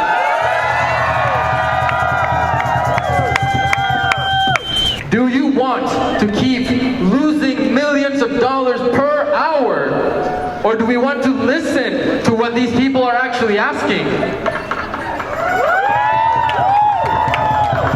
And when we tell them that what we want is the right to be able to rescue these animals that are obviously abused, that the law says are criminally abused, millions of dollars, or allow some people to take sick chickens to the vet, I think the choice will be very easy.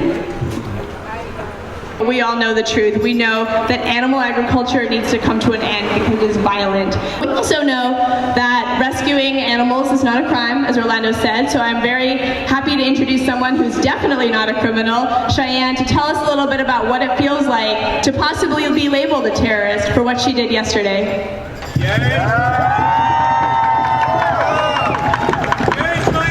Hi everyone. It actually really surprised me that I was pretty calm.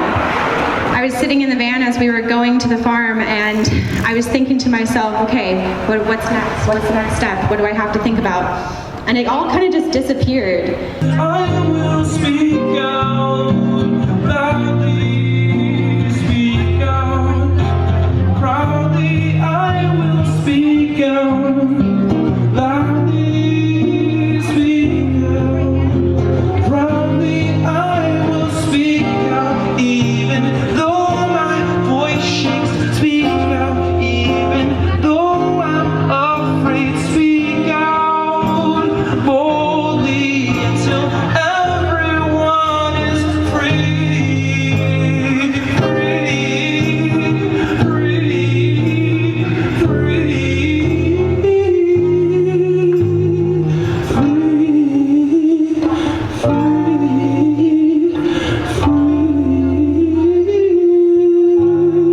Be kind already. Let go of your pride already. Listen to the cries already. And open your heart. Your staff, we would love for you to come down. We could show you footage of what we found on the farm that supplies to Berkeley restaurants. We could show you footage of the egg farms, of the chicken flesh farms, of the turkey flesh farms. So many farms that I know supply restaurants and grocery stores just blocks away from here. Just because these farms aren't in Berkeley doesn't mean it's not Berkeley's problem. Berkeley is responsible for this too, and we would love for you to come out and make a statement. There's a lot of people here who would love for you to come out and make a statement, so we will wait a little bit and we'll see what happens.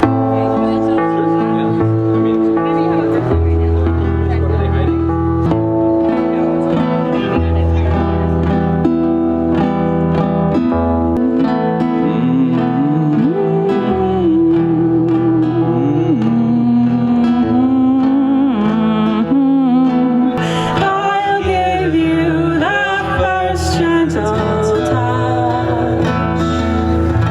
I'll bring you to safety, whatever it takes me, through farmlands and wire and brush. I'll give you the first kind words you ever know.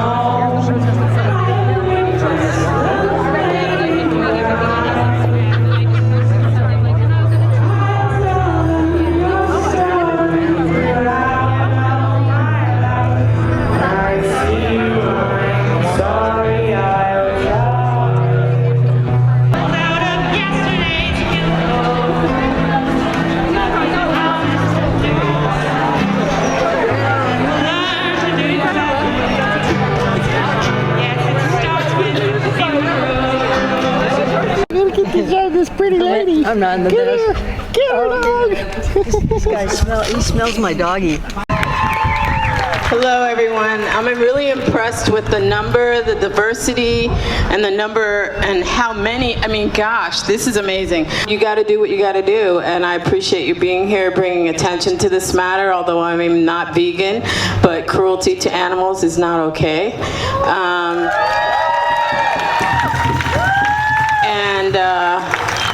Keep up the good fight. It's really beautiful to see you all out here. Thank you. Thank you for your support, and we hope that a lot of your colleagues are also going to come and support us, and Berkeley will, make a proclamation. What do you think about the action? Oh, I love it. Love it? I think it's a good movement. I think we should do this, and everybody should become plant-based. Oh yeah, thank you so much. Have a great day. You're welcome. What are they hiding behind slaughterhouse walls? Let's bring our light on. Life is city doors. What are they hiding behind city houses? Let's get the animals. The lives they deserve. What are they hiding?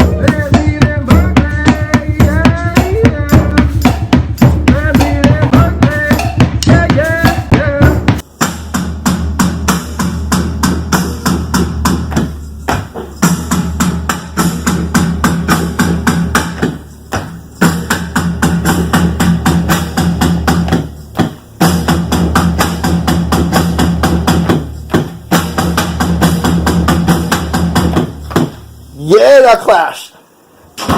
Yeah. It's so good.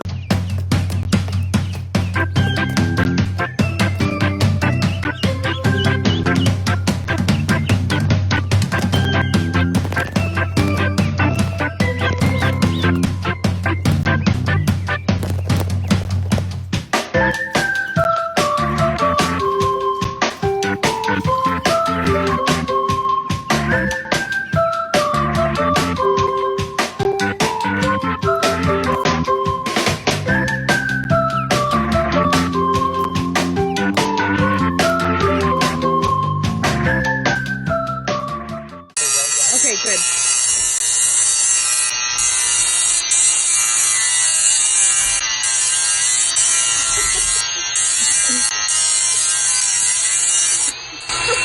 Getting real close. Did you say bolt cutters? Yeah. Yep. I mean, yeah, I would. let's see. You gotta cut a Let's, whole let's bring the bolt cutters. Yeah, we're getting them. Okay, While we're at it. hang in there. We're gonna get you bolt cutters, okay? If you don't know, this is the Sonoma County main adult detention facility where dozens of our friends and fellow activists right now are inside in jail. Yeah, we've had 5 people come out so far because they had locks around their necks still, and you know the police didn't want to deal with that hassle. We're really clogging the system, putting a cog in the machine. They don't want to deal with almost 80 people coming in and being booked in their system all at once. It's a huge hassle.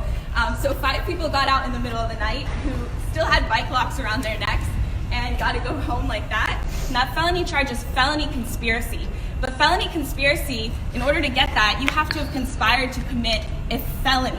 And what felony were they conspiring to commit? All that they were there to do was to raise awareness, to raise attention, and to demand that the authorities prosecute this animal abuse and help starving, suffering, collapsed ducks. So I feel really confident these charges are going nowhere. Our friends who are literally in this building where I've been before for 4 days waiting, and I knew people were out here for me when I was arrested, and it made such a huge difference. So they're gonna see this live stream later, and they're gonna feel really happy, and they know we're out here right now because that's what DXE does. We support each other, and we hold each other up, and we have each other's back. So thank you for being here. They can think that they're going to destroy us, but we're only going to become more vigorous and stronger. Hi everybody. Yesterday I was one of the buses that got stalled by the private citizen who blocked the road. We came upon the police line, who they eventually arrived. Everybody knows me. I'm a retired police officer, 33-and-a-half-year veteran police officer with Canada's National Police Force, the RCMP. And I'm very proud of what I've done for a living, but I'm also very, very proud to be an animal rights activist and also an advocate for activists. Yesterday was a difficult day for me.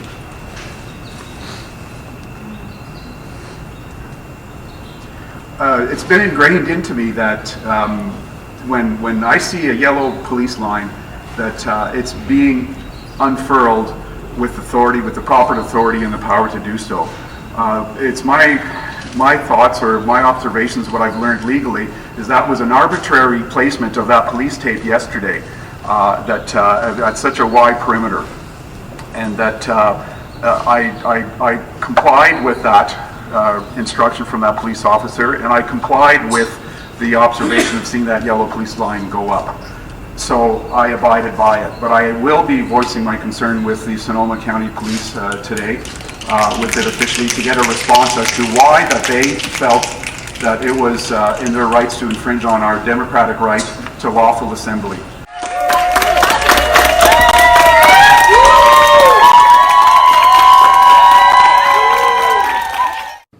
The Sonoma County Sheriff's Department reports they arrested 98 animal rights activists and brought them here to the jail. Most were charged with trespassing. The activists, hundreds of whom were bussed in from Berkeley, insist they did not break the law because they were trying to keep ducks from dying in a slaughterhouse. Keep your feet, watch your feet. The group, called Direct Action Everywhere, DXE, sent some members inside the Reichard Duck Farm in Petaluma, where they grabbed some ducks and took them outside. The group says one of its members was hurt after he fastened his head on a conveyor belt. They chained themselves to that line where the ducks get their feet hanging, and the workers actually hit the lever to start it up while the activists were attached. One activist was hospitalized. Protesters later chained themselves by the neck with bike locks and metal chains onto the fences surrounding the property. DXE is well known for its audacious protests in recent years, taking animals off premises in what they call rescues. The owners don't see it that way. I'm not opposed to anybody being vegan. That's their right. But what's not their right is to steal. There are plenty of people who will see this and say, come on, ducks are food, it's well established, it's cultural. Our culture does involve eating a lot of animals, and that's the way things have been for a long time. But so many things that we couldn't imagine that weren't possible 20 years ago, they happen, and they happen faster than we could have imagined. We reached out to Reichardt Farms, but did not hear back. Despite today's arrests, DXE says it will continue its protests. Be kind already, let go of your pride already, listen to their cries already, and open your heart. 10 of the baby ducklings that we saved from slaughter just 2 days ago, and they're gonna learn how to swim today. So water is really important for ducks. You know, in the wild, you'll see mama ducks with their newborn babies walking around as the mom teaches them how to swim. But these babies were born in a hatchery. They were born in a metal tub. They never got to know their mom, and they were never given access to fresh water that they could swim in like ducks so naturally should. And in the wild, ducks spend most of their time in water because their joints are not meant to just stand. But these babies were forced to stand on wire mesh. They were going to spend their entire lives standing on wire before they were slaughtered and given a brutal death at this facility they were rescued from. They love cuddling together. They take so much comfort from each other. So I've never seen a duck take their first time in water. Oh my goodness, she's so excited. I made the water really shallow since they're learning. Right now, since they're just little babies, they need to be inside where it's warm, and this is actually really warm water right now because we don't want them to get chilled. But once they're older, they'll be able to go outside, and they'll have a big pond to swim in, and they'll be able to, you know, explore with their friends, and they'll be together, living a good life. So many people are saying feeling overwhelmed with happiness. Someone said they're crying. Everybody's really inspired.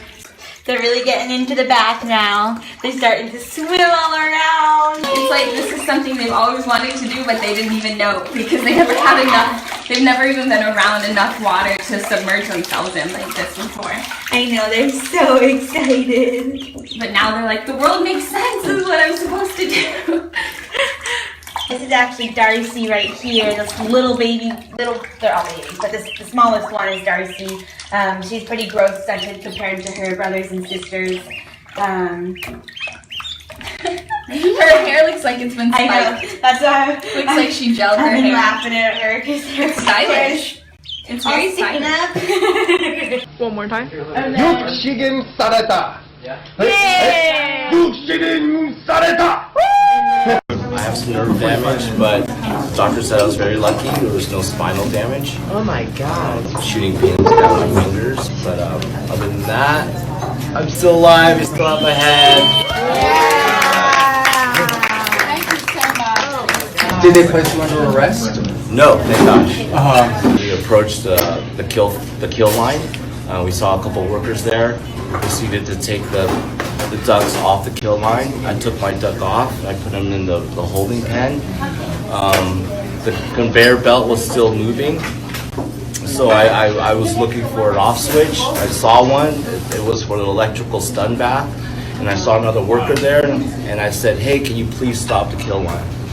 And she goes, sure, sure. I was like, thank you. And she goes around, she stops the kill line. So cool. So we started to take our U-locks and finding places to position ourselves, to put ourselves on the kill line. I found a spot, maybe it was a little, on the corner of a ledge where I could sit, and I put the U-lock on. I held my key up, someone took my key. A couple of minutes later, they turned on the conveyor belt. They turned on the conveyor belt. Turned on the conveyor belt. What happened? I was immediately being pulled towards a pole. Once I hit the pole, there was nowhere for my body or me to go. I have bruises from that. Oh my God. And so as there's nowhere to go, the U-lock started putting pressure onto my neck. And this is when I started frantically trying to get out, and I started losing consciousness before they turned off the conveyor belt. So we had to figure out immediately what lock and what key was for my lock, and once we found that, I was able to release myself. And I saw some of the workers that came out and was looking at me. I don't know if they did it on purpose, but Lewis said they threatened to turn back on the conveyor belt to kill us if we didn't leave. Are you serious? And then that's what we did. I guess our second plan was to go back and join Group 2 over at the gate, and that's what we did. I proceeded to lock myself back up on the fence, and then I thought better of it, and then I sought medical attention. That was a few more seconds, I would have broken my neck. A couple more seconds after that, my head would have came off my body. So that place does exactly what it's supposed to do. It's supposed to kill. And whether me or a duck or a chicken or a pig or a cow, that's what slaughterhouses are for, and that's what we're there to stop.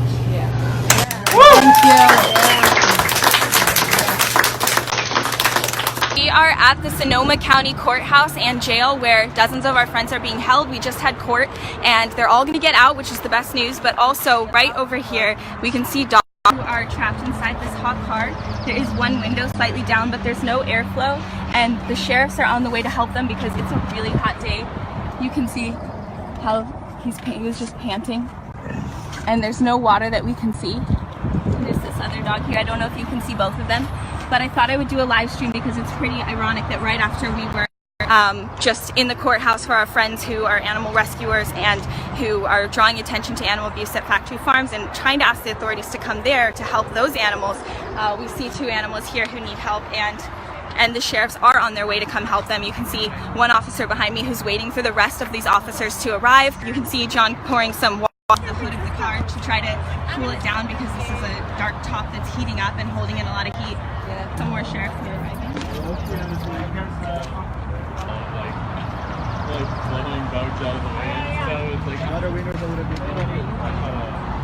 These poor babies. It is really hot. I'm in a dress, so not even that much clothing, a dress and a t-shirt, and I'm sweating. And obviously these dogs have hair all over their bodies, keeping them warm, and they're trapped inside of essentially an oven right now because the car's holding in all the heat. And I'm not sure how long they've been here, we don't know, but they look incredibly uncomfortable.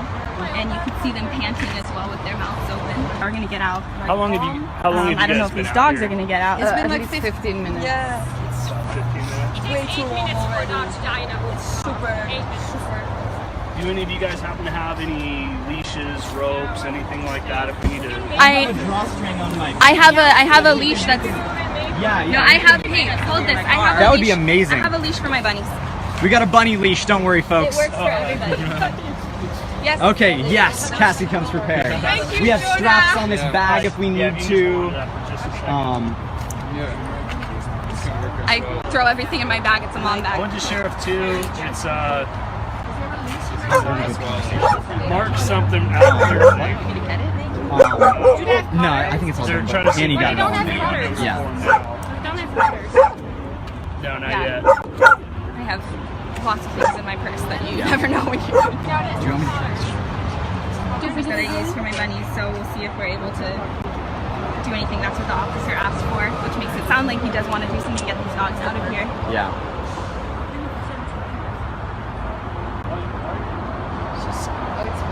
Yeah, it's hers. Look in the car and let them Yeah. out. Like, let's just get them out. Maybe Can we this get them out? conversation could be had after they're out.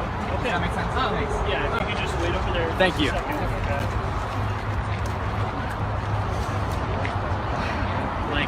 Just being and- helped in the meantime. This is when you need direct action. Are the dogs friendly? You want to go ahead and get them? Okay, they're working on it now. Okay, one of these, you have a leash that we can borrow real Yeah. quick?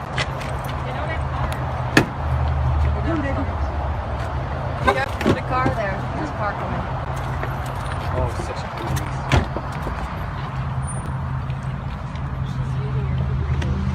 I have never put out a dog in my life. Be careful. I hate to disappoint you, but this There's dog a has car never coming. had sex in her life.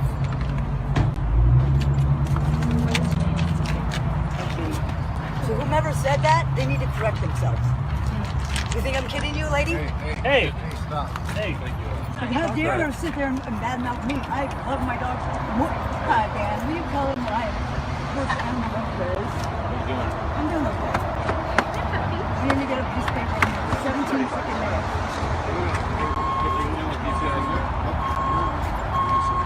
No, I just wanted to get the document. There's some water right here. Hey, buddy. Hey, buddy, get some water. Hey. 35 copies. You can check 22 on that. Got the owner of the vehicle. Hey, watch those cars. Watch those cars.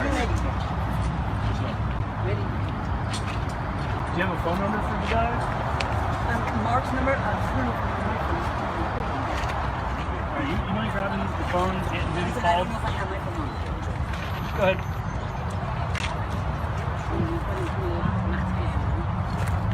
Yeah, if you can just put me out at the Hall of Justice. You can definitely keep the leash if you need it. Okay. The sheriffs were concerned because these animals were dogs, not ducks or chickens, and so because they're dogs and they probably have dogs in their homes and they've met dogs and they can recognize the signs of suffering that dogs express, even though you can see chickens panting, you can see ducks panting and open mouth breathing, and it's the same thing. It's a sign of stress for those animals. It's not a good sign, but in this case, officers can recognize it and they're concerned, and so they're here. You can actually see feeding the dogs and showing them love, and it just shows you everyone cares about animals, but we need to help them and elevate their stories and take direct action and get attention on the issue when they're suffering, whether it's a dog in a hot car or a chicken in an ammonia-filled filthy factory farm. So yeah, you can keep that leash if you want. I don't know if you didn't have one. You don't need a leash at all? Because they just follow you? And then the second two dogs are in a car and it's too hot, they're on the scene, they're going to break the window, they're going to do whatever it takes to get these dogs out, just because they're... Yeah, that makes sense if they follow you around. I'm just concerned about the traffic. Hey guys, time out, alright? Here's the deal. Leaving the dogs in the car like this on a hot day, even with the window down, bad idea, okay? Mark was supposed to be here. I didn't know he left. Let me finish, okay? You were very close to violating animal cruelty, all right? The dogs are well cared for. They're not salivating excessively. They're not, doesn't look to me like they're in the stages of heat stroke or anything. But if you guys were in there for any longer and they were showing those signs and symptoms, that's something where you guys can be charged for it. The dogs can be taken away and all that. But as it stands right now, dogs are healthy. Lady, come here, please. Lady, come here, honey. This way, look.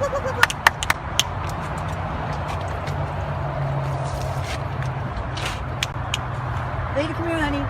Lady. At least they're in the shade. They've had some water, and I'm just grateful that the authorities are taking action and helping these animals, because we know they care about animals. Nobody wants to see animals suffering, and that's the same reason that all my friends and people I don't even know, all these activists from around the world, are getting out of jail today. It's because in their hearts, the police, the district attorney, the authorities, even the farm workers who get violent and defensive, and the owners of the farm who consider this their livelihood, they don't really want to be violent towards animals. They don't want to see animals suffer, and they don't believe that we're bad people for trying to help them.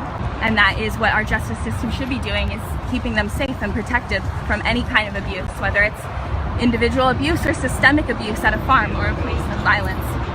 Maybe soon they will be coming into farms to help animals with us. That is my hope for the right to rescue, and thanks everybody. The women had it way harder. They're true. I can't reach you on your phone. Hold on, almost done. No, hold on. I'm okay. It's okay. I'm almost done. Yeah, just we're just waiting for the last people to get out. That was it? Okay, everybody's out now. He's the last one. We watch it.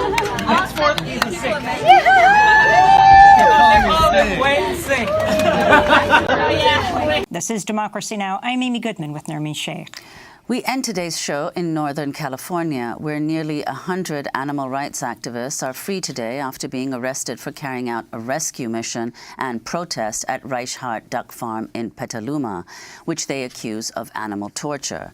More than 600 activists with direct action everywhere stormed the slaughterhouse Monday, fanning out in teams to chain themselves together at the entrance, freeing dozens of ducks and in some cases locking themselves by the neck to the slaughter line. Several of the activists made it inside the slaughterhouse, where they began trying to rescue ducks that were hanging upside down by their feet.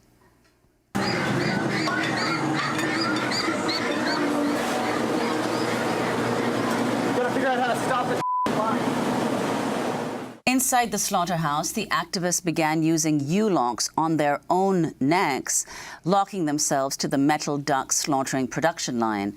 In a shocking move, an employee of the slaughterhouse then turned on the belt, threatening the lives of the activists and nearly asphyxiating one man who was dragged by his neck and wedged against a metal pole. Oh my God! You're okay. You're okay. Get a key. Key. Get the key.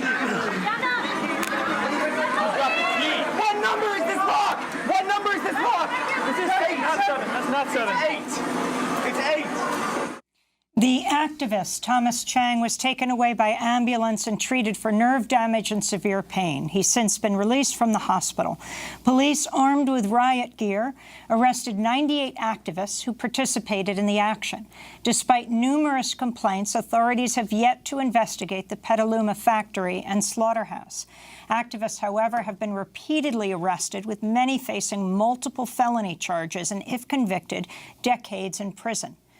Pulitzer Prize-winning journalist and co-founder of The Intercept, Glenn Greenwald, praised Monday's action, tweeting, "The real criminality is the systemic torture and slaughter of billions of animals in the cruelest, filthiest, most sadistic conditions. It breaks multiple laws, but the police protect the corporate criminals and instead arrest those saving lives," Greenwald tweeted. Despite the fact that there have been so many complaints, including complaints supported by licensed veterinarians, former prosecutors, criminal law professors, indicating there's criminal violations happening at this farm and other factory farms across the state of California, the government has failed to take any action at all. And what we've seen in the past years, ordinary citizens have started taking action when the government has been asleep at the wheel. One of the whistleblower accounts we received showed a duck with a gaping hole in her side collapse on the ground of the factory farm, writhing in agony, rolling back and forth, unable to even stand. This animal, in all likelihood, starved and rotted to death over the course of weeks. And if you or I did this in our own home, if we had an individual puppy, kitten, or duck, stabbed her in the side of her neck and left her to slowly bleed and rot to death in our home for weeks, it would clearly be animal cruelty. Yet there have been multiple whistleblower accounts across the state showing systematic violence on a scale 1,000 or 10,000 times worse than what you or I might have done to an individual duck, that clearly would be a criminal law violation if you or I did in our own home. Yet because these are powerful corporate interests that have deep ties to the government, donate millions of dollars to politicians across the nation, but especially in farm counties, there's no accountability or transparency whatsoever. And yet again, the government has not only denied us an opportunity to investigate or find out what's happening inside this farm, they've now come after the animal rights activists and been exposing it. But what we've seen is the response of the animal rights movement is not to shy away and dissipate in the face of these charges, but more and more people are acting up and fighting back because we see this as a threat, not just the animals we love, but frankly to our own communities. People are starting to use the tactics of other social movements. We've learned from Greenpeace, from Extinction Rebellion, the Climate Defense Project, how we can use direct action to seize attention and make sure the government realizes this is an issue. So what Thomas did was he was one of a number of activists who actually locked his own body and neck to the slaughter line to show solidarity with the animals and, frankly, the human beings that are being threatened by this industry. But the employees of the farm, in response to this, decided to turn on the assembly line and nearly ripped his head off. When we reported this to the authorities, they did nothing in response and instead charged and arrested 100 activists. These activists were working under a legal authority called 597E. There's a Good Samaritan statute in California that historically has been mostly applied to dogs and cats. It gives you the right to enter a facility where you have evidence that animals are being denied food and water. Just give them some care. Yes, I'm facing up to a decade in prison and 7 felony charges. I was one of the 58 activists who was arrested in September in the same county for documenting criminal animal cruelty at the largest organic poultry producer in the nation. People love animals, and we know this to be true because most people have dogs at home, and they treat their dogs like children. And when we show people what's happening to these chickens inside of farms, to pigs inside of farms, people are mortified. And the reason for this is because people don't want to see animals being hurt. Priya, can you explain? I mean, you face felony charges. This might be surprising to some because it's not clear at all what law they're saying that you've broken by participating in these protests. I was behind the camera, and I don't know what I did wrong, and you know, quite frankly, I don't know what my friends did wrong because they were just helping animals instead of helping activists and helping the animals. The police turned their backs on both the animals who need help, both the activists who need help, and continue to arrest people for documenting animal cruelty and for helping animals. In 2017, Direct Action Everywhere went to Smithfield Circle 4 Farms in Utah, one of the world's largest pig farms, to expose conditions at the facility. Investigators report finding piglets feeding on their own mother's blood, pregnant pigs held in gestational crates too small for them to turn around in, and sick and feverish piglets left to die of starvation or be trampled. Utah officials filed felony burglary and rioting charges against Wayne Shung and 4 other members of DXE, Direct Action Everywhere, accusing them of removing a pair of piglets named Lucy and Ethel. The activists could face 60 years in prison. You go to jail. You go to trial for this in November, Wayne. More and more citizens and consumers are upset and furious about the violence against animals and human beings they're seeing in factory farms. And so corporations are being forced to change. But too often what happens instead of real change is they put up the appearance of change. So Smithfield changed its motto to good food responsibly raised. They claim they stopped using gestation crates. In 2017, we went into their single largest facility, Circle 4 Farms in Utah, and found that they were continuing to use gestation crates despite the fact that they had told the public that they had stopped using that. I want to read a quote from former Assistant U.S. Attorney Bonnie Clapper, who has reviewed Direct Action Everywhere's undercover footage and veterinarian reports regarding the Reichert Duck Farm facility in Sonoma County. In a Direct Action Everywhere press release, Clapper says, quote, "The conditions are not normal, accepted industry practice. There is evidence of severe neglect and lack of treatment rising to the level of animal cruelty." Clapper goes on to say, when law enforcement has become aware of the existence of animal cruelty, its response has not been to address it. To the contrary, the response has been to hunt down and arrest the rescuers and even attempt to return the injured, sick, dying animals to the agricultural facility. The significance of who she is, Wayne Shung. Yeah, I mean, one of the most shocking things of the past year is Sonoma County continues to escalate its fight and battle against animal rights activists, despite the fact that even former prosecutors, criminal law professors, very distinguished legal intellectuals, and folks who really understand the laws of the state of California understand that the criminals here are the factory farms, not the nonviolent activists who are just trying to give some aid to the animals. And the reason is quite simple. It's money and politics. Supervisors of the board of Sonoma County, the prosecutors and the sheriff in Sonoma County receive donations from a lot of the big factory farms, and therefore they have political connections. They have political influence over the legal system that an ordinary citizen does not. Sonoma County is one of the world's largest suppliers of organic poultry. And Wayne Shung, explain why you were banned from Whole Foods. You could not be farther from a progressive company than what Whole Foods has done over the past 10 years.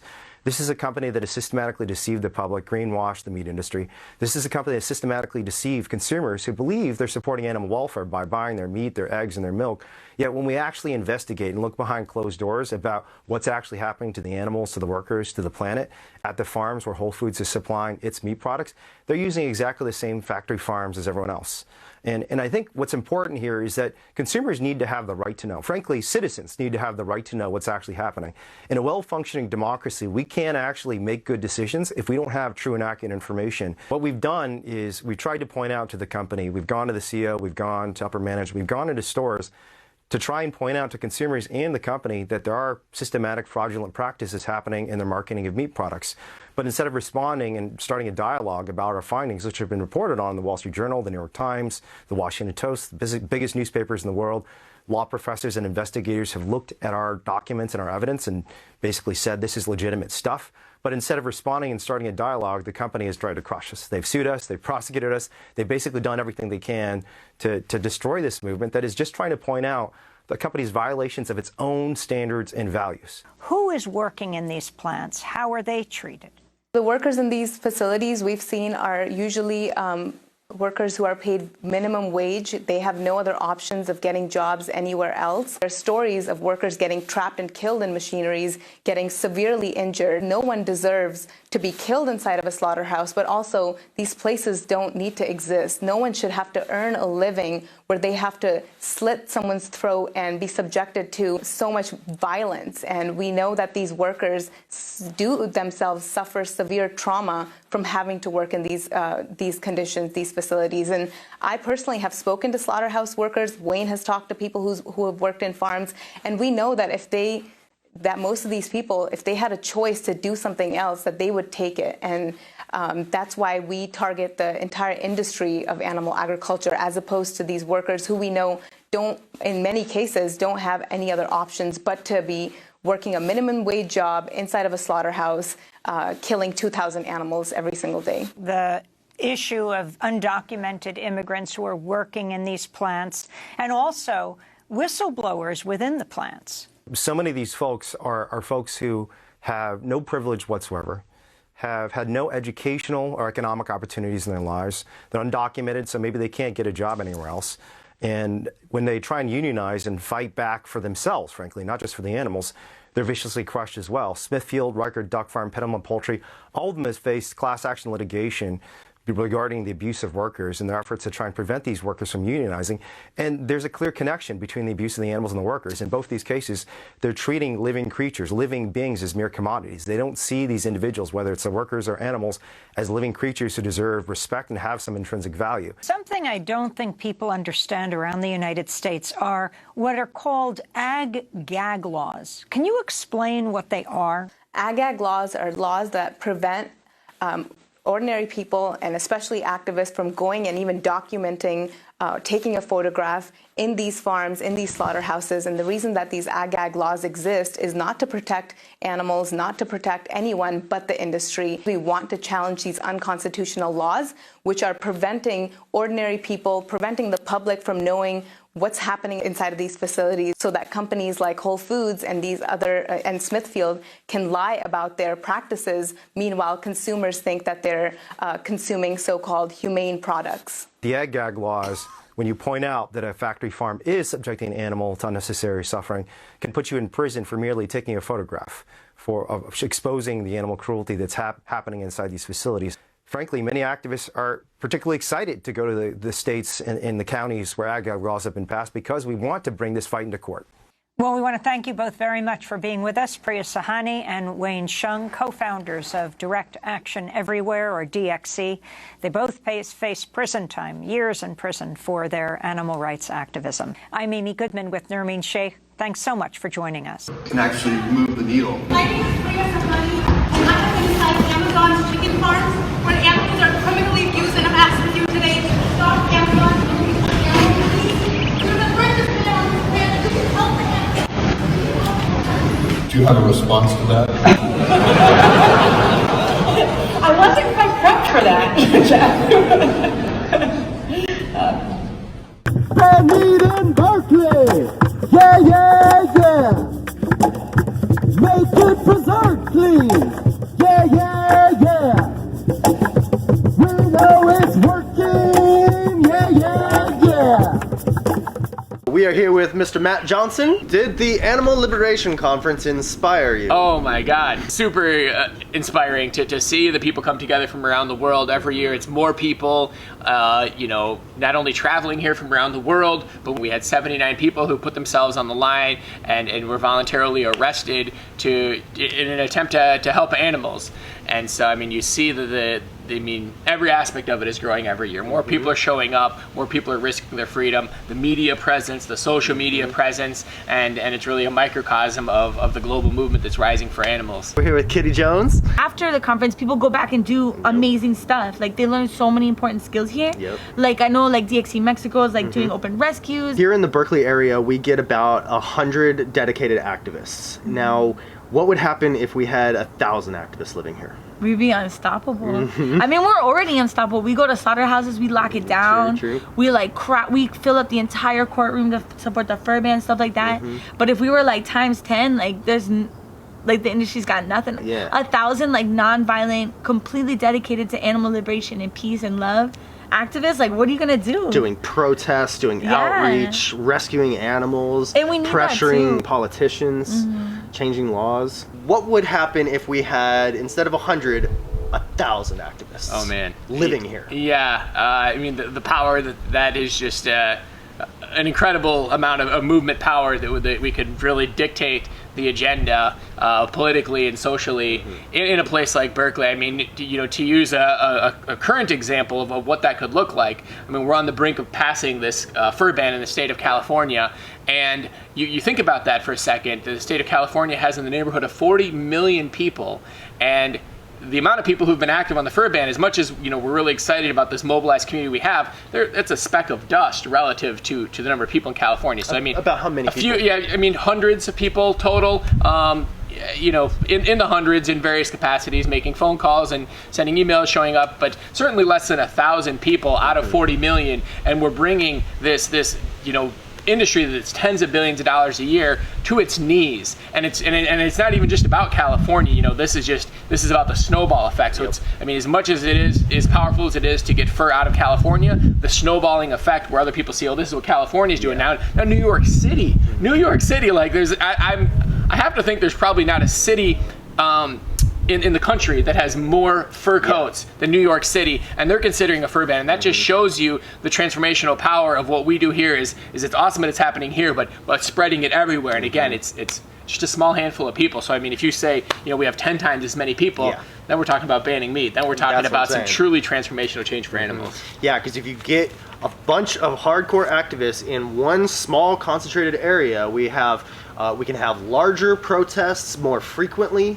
We can have bigger outreach events. We can have more pressure on politicians constantly contacting them. Definitely. And we can have, I mean, we can like shut down the whole city on a regular basis in order to get our demands met. Definitely, and I guess another example to really highlight that fact, this past, in 2018, we had the city council elections in Berkeley, and we were getting like 25 people out to some of these events for these city council people who were going to support this pro-animal rights legislation. And frankly, we were kind of like, oh man, you know, we get 100 people out to our protests, like there's 25 people that are doing canvassing or whatever. We felt like okay about it, but then we look around and we realize we're like the most active in terms of volunteer hours. We're the most active, you know, interest group in Berkeley, and this is Berkeley, California. This is, you know, this is like the activist hub of America, is what people would think. But even with these small numbers, we have a massive influence. You really just get to a point where these politicians are like, whoa,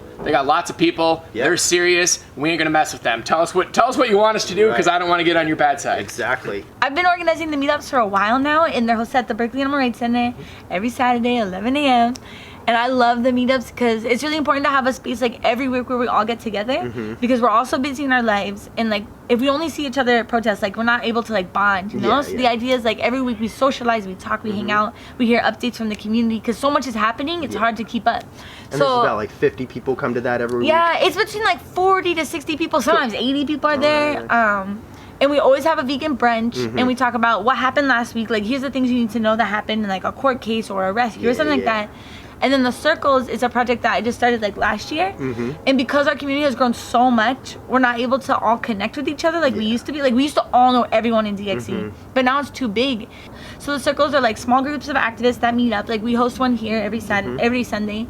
There's like 20 right now. I'm trying to get more. 20 different circles in the San Francisco Bay Area, near Berkeley and stuff. Mostly in Berkeley. Most of them are in the Bay Area, And so they all meet up every week. They have like discussions, they share food, they talk. And there's like 5 to 10 people per circle. So it's smaller groups. You can get, everybody gets a chance to talk and feel heard and connect with people, instead of just one event where there's 50 people. You know, it's hard to connect with everybody. It's really loud.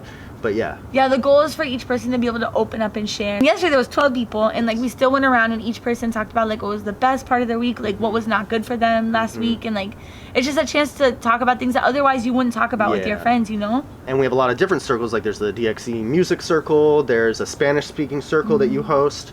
There's an Asian circle up in San Francisco that just started, right? And then there's an LGBTQ one now. There's all kinds of, I think, is there a tech circle? There's a press circle. Working groups are kind of what the name implies, so it's various functions within DXE. So for example, I lead the press working group. There's the social media working group. There's committees like the finance committee, communications committee, and so all the working groups and committees meet usually once a week, kind of discuss like what are our latest projects, like how are things going, that sort of a thing, come together and do the work and keep the engine running. The circle is more about like social kind of hanging out, maybe do a little bit of projects together, but mostly just to get to know each other and hang out, whereas a working group is not so much about socializing, but it's about actually getting some projects done. Exactly. So what working groups are there that you can think of? We got like animal care, outreach, finance, protest, the tech,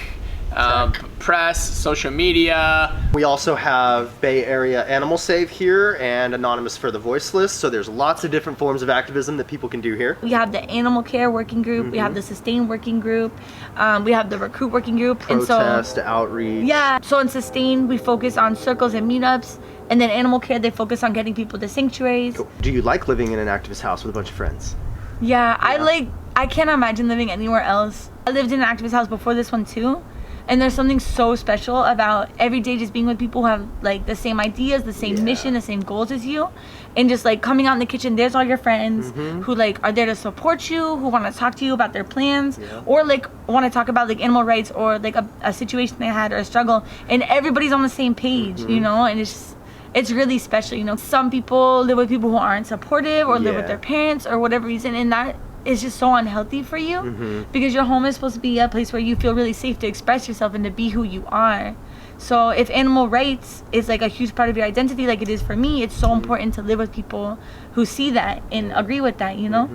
Do you like living in an activist house with a bunch of friends? Yeah, so it's incredible to think I'm from Iowa, where it's like the housing prices are about 1/4 of what they would have been here. And so, you know, when I was over there, it was just like, no, I'm getting my own one-bedroom apartment. Like, I love it. I don't have to, like, you know, deal with roommates who I kind of saw as like something you tolerate to save money. I'm like, I ain't gonna mess with that. But it is a whole new, you know, just like you alluded to there, when you kind of have like this shared mission, you see it as a positive thing. So you're saving money, but you also have all these benefits of friendship and shared workspaces and things to be more productive and more upbeat. Having those more folks around, so it's really, you know, win-win when you phrase it, you kind of look at it that way. Yeah, I come from this similar situation living in Albuquerque, New Mexico, where I had the whole place to myself and I was really used to that, and I couldn't imagine living with 5 or 10 people in the house because I was so used to my privacy. But now I've got accustomed to this new way of living, and it's really nice to never feel super alone because you've got your friends around and they can always, you know, hug you if you need a hug, keep you happy, keep you productive and stuff. You can also work out times with your roommate, such as like, hey, can I have the room from 5 p.m. to 7 p.m. So I can have some private time just to, you know, collect my thoughts. Sock on the door handle. Yeah, sock on the door handle or something, or I'm having a lady friend come over for a little while, these kinds of things. So so things can work out. You know, you have house rules, you have the WhatsApp chat where people kind of have like these kind of reminders. We're all feeling stress already from the work we're doing, and so we don't want to add on any extra complications to that situation, so we try to really respect each other and be patient when others mess up a little bit, but still hold them accountable and that kind of thing. 100%. Is everybody pretty good at being quiet during sleeping hours? Well, I'm the worst offender in the house. I get excited about things. My voice carries. We have quiet hours, and so, you know, everybody's aware of that. And if there's a violation, if I'm getting excited about something and I'm in the kitchen, then there will be a message in the WhatsApp thread, and I'm usually not the one that sees it because I'm wrapped up in some conversation. But somebody will come in and be like, "Hey, Matt," you know, whatever.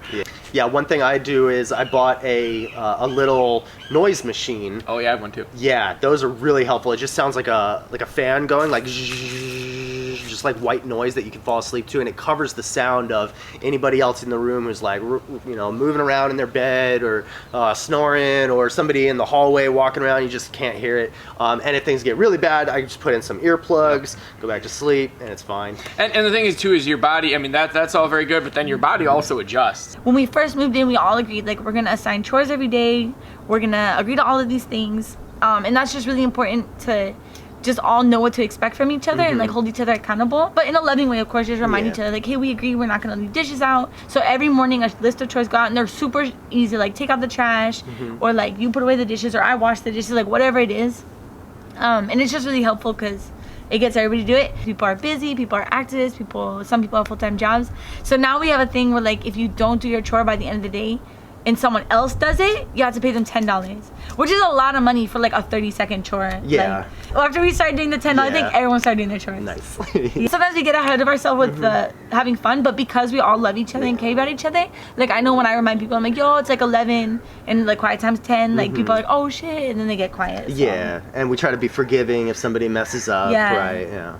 This house is 3 bedrooms. We have it all split up by the size of each room. We have a bigger bedroom where there's like 5 people or 6 people, and they have bunk beds. So most of the people are paying about how much per month? I'm paying like a little over 500, and then the bigger shared room, everybody's paying like 300 something. Because there's more people in that room. How many people live here? Like 12 at the moment. Okay, and how many bedrooms? 4, I think, officially. Although we're very creative with the definition of a bedroom. There's like this cabana, which is kind of this little shed type thing in the backyard where there's 2 people, and then there's another downstairs room where there's 2 people, another downstairs room where there's 2 people. There's a couple people who are basically staying on the couch for the time being downstairs. Upstairs, 2 rooms, 2 smaller rooms that have 1 person each, another room that has 1 person, and then I am living in a closet off of one of the bedrooms, and then Wayne is in a very small closet off of the hallway there. So we're very resourceful with our space. So it sounds more like you actually have 6 bedrooms and then a couple of closets. Okay, so you have a private closet, and how much do you pay for that? It's around 5. It kind of fluctuates with people coming and going, but it's in the neighborhood of $500 a month. Okay. And I'm very happy. In Berkeley, you know, I have my privacy. It's a closed off space for $500 a month. Like, I'm a happy camper. So like 2 people sharing 1 room. Yeah. How much are they paying? Maybe 400 something, 500 something, kind of depending on the space. But yeah, I mean, sometimes if they have a big room that's divided by 2, they're still getting more space than me, but less privacy. So it kind of fluctuates, but around 500 maybe. And then so if somebody has a private room to themselves, a nice normal big room, how much would that go?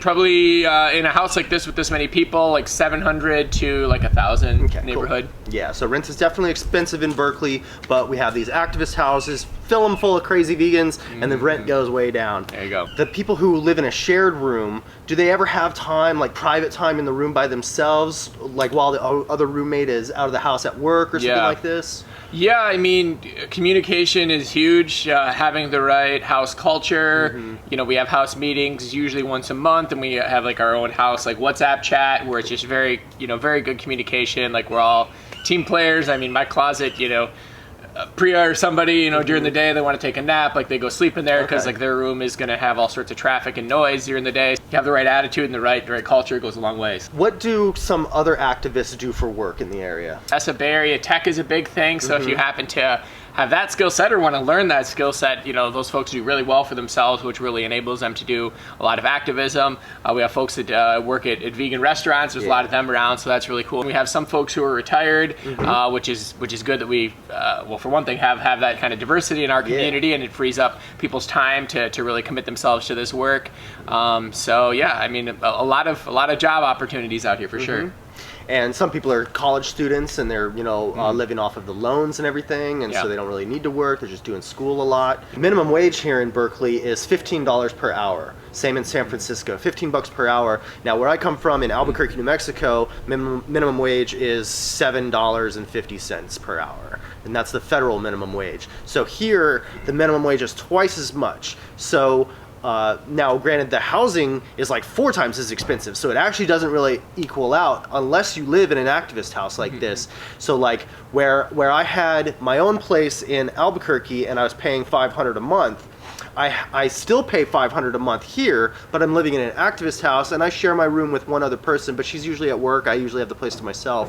But if I were working at a vegan restaurant getting paid minimum wage, I'd be making $15 an hour instead of $7.50 an hour. So it's like I'd be paying the same amount of rent, but making twice as much money. So despite the fact that it is more expensive to live out here, if you're living in an activist house and just making minimum wage, you're making twice as much as you were in that other city. So don't be scared by this "it's expensive to live in California" thing. Yeah, you can make it work. And I think also with that, the housing is the worst of it in terms of what costs more. So I mean, you know, your utility, certainly compared to Iowa, utilities are much less. You know, it's pretty moderate temperature wise, and most houses actually don't even have well, yeah, some houses don't have heat or AC, and AC is basically not necessary. And I mean, your food prices are, I mean, a little on the high side, but I mean, there's still dollar stores around. You know, there's still Walmart around. So it's you know, it's really the housing that's quite expensive, and everything else is you know, a little more expensive than average, maybe 10-20% more expensive than average. Yeah.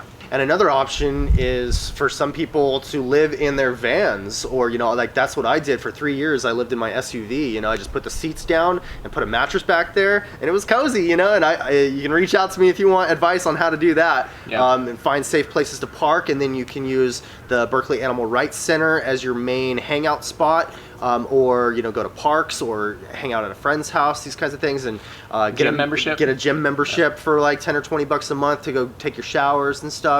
One quick disclaimer is that, you know, DXC is limited on time and money and different resources, and so you know, we can like offer to help you transition and get acclimated to the community and like kind of try to help you find a job and a place to live. But there's only so much that we can do, so people will need to be self-reliant. So just know that, and you know, don't get mad at leadership if they can't, you know, help you in every possible way. But this is definitely something that I think we should put more effort into, helping activists know how to do this and make this transition if they're interested, because I know there's a lot of vegans out there who really want to live in a community like this, and I think that if we can get our numbers up by getting people who are already trained activists that just live in different cities to come here, and our movement will just explode and we'll take over. Yeah, absolutely. And if people, I mean, I'm sure they can reach out to you, or if people wanted to, I'm very happy to have an hour-long conversation or something like that with folks.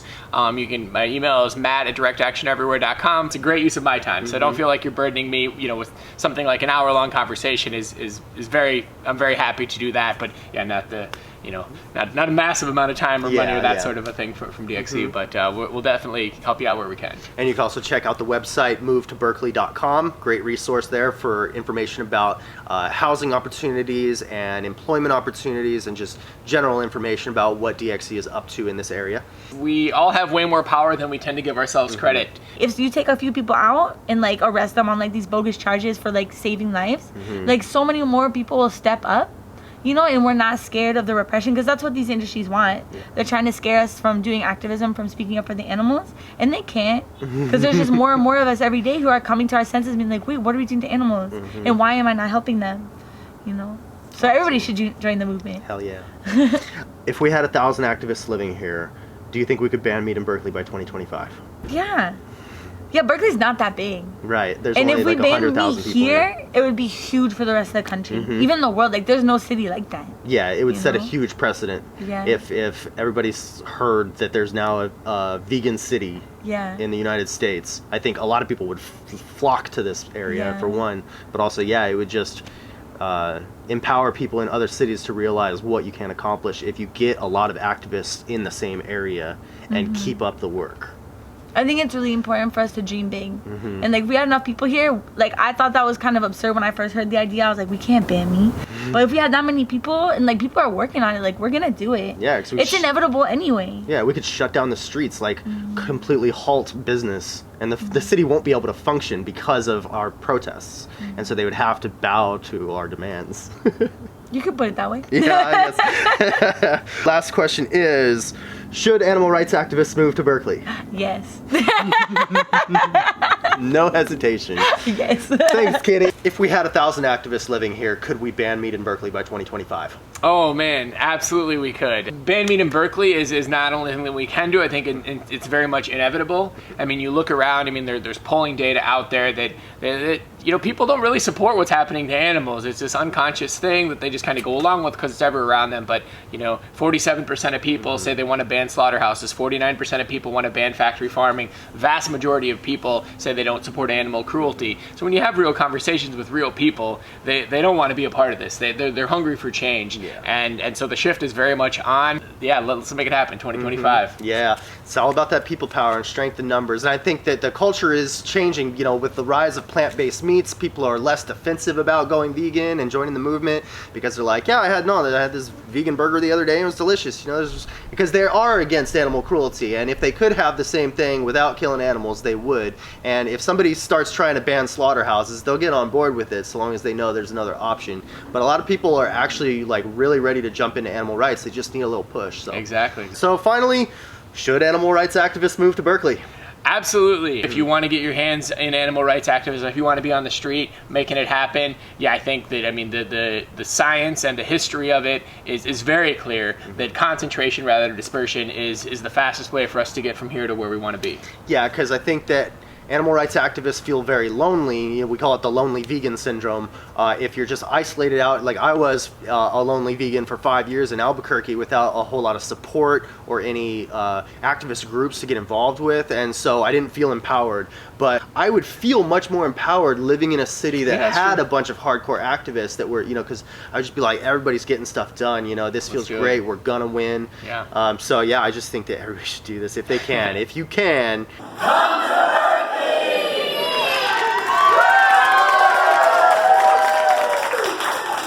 So, did you like my movie? I sure do. It's a little long though. For more videos, follow me on Facebook, Instagram, and especially YouTube. I've got a new playlist on there called My Top 20 Videos. Check it out! A special thank you to everyone who supports my work on Patreon. I couldn't do all this activism if it weren't for your generous contributions. I'm trying hard to become a full-time activist, and 50 awesome people are already donating to me each month, which is 1/4 of my goal. But I am still struggling financially. It took me over a month to make this movie, so if you enjoyed the film, please consider supporting my work at patreon.com/Chase Avior. Even $1 a month goes a long way because so many people are helping. And thank all of you for everything you do for the animals. You are so cool! Ban meat in Berkeley. It isn't nice to block the doorway. It isn't nice to go to jail. There are nicer ways to do it, but the nice ways always fail. It isn't nice, it isn't nice. You told us once, you told us twice, but if that's their freedom's price, we don't mind. It isn't nice to carry banners, or to sit in on the floor, or to shout their cries of freedom at the hotel and the store. It isn't nice, it isn't nice. You told us once, you told us twice, but if that's their freedom's price, we don't mind. We have tried negotiations and the long demo line. Corporations just ignored us. They don't have love for their kind. Our new ways, they don't seem nice when we deal with men of vice. But if that's their freedom's price, we don't mind. How about those years of slaughter and the sore on that pig's back? Do you say it isn't proper? Do you stand upon the track? You were quiet just like mice. Now you say that we are nice. And if that's their freedom's price, we don't mind. It isn't nice to block the doorway. It isn't nice to go to jail. There are nicer ways to do it, but the nice ways always fail. It isn't nice, it isn't nice, but thanks for your advice. 'Cause if that's their freedom's price, we don't mind. We don't mind.